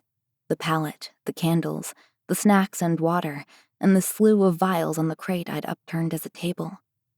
I can't believe you did all of this. For me. The amazement in his voice made my heart soar, and I wondered how there had ever been a time I couldn't stand him. I inched my shoulder up as if it was nothing. Of course I did. You make me feel special, and I want you to feel special too. Eyes gleaming in the candlelight, Hunter leaned in and kissed me, more gently than he ever had before. It felt like a thank you that started with the brush of our lips before he pulled me into his arms. That scent of his, the basil, earth, sweat, and everything a virile, hard-working man should smell like, made my insides quiver. Hunter lifted his head, his gaze scouring me for a hint of apprehension as his fingertips trailed over my jaw. We're really doing this, he breathed. My hands moved down to the button of my jeans, and Hunter's jaw slackened as I shimmied the denim over my hips. He drew in a sharp breath and licked his lips, making me feel more powerful than I ever had in my t-shirt and underwear. I stepped out of my pants, slid them out of the way with my mind, then moved closer until my chest pressed against his. Yes, we're really doing this, I told him, and kissed his lips again, growing less anxious and more starved for him as his body relaxed against mine. He brushed his nose against my cheek, and a thrill twirled inside me, an unrestrained hope and anticipation. Come on, I whispered, and tugged him toward the pallet. Bedrolls, blankets, and old cushions weren't ideal, but they would have to do. Hunter didn't move as I crawled onto the bed. In fact, he didn't budge for what felt like the longest time as he stared at me. The claw-like fingers of insecurity began to rake over me, until finally Hunter lifted his arms and pulled his t-shirt over his head. His shoulders, his chest, the way he stood before me like an offering I didn't feel I deserved, sent butterflies flitting around inside me again, and I nearly lost my breath. What I had with Cal wasn't like this. It just was. It happened and it was fun, but this was more. This was Hunter and me. This made my stomach knot in a tangled web of terror and unbridled need. Slowly, Hunter lowered to his knees, his gaze shifting down the column of my neck and over my chest, heaving in the expectant, charged silence hanging between us. He swallowed thickly, and his Adam's apple moved like a lazy drip of honey down his throat. I licked my lips. "I'm nervous," he admitted. And if I hadn't grown to know him better in the past weeks, I would have called him a liar. His expression gave nothing away, but his jaw clenched, and that was his tell. I rose to my knees, our heights matching for once. His eyes shifted frantically over me as I lifted my hand and traced my index finger lightly over his lips. I watched the invisible line my finger drew down his chin and throat, following the curve of his collarbone. The muscles of his shoulder tensed, and his bicep flexed as I traced further down his arm, before running my fingertips over his and taking his hand in mine. My heart beat recklessly in my chest, and my blood was whirring in my veins to the point of distraction as I placed his palm against my heart. "You're not the only one who's nervous," I whispered, and flattened my palm over his. "I'm terrified." A twitch of a smile pulled at Hunter's mouth, and his reticence was chased away by something more primal and determined. His focus sharpened, and his fingertips pressed into my chest as if they were staking their claim. The warmth and heaviness of his palm over my heart sent a delectable wave of chills running through me. Leaning forward, he brushed his lips against mine, his eyes open and watching me, and with a steadying breath, they finally closed and he claimed a kiss. More covetous than before. And as he explored my mouth with his, my thoughts swirled to nothing. Hunter laid me back against the pillows and lowered himself down beside me. His thigh pressed between mine, the pressure igniting a spark through me. He kissed my lips and my jaw and lingered by my ear. "I want you," he rasped, each word a rushed whisper. I arched against him. "Then take me." As I reached for the button of Hunter's pants, his hesitation vanished. I could feel the moment he lost himself to the pull between us, and without faltering, he pulled the hem of my t-shirt up over my head. Our panting breaths were all that filled the silence as his firelit gaze raked over my body, over my bra and panties. His mouth parted and he licked his lips. "I can't believe I ever thought I didn't like you," he groaned, and I giggled as he ran his finger beneath the strap of my bra, down to my breast. "And I can't believe I used to curse your existence," I countered. And as a wry smile pulled at Hunter's lips, and a ravenous hunger burned wild in his eyes, I knew I was done for. Chapter 48. Hunter. I woke to a feather-light touch on my back. As my eyes opened and the flickering glow of a single candle illuminated the room, I smiled to myself. Thea. Her legs were warm, tangled with mine, and she traced the scars on my back with her fingertip. "Have you slept at all?" I asked, my voice hoarse from sleep. She sat up on her elbow and peered down at me, her long hair tickling my shoulder and chest as it slid over me. "You're awake," she quietly chirped. She kissed my shoulder. The blanket she held against her grazed my back. I craned my neck to look at her. "And so are you, apparently." Her shoulder bobbed with a slight shrug. "I wanted to make sure you were okay."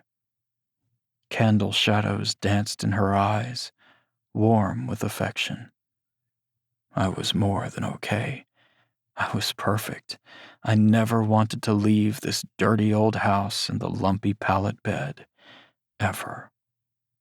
Turning onto my back, I peered up at her bow mouth and into her wide, beautiful eyes that shone every emotion so bright I could feel it inside my soul. She was worried and adorable. "I'm okay." I lifted my hand, brushing my thumb over her lips. I could still feel them against my skin, and the undeniable ache in my groin returned. "Are you sure you're all right?" she asked, skeptical as she studied my face. Easing her down to my side, I pulled her against me, sighing with satisfaction as her body wrapped around mine and her head nestled perfectly against my chest. "Don't I feel like I'm all right?" I ran my finger down the length of her arm and drew little circles on the back of her palm. "You're warm," she said. "So are you," I countered, knowing the heat I felt had nothing to do with fever, at least not the kind she was thinking of. Her finger swirled the sprinkle of hair around my belly button, making my stomach tighten, and I pressed a kiss to her forehead. "I'm okay, I promise. My heart's been beating erratically, and my muscles are tight from using them in ways I never have before," I teased. "But I'm not sick. In fact," I said, suddenly aware I hadn't had a single dream, "I actually slept." "Good," she said, but Thea sounded distracted. Squeezing her tighter against me, I tilted her chin up to look at me. "What's wrong?" She bit her bottom lip, and I couldn't help my body's response. Her brown eyes scoured mine.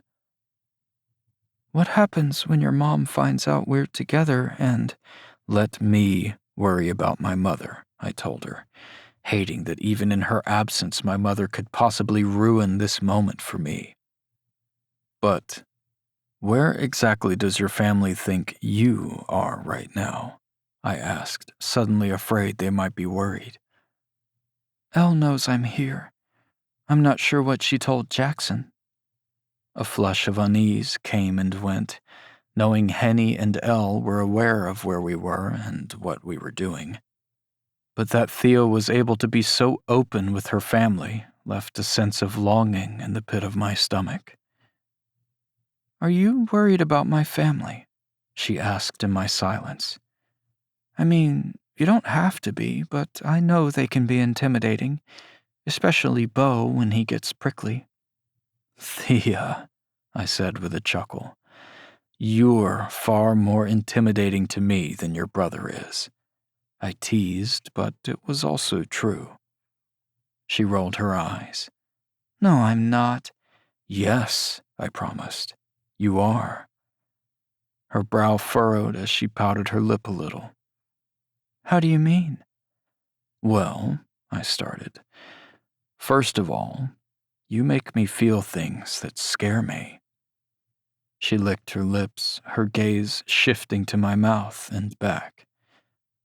"I do?" I tried to think of a way to explain how my entire life had been a woven tether of people and experiences I'd known and conformed to. Until you, I had a perfectly constructed armor that I thought would protect me from everything. I thought it made me stronger for my family and my people. I savored the contours of her face, the column of her neck, and the fullness of her lips before meeting her gaze again. But you, I swallowed thickly. Suddenly all the wasted months around Thea felt gut-wrenching. I tucked a strand of her hair behind her ear and sat up on my elbow, peering down at her. "I'm sorry I treated you the way I did." I thought about every cross word exchanged between us the past year and a half, and how even then, something unexpected and frightening churned inside me. I could still see her freckled pink nose perfectly in my mind, and the way her hair danced in the breeze around her beanie on that cool winter afternoon on my front porch.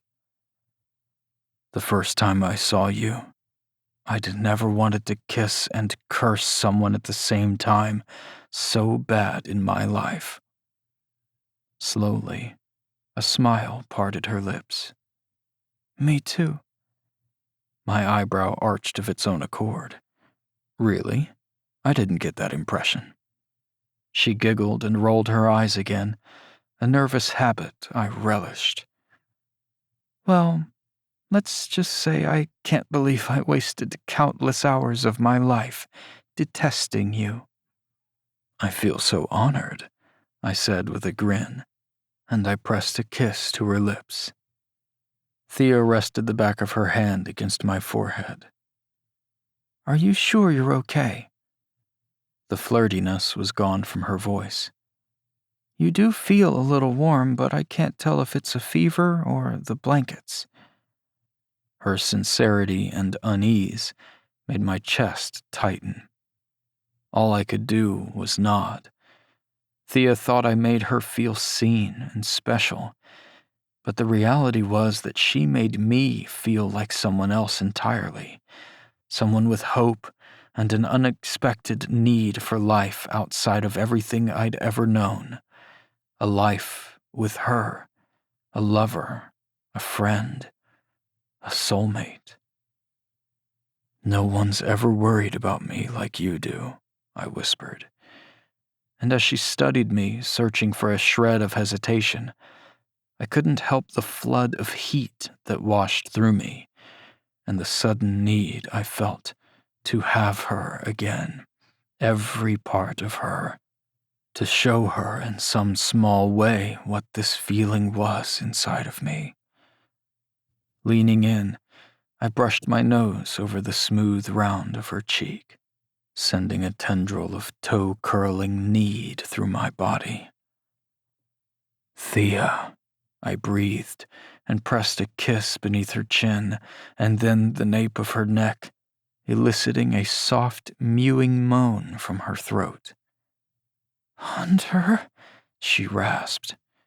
I wrapped my leg around her, pulling her closer, and smiled against her ear. A low growl rumbled from my chest as my lips kissed a trail toward her breast. Her head fell back, her fingers gripped my shoulder with bruising pressure, and she arched her body against me. You definitely don't seem sick. I grinned against the supple skin of her breast and took it into my mouth. As she squirmed beneath the weight of me, I knew sleep was a distant memory. Gripping her hips, I rolled her on top of me. We better find a way to stay awake, though, just in case. Chapter 49. Hunter. When the sun finally rose and Thea and Cinder rode back to the lodge, I forced myself to head the opposite direction, back to the village. It wasn't more than a 15-minute walk from the abandoned house, and the minutes passed quickly as I thought about tonight, when I would go to Thea's place for dinner. Mother wouldn't be happy, but that was of her own making, and I tried not to let that ruin my morning high. The village was shrouded in mist as it came into view. I walked up the street toward the house, passing the horses in the barn. When I reached the front porch, I opened the front door quietly so that I didn't wake anyone.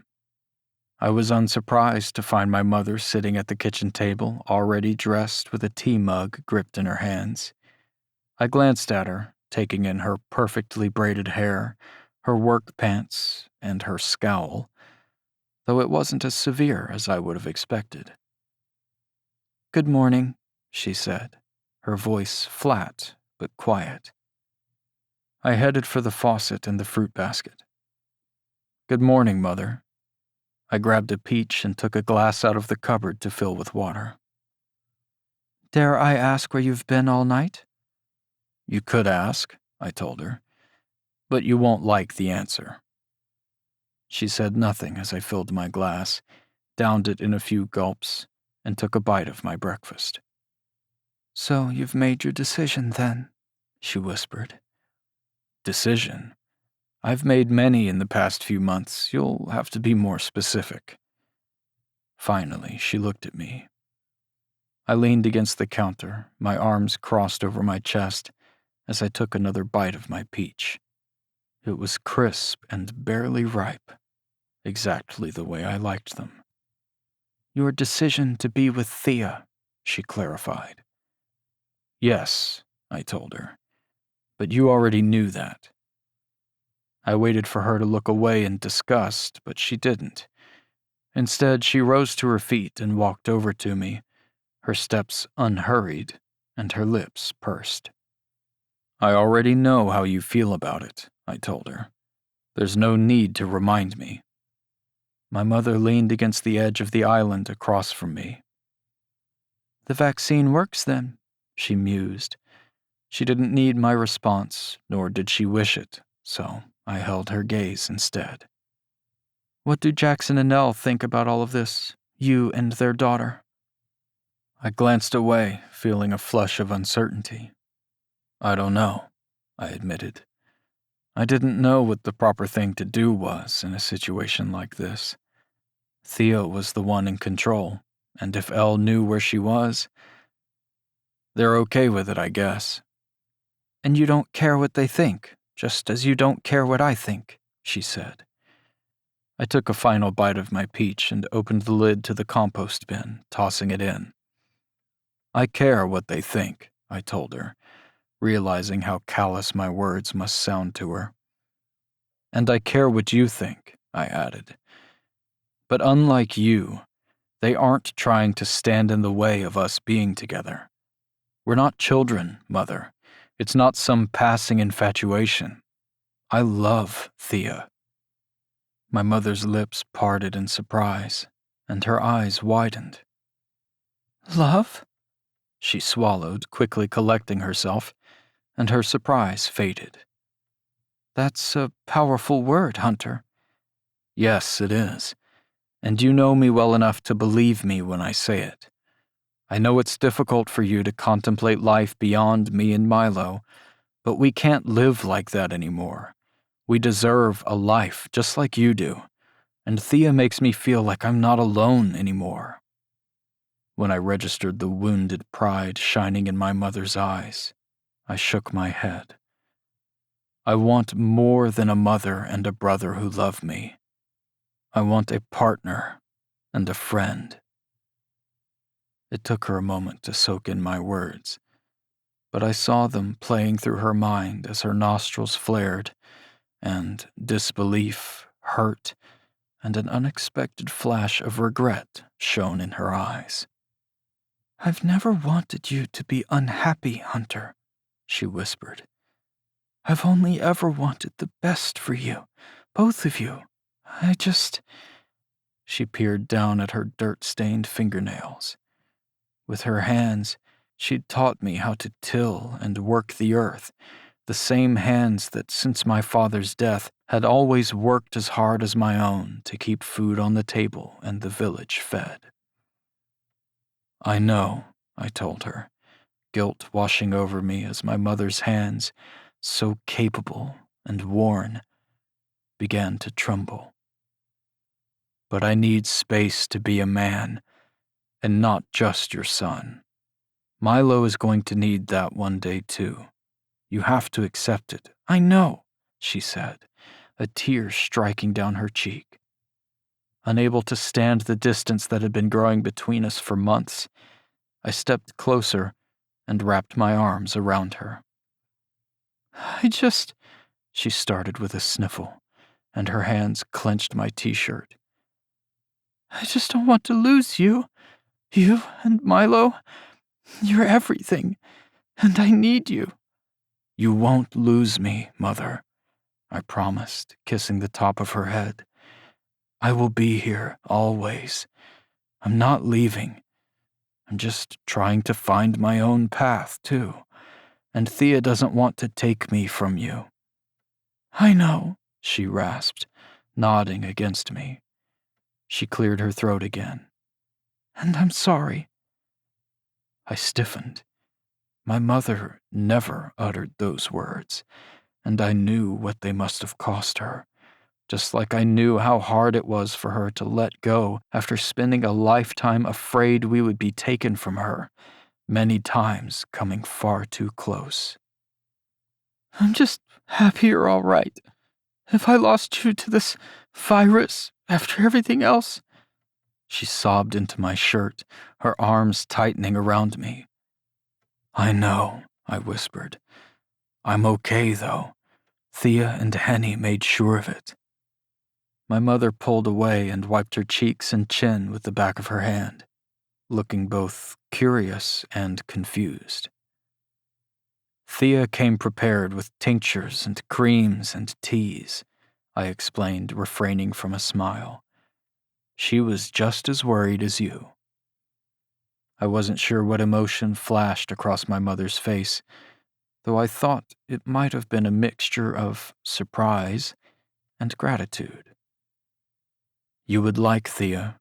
I wish you'd give her a chance, I said, handing her a folded towel from the counter to dry her eyes. She has a temper to rival yours, I'll give her that, my mother conceded, dabbing the moisture from her cheeks. It's true, I agreed, and gave her a moment to collect herself. I wanted this to be a turning point in our relationship, for my sake and for Milo's. My relationship with my mother was the only thing left that felt skewed. I'm going to her house tonight for dinner, I told her. Would it be too much to hope that you and Milo might come with me? My mother froze from folding the towel, her expression unreadable. Never mind. I tried to bite back my disappointment. You don't have to, I told her, pushing off the counter. She reached for my arm. Do you want me to? Of course I do. But if it's too much too soon, I understand. As my mother studied me, I could tell she was reticent, but she battled against it, knowing I needed her to make an effort for me. After a contemplative moment, she lifted her chin as if she was decided. Of course I will, she said. My eyes narrowed on her. Really? She rested her hand on my arm. I don't want to be the one who makes you unhappy, Hunter. And if Thea and her family are willing to take such good care of you, I can't ask for more than that. My throat tightened, and the weight of the world seemed to ease from my chest and shoulders. I cleared my throat. Can I ask you one more favor? My tone was cautious. My mother tilted her head, a reluctant, fearful gleam in her eyes. Will you make some of your honey-glazed fruit salad to bring? It's Thea's favorite. She sighed and chuckled with what looked like relief. I can manage that, I think. Her voice was soft, exhausted even, and she shook her head. Let me guess. Extra honey? She said wryly. Smiling, I kissed her cheek. Thank you, Mother. Her gaze held mine, full of fatigue and fear, but I saw relief in there too. She bowed her head. You're welcome. I glanced toward the hallway. I'm going to change for work. It's going to be hot today. My mother nodded, and as I turned to leave, I heard her sigh. I paused, glancing over my shoulder to find her gripping the countertop as if her life depended on it. Mother? She looked up at me. I love you, you know. She smiled tightly. I know. I love you too. And I'm very proud of you. Chapter 50. Thea. Elle and I made our way toward Village Row, our special friend in tow as the crisp breeze grazed my skin. It was a relief after the 5th day of working long hours with Kat, our riders, and the new horses. Despite the hour, though, the sun was still high in the sky and the clouds churned in golden hues. All Took had wanted for his 87th birthday was to grumble alone and hide away at home, whittling wood and stealing a few sips of Huck's ale when he thought Jade wasn't looking. But that's not what Took got. With his birthday falling on the summer solstice, the brightest day of endless sunlight, Henny insisted a true celebration was in order. And as always, no one would argue with her. But while Beau and Wren embraced her sudden hospitality and desire for a friendly gathering, I knew she had ulterior motives as well. I looked sidelong at Elle, her cheeks rosy from the walk. A bit of mischief glinted in her green eyes, and I couldn't blame her. She glanced behind us. "How are you doing back there, Mr. Murphy?" He met her gaze with a polite smile. "Oh, it's Gus. Please, Elle," he said as he strolled along. His footsteps were unhurried, and his expression was a mask of calm indifference, but I could practically feel his nerves as if they were my own. "I'm just taking in the view. It's nice to get away from the storefront once in a while, you know?" he added, pushing his glasses up the bridge of his nose. His face was freshly shaven, and he was dressed in trousers and a leather vest that looked like one of the Spinster sisters' handiwork. "You really don't need to go out of your way to invite me. I don't want to intrude—" "Oh, don't be silly." Elle stopped and turned to him. "Yeah, Mr. Murphy, don't be silly," I echoed. "We have an IOU list with you nearly a page long," I reminded him. "Thanks to Jackson's popcorn addiction. The least we can do is invite you for dinner on a beautiful evening like this," Elle added. "Besides, it's a gathering for friends and family. You are our friend, so you aren't intruding." "If you say so," he drawled and continued to stroll behind us. If Mr. Murphy wasn't the most talkative, amiable shopkeeper in town, at least when Bear wasn't devouring his produce, I would have thought he really was taking in the view. But his thoughtful silence gave him away. We turned the corner and Village Row came into view. I smiled instantly. There were so many people moving around, and chatter filled the air. I could barely contain my excitement. "Look," I chirped. "Everyone's already here." A moment like this, with all of us together, was what Beau and Wren had always pictured. And finally, Henny was making it happen. Woody, dressed in his best, and Stanley, in his trousers and bow tie as always, helped Beau and Hunter move the last of the picnic tables in the row down the center of the street.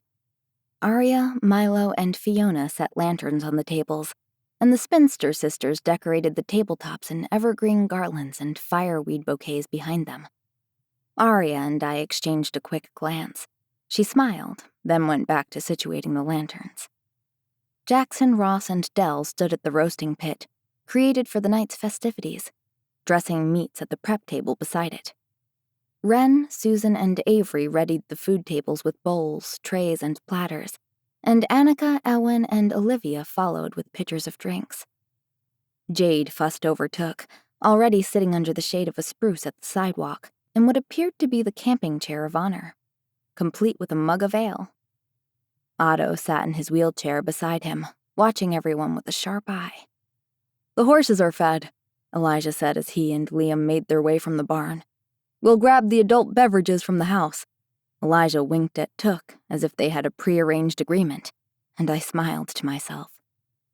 Alex, Kat, Bert, and Sven strung the last zigzag of the bare bulb lighting from one side of the street to the other, and at the helm of it all was Henny, straight-faced in her apron and linen skirt, and her long, silver hair hanging loosely around her shoulders. I didn't miss the way her eyes met Bert's. "She took your advice, Al," I said, pointing to the string lights. They might not have been a necessity on the brightest night of the year, but they were beautiful and perfect. Elle winked at me knowingly. "I still remember a thing or two from working on the cruise ships. It's all about the ambiance." I glanced at Mr. Murphy, who was oblivious to Henny's intentions for tonight, and slowed to wait for him. "Care to escort a young lady to the party, Mr. Murphy?" I asked playfully. He grinned. "As long as that man of yours doesn't get any ideas about us," he said with a wink. I gaped at him. "Are you flirting with me, Mr. Murphy?" He chuckled and offered me his arm. "I'm too old for flirting," he said, and I thought he might have believed it. "You can never be too old to flirt," Al told him. "Just ask Took." The three of us chuckled, and Mr. Murphy offered Elle his other elbow as we walked toward the party. But as I peered around, I didn't see the person I was looking for. At first, I thought it was a horrible idea exposing Mr. Murphy to Letty's cold shoulders and curt comments. But the more I was around her, the more I saw the softer side she hid so painfully well. And I decided Mr. Murphy and his obliging gentleness might be exactly what Letty needed. Like Henny, I began to hope a little nudge was all it might take for her to find some happiness. Hunter met my gaze as we reached the festivities, his eyebrow rising with curiosity as he registered Mr. Murphy. "Thea, you're here," Henny said when she noticed us. The corner of her mouth twitched. Smoothing down her apron, she made her way over. "Henny!"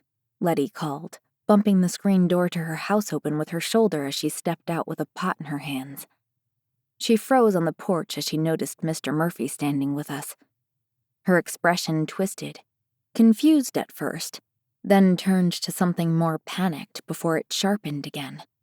There was no denying where Hunter got his seriousness. "Over here, Letty," Henny said, waving her over. Hunter popped up to take the pot from his mother, and when Letty's hands were free, she made her way over, reluctant. "We brought a friend to dinner," I told her as she walked closer.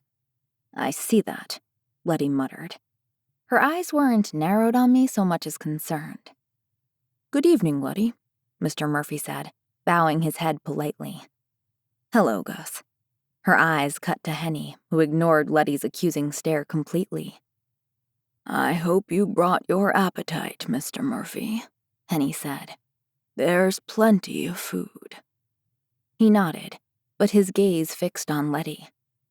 "I brought you a little something," he told her. I held my breath as he pulled a folded envelope out of his back pocket. "What for?" Letty asked, a bit breathy as he handed the creased envelope to her. She looked utterly bewildered and almost fearful, and my heart broke a little for her. "I've heard you say you've always wanted some, and I thought, well," he shrugged, glancing to the envelope. "I thought you might like them." Letty's brow furrowed. "That's completely unnecessary," she told him. I cleared my throat and eyed her with silent reproach. But," she said, her voice wobbly as she tried to collect herself, then flashed Mr. Murphy a tentative smile. "It's very thoughtful." She stared at the envelope as her smile faltered. "What is it?" "Maybe you should open it and see," Elle gently prompted her with a reassuring smile. I wasn't sure which was harder to watch, Mr. Murphy's obvious affections or Letty's awkwardness. When was the last time someone, a man or friend, had given her something, expecting nothing in return? Not a barter or trade, but a gift. The moment she opened the envelope, the uncertainty etched in her features softened with surprise and her eyes rounded. She looked at him. "Cherry seeds?" she asked, dumping a few into her palm. "I came across them a while back, and I've been holding on to them. I'm not sure why, but I remembered you telling Hunter it was the one thing you always wanted to plant but never did. I thought since you're putting down roots here, you might try." Their eyes met again, and my heart leapt with adoration for him. Elle and I looked at one another, realizing we had overstayed our welcome, and as if Henny realized the same thing, she looked at me. "Well, get over there and see Hunter, Thea," she commanded with a sly wink. "He's been eyeing the road for you all afternoon. Elle," Henny pointed over her shoulder, "I'm sure Jackson needs you for something." Elle and I stood at attention, and like the good little helpers we were, we left Mr. Murphy and Letty to their stilted but engrossing conversation. "Letty, don't just stand there," I heard Henny say. thank the man and get him a refreshment. Mr. Murphy, make yourself at home. If you're left wanting anything tonight, it's your own fault." "Yes, ma'am," he said. "Thank you." I nearly burst into laughter as Elle and I glanced at each other one last time, beyond amused. We gave each other a high five, then went our separate ways. Hunter straightened from stacking wood beside the barbecue pit when he saw me coming. His eyes latched on his mother a moment. "Is it just me, or does she look panicky?" I watched as she led Mr. Murphy to the refreshment table. Panicky is a word for it. But let's hope that by the end of tonight, they finally have a conversation that doesn't revolve solely around produce. Hunter chuckled and shook his head. "I knew you and Henny were up to something. She never leaves the village if she can help it. And suddenly she wanted to go with me to see the horses at the facility." He shook his head again. "You two have been scheming." The corner of his mouth lifted as he glanced at his mother again, and I thought I saw more than amusement in his eyes, but a shimmer of hope, too. "Everyone deserves a little bit of happiness," I told him, admiring the way his gaze softened as he looked at me. "Even your mother." "Especially my mother," he said quietly and kissed my forehead. I knew Letty had been through a lot, even before what happened to their village all those years ago. Hunter chuffed a laugh. "Who better for her to be with than the grocer, who is as obsessed with citrus as she is?" "I know," I said with a snicker. "If they get married, we can send them to New Bodega for their honeymoon. Imagine how much fun they'd have in Grayson's food warehouse." My eyebrows danced impishly and Hunter laughed, a deep, genuine sound that sent my heart into a tizzy. "Now you're just getting crazy," he said. I rose on my tiptoes for a kiss. "But a cute kind of crazy," I murmured. Hunter shrugged playfully and snaked his arms around me. We stood contentedly by the fire pit, watching everyone else who was oblivious to my perfect moment. Bert nudged Henny with a wry smile, and inaudible whispers that made her eyes widen and her cheeks flush as they collected the empty decorating baskets on the sidewalk. Alex played Tickle Monster with Fiona as she finished laying napkins on the table, and Sophie tried not to laugh at his ridiculousness. Elle and Jackson smiled as they whispered together in their own secret moment by the barbecue. Woody, hair crazy as ever, stood with Stanley, Letty, and Mr. Murphy, likely discussing Stanley's ability to grow the most beautiful green beans in Whitehorse, and how Woody had given up trying years ago. Arya and Milo came out of Henny's house with Littlefoot yipping at their heels, and my brother and Wren laughed with Took and Otto, the old men's grumbles carrying on the breeze. I wasn't sure I'd ever seen Otto smile, and the fact that he was made the moment all the more perfect. No matter what the last 12 years had brought, now my family was happy and together. I had Hunter, and I wondered if life could possibly be any better. "And what about you?" Hunter said, his arms squeezing around me. I peered up at him. "What about me?" "What would your ideal honeymoon be?" He brushed a loose strand of hair from my face, and his grin widened. "Let me guess. Running in a field of horses toward a wagon full of honey?" I barked a laugh. "Pretty much. But that wouldn't be very fun for you." His eyebrows lowered. "It could be," he said more suggestively. "There's lots of things you can do in a field. With honey." Blushing, I tried to bite back my smile. "True," I whispered. I expected Hunter to smile or lean in for another kiss, but he studied me intently instead, his jaw working as it always did when he was contemplating something. "What is it?" I asked, squeezing his hand. It was rough and warm, and I still wasn't completely used to the reality that I could touch him whenever I wanted, that I could talk to him and it felt completely natural. "What do you want, Thea?" he asked, his serious, velvety tone drowning out the chatter around us. Is that a trick question? His lips curved into a small smile. No, but I do think about what happens next. I lifted my shoulder. You're going to marry me, of course, I told him. And we're going to see what happens after that. Having kids was still a scary topic. The biggest unknown that remained between us. Untainted and tainted bloodlines commingling. Hunter's smile stretched into a grin that lit his face, and he leaned in for a kiss. Good. Just making sure, he whispered, and as I kissed him back more eagerly, my name boomed over the crowd. Thea, Took hollered. It's not his birthday, it's mine. And you haven't even said hello yet, he grumbled. Biting back a laugh, I looked at Hunter. Sorry, but I better go say hi to Mr. Grump before I never hear the end of it. Hunter lifted his chin. All right, but only because I'm afraid of him. With a laugh, I kissed his lips once more, feeling like the luckiest girl in the world that I got to spend every day for the rest of my life with Hunter. I love you. The words fell from my lips in an effortless whisper, and Hunter's expression softened. He beamed at me. We'd thought the words and danced around them, so there was no reason not to say them. I love you too, he said in earnest. After another lingering moment and a final kiss, I hurried over to Took.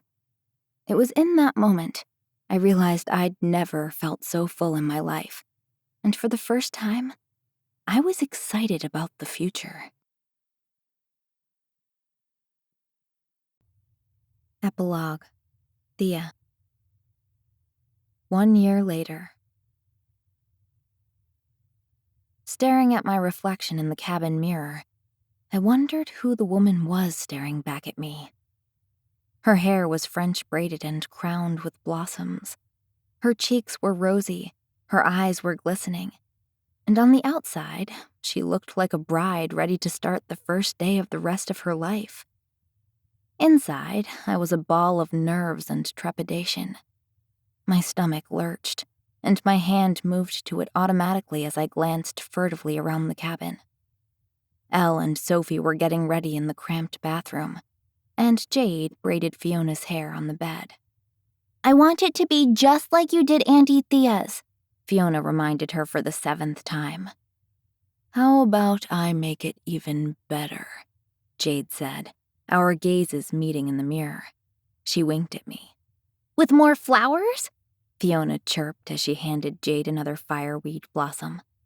Of course with more flowers. Jade smiled, patient as always, and she tucked the wisp into Fiona's crown. Sophie peeked her head out of the bathroom, her strawberry blonde hair knotted prettily atop her head. You're not being too demanding of Grandma, are you, Fee? Nope, Fiona promised. Sophie looked at me, then back into the bathroom at Elle, who was pinching her cheeks for a little added color.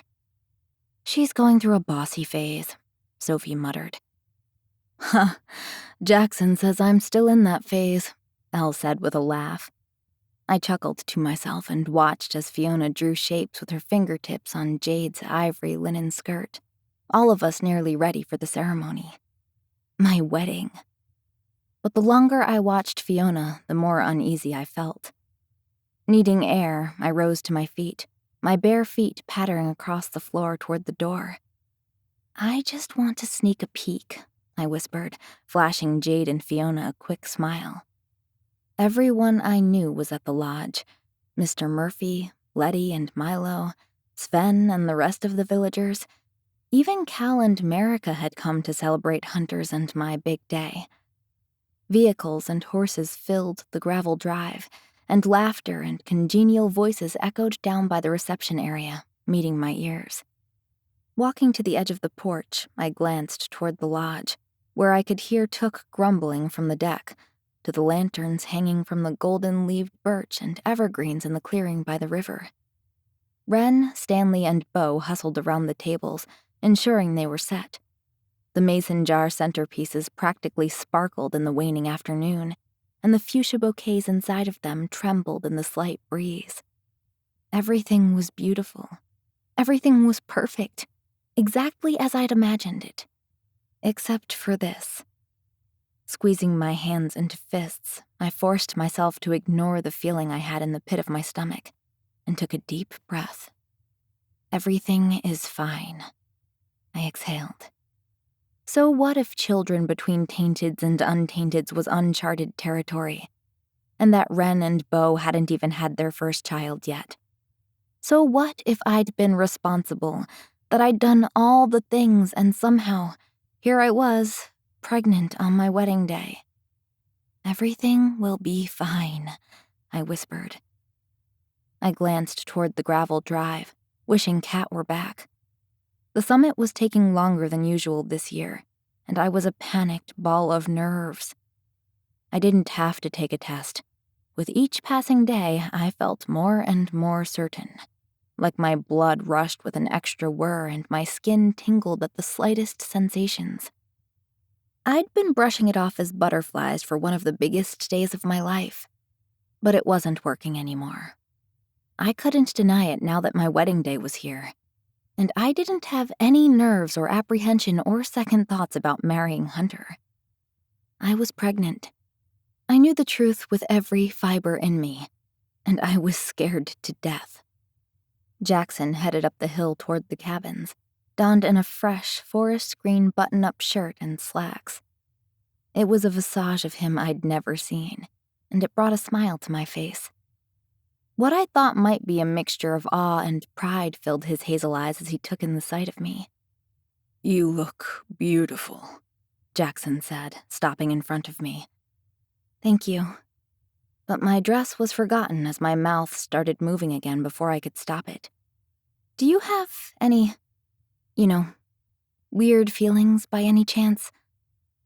Jackson's brow crinkled slightly. "Bad feelings? About your wedding?" I shook my head. About anything at all. As if Jackson thought he understood, his lips parted in a heartening smile and he leaned in and kissed my forehead. "There doesn't always have to be something wrong, Thea." As he pulled away, I met his gaze, which was so certain and reassuring, even if he didn't have the faintest idea of what I was talking about. Somehow, I thought he might actually be right. I wrapped my arms around him, needing the steadfast energy he always exuded. When I was 7, Jackson had been a stranger, and now he was the best father I could have hoped for in this life.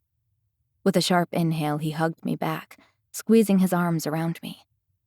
"I love you, Squirt," he said hoarsely, emotion thickening his throat. "I'm so proud of you." I love you too. My vision blurred with unshed tears. No crying before the wedding, I chirped, reminding myself. The last thing I need is a red, puffy face. I blinked and blotted away my tears with the back of my hand. Jackson chuckled. "You look perfect." He sighed and glanced past me. "Is Elle still in there?" I nodded into the cabin. She's finishing getting ready. "I better hurry her up. I think she's more nervous than you." He winked and stepped past me, nearly knocking into Fiona as she ran out. "Auntie Thea!" she chirped, and swirled in her eyelet dress and fuzzy sweater. "Look at my hair. It's got flowers in it like yours, but way more." "It's beautiful," I told her, crouching down to kiss her cheek. I stared into Fiona's crystal blue eyes and tucked a strand of her umber hair behind her little ear. I lost myself in the slight slope of her cute little nose and the roundness of her cheeks. "Fiona," Sophie called. "Come put your shoes on, please." Fiona scuttled back into the room, and fireweed petals floated to the ground in her wake. I stroked one between my fingers. What would our baby be like? Would it be perfect like Fiona? And would it have abilities like me or none like Hunter? Or something in between? Something different? Something dangerous? "Thea?" Hearing Hunter's voice behind me, I turned around. "You're not supposed to see," but the words died on my lips as I took in his stunned expression. "Beautiful," he breathed, his gaze raking over me as he took a step closer. "Thank you," I said, a bit sheepish. Your mother and the spinster sisters did a wonderful job, didn't they? I felt like a princess. Hunter nodded dumbly. I was looking for Jackson, but I'm happy to find you instead. Grinning from ear to ear, I leaned in and kissed his lips. That's reassuring, I whispered against his lips, and took a step away, running my hands over my dress. What are you doing outside of the cabin anyway? You're not thinking about running, are you? No, I said with a nervous laugh. I couldn't help how unsteady I felt. Hey, Hunter said, taking my hand. As always, his eyes saw too much. What's wrong? Forcing another smile, I glanced toward the commotion down by the river. I just wanted to see how it all looked. But Hunter's expression was unchanged, and running his hand down the back of my arm, he took my hand in his. Seriously, he said, brushing his thumb over my cheek. His eyes were alive with sudden worry. You look pale. Or sad. Licking my lips, I shook my head. I'm fine, I searched for the words. I was just thinking is all. He turned his head slightly, as if he feared my next words. About what? About our children, I admitted reluctantly. You mean? Hunter started with an amused smile. The ones we don't even have yet are already stressing you out? He tried to joke, but as I told myself, now didn't feel like the right time to tell him. I knew I had to, or he'd know I wasn't telling him the full truth. Not about our future children, I said quietly, but about this one. I rested my hand on the lace of my dress. As I spoke the words aloud for the first time, tears formed in the backs of my eyes. And I'm scared, I admitted. Hunter swallowed, his shock evident, until he seemed to understand my concern and leaned in to wrap his arms around me. It'll be okay, Thea, he whispered.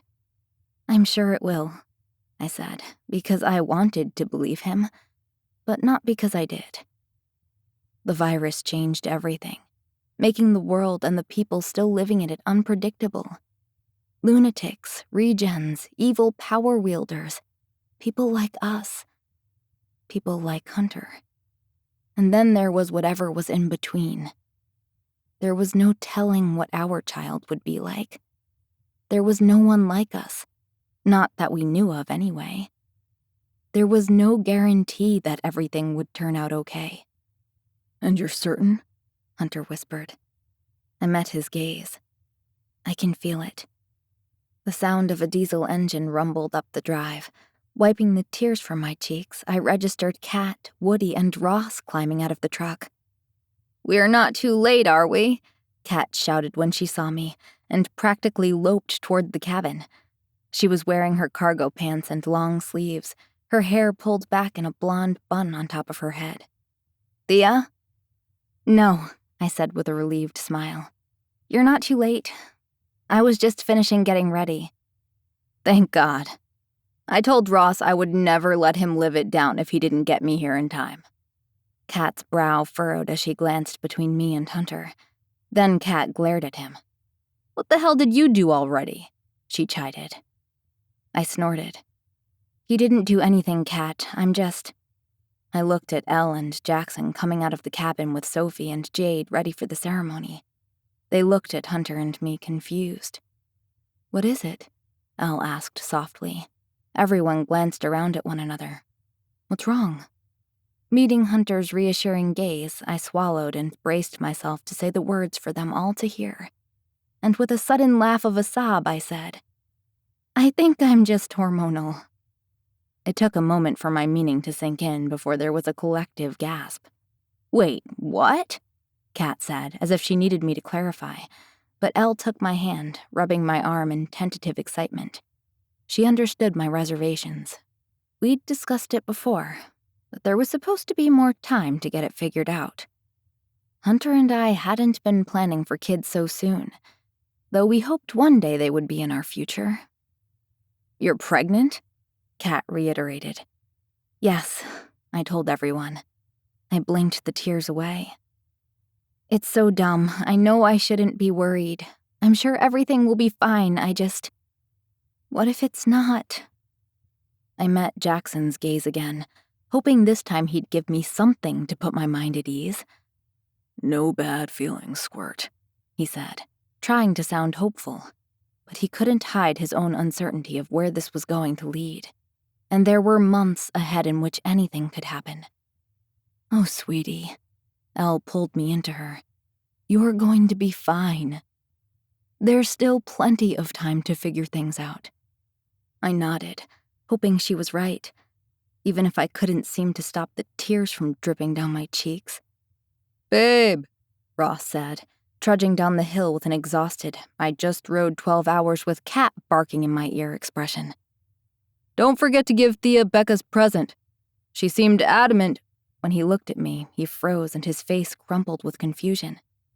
I'm fine, I told him. Everything is fine.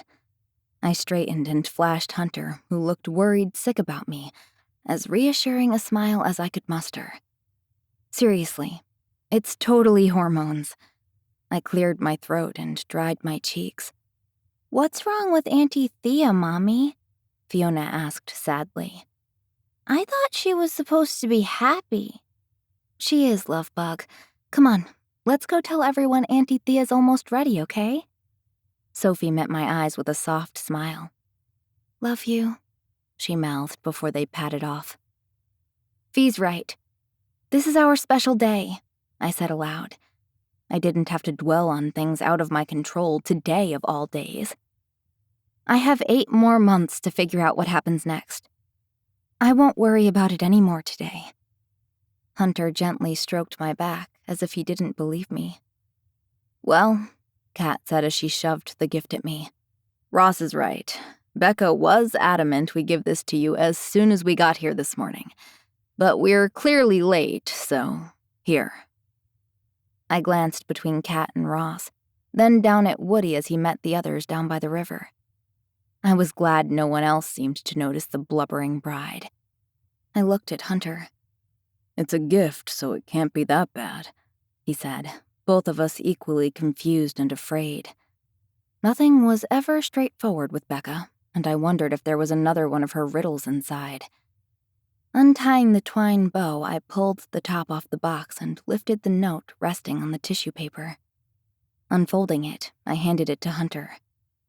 His eyes scanned over it first. It says, "Never forget and congratulations."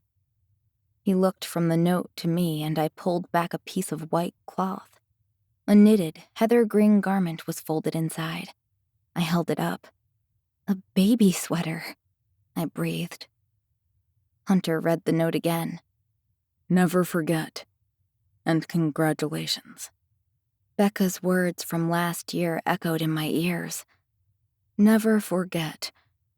You are important, and exactly as you must be. Everyone has a destiny, Hunter said, his voice distant.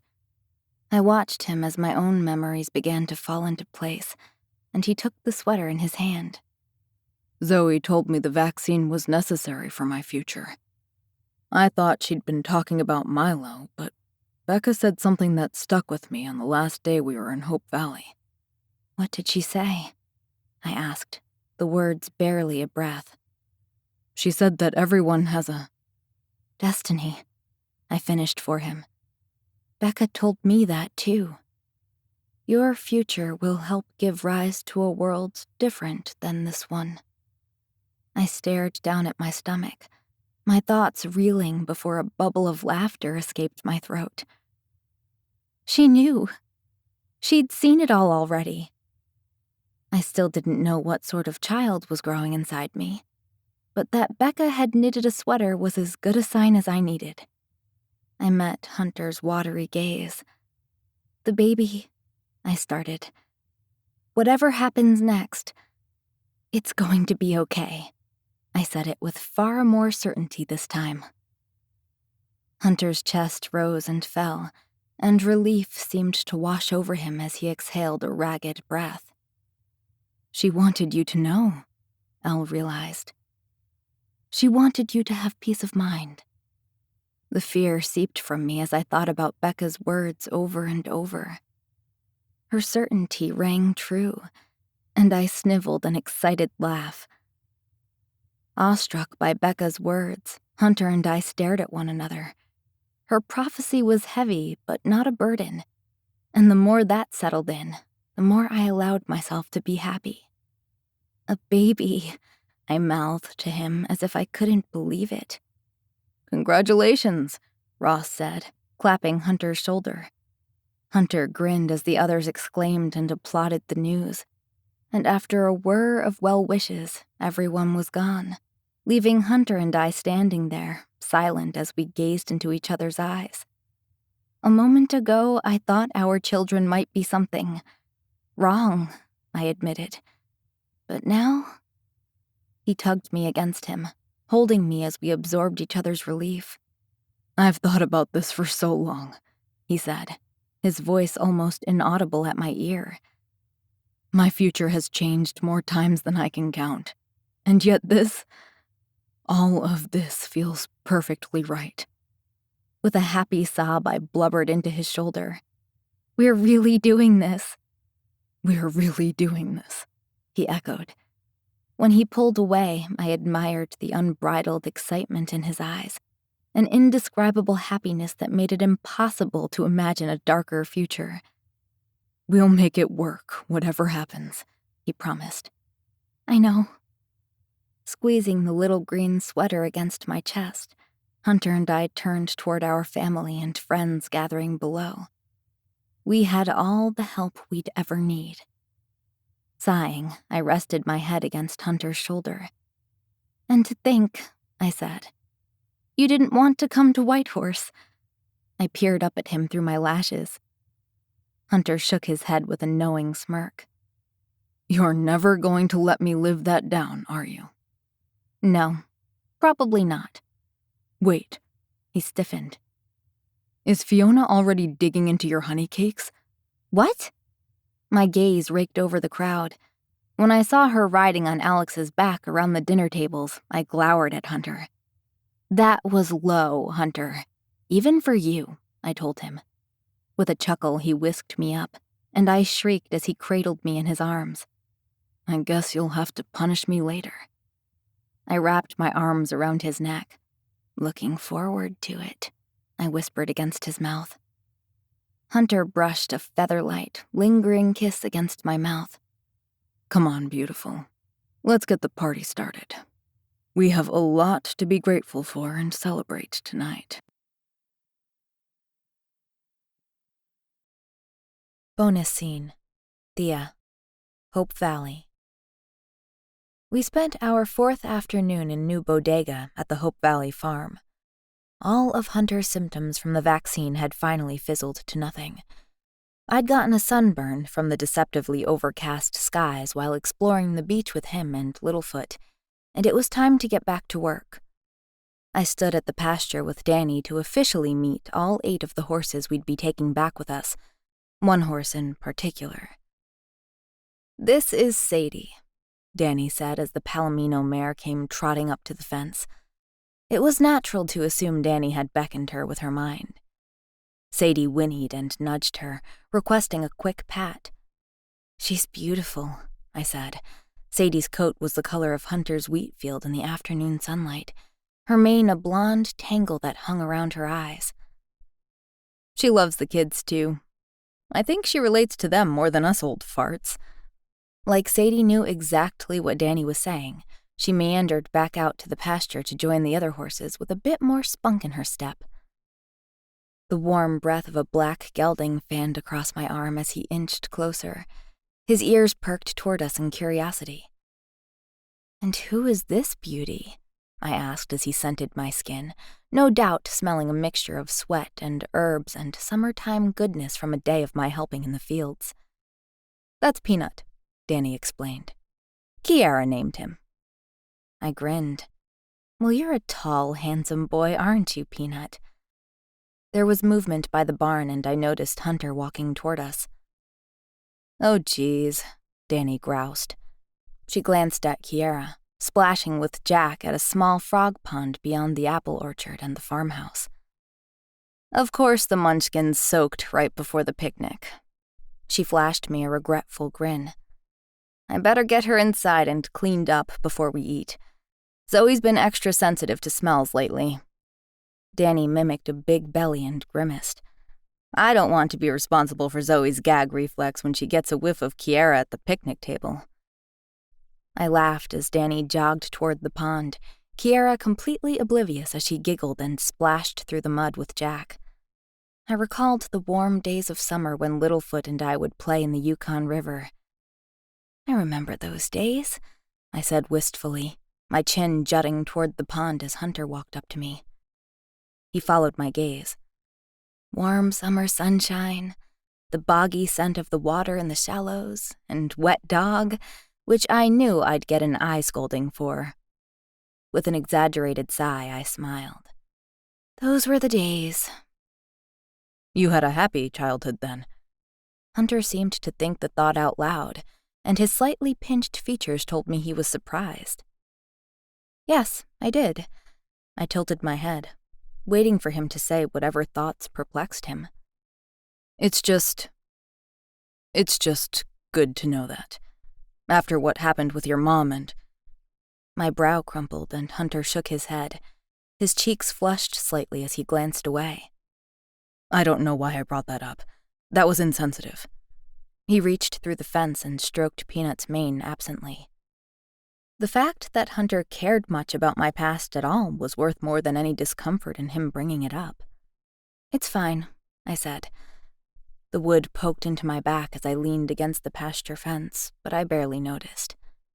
I'd been thinking about what Becca had told me, about how I was exactly who I needed to be, and I realized that, regardless of my future, I knew she was right, even if I struggled to forget the past sometimes.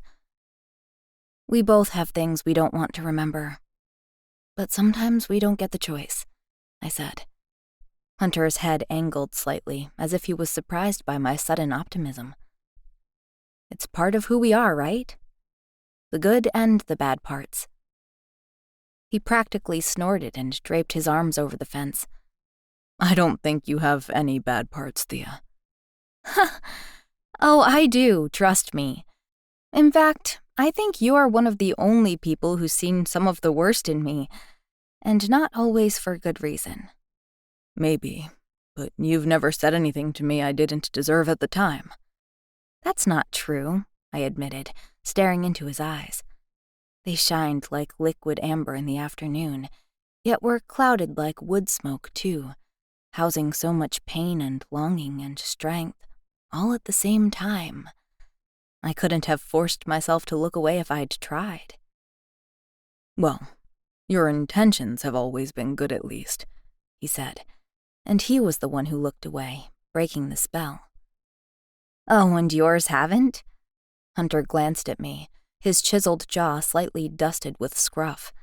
He paused from petting Peanut's nose and dropped his hand. Uh-oh, I've said something wrong, I muttered, only half joking. And we were doing so well. His gaze swept the pasture and he shook his head. No, nothing wrong. But you do make me question a lot of things, he mused. I had to bite my tongue from asking more questions.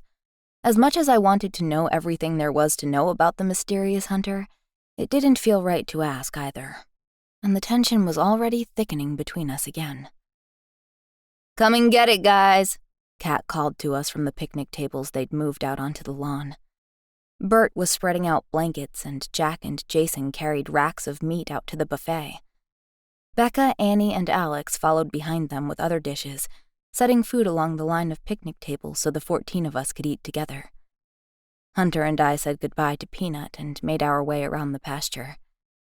They wouldn't even let me help move tables, Hunter grumbled, glancing at the cluster of people hustling around, getting dinner set up.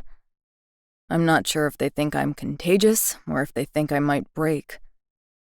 I nudged his shoulder, trying not to laugh. Hey, just accept it. You're taken care of here instead of taking care of someone else. This is what it feels like. I inhaled a deep breath and exhaled it. relish it." Hunter looked at me, unmoved, and was about to say something snide when we heard a familiar chuckle behind us. Glancing back, we found Harper swinging his daughter, Zaylee, up onto his shoulders. She giggled. Her tawny hair was in pigtails with wisps that fluttered in the breeze, and her eyes were bright green like her father's. "She's adorable, isn't she?" I asked, my attention shifting to Hunter. He watched the little girl and nodded, and I saw a spark of amusement in his eyes. "As if you've ever found a kid you didn't think was adorable." "That's a fair assessment," I conceded. A small smile tugged at Hunter's mouth. "She looks just like you, Harper," I said as he and Zaylee drew closer. Harper's grin widened as he eyed the both of us up and down. "Wow, it's amazing what a little sleep can do," he joked. "You both look reborn." "It's not the sleep," I told him as he fell into step beside us. "It's the ocean." I looked at Hunter. "Don't you think?" "It's rejuvenating." Hunter smirked, an expression I found myself craving. "Sleep helps a little, though." With a chuckle, Harper shook his head. "I wouldn't know anything about it." He glanced up at Zaylee as she pulled at his hands. "Hurry, Daddy!" "Dustin?" The three of us paused. "Uh-oh, Daddy's in trouble," Harper muttered. I knew immediately it had to be Chris because, according to him, she was the only one who called him by his first name. She walked toward us, distracted as she pilfered through the bag slung over her shoulder. She wore cargo pants, a tank top, and her hair was up in a blonde bun, just like Kat's always was. "Where's Zay's drops? Did you bring them?" His expression fell. "Shit." "Daddy!" Zaylee giggled and leaned forward to look at Harper, her hair flopping in front of him and hanging in his face. "I mean poop," he corrected himself. He moved Zaylee's curtain of hair to the side. "We used the last of them the other day. I forgot to get another with everything going on." "What's the tincture for?" Hunter asked. "If you don't mind my asking." "Headaches," Chris groaned. She sighed as if she'd given up looking for a hidden or forgotten vial tucked away somewhere. "She has Harper's gift, and sometimes it's too much for her." Fleetingly, I thought of Fiona's ability, which resembled both Alex and Sophie's. Being a conduit for amplified feelings and emotions wasn't exactly easy for a 5-year-old either. Suddenly, growing up with my ability didn't seem all that bad. "I brought a flat of salves and tinctures from Henny," Hunter said. "I know there's some of her iris cayenne remedy in there. It helps with headaches. I'll go grab you one." Chris's blue eyes lit up. "Oh, would you? Thank you. It would make me feel better." "It's the least I can do," Hunter told her. "Especially since I was the distraction." "Hey," I said, grabbing onto his bicep as he turned away. Hunter stilled, his eyes shifting from my fingers to me. I dropped my hand and cleared my throat. "The stuff from the village is inside the barn." I shrugged. "A person could get lost in there if you don't know where to look." I figured Hunter could use the warning since he hadn't been around when we'd unloaded them. "The flat of tinctures is on the ground next to the jams." Hunter's lips pursed. "Thanks." With a dip of his chin, he headed in that direction. "Come on, Zay," Harper said, spinning around. "We'll go help him so you can see the kitties while we're at it." "Okay," she squeaked, and they walked back toward the barn. Chris looked at me with an exhausted sigh and shook her head. "Sorry, I'm Chris," she said, extending her hand. "Thea," I grinned.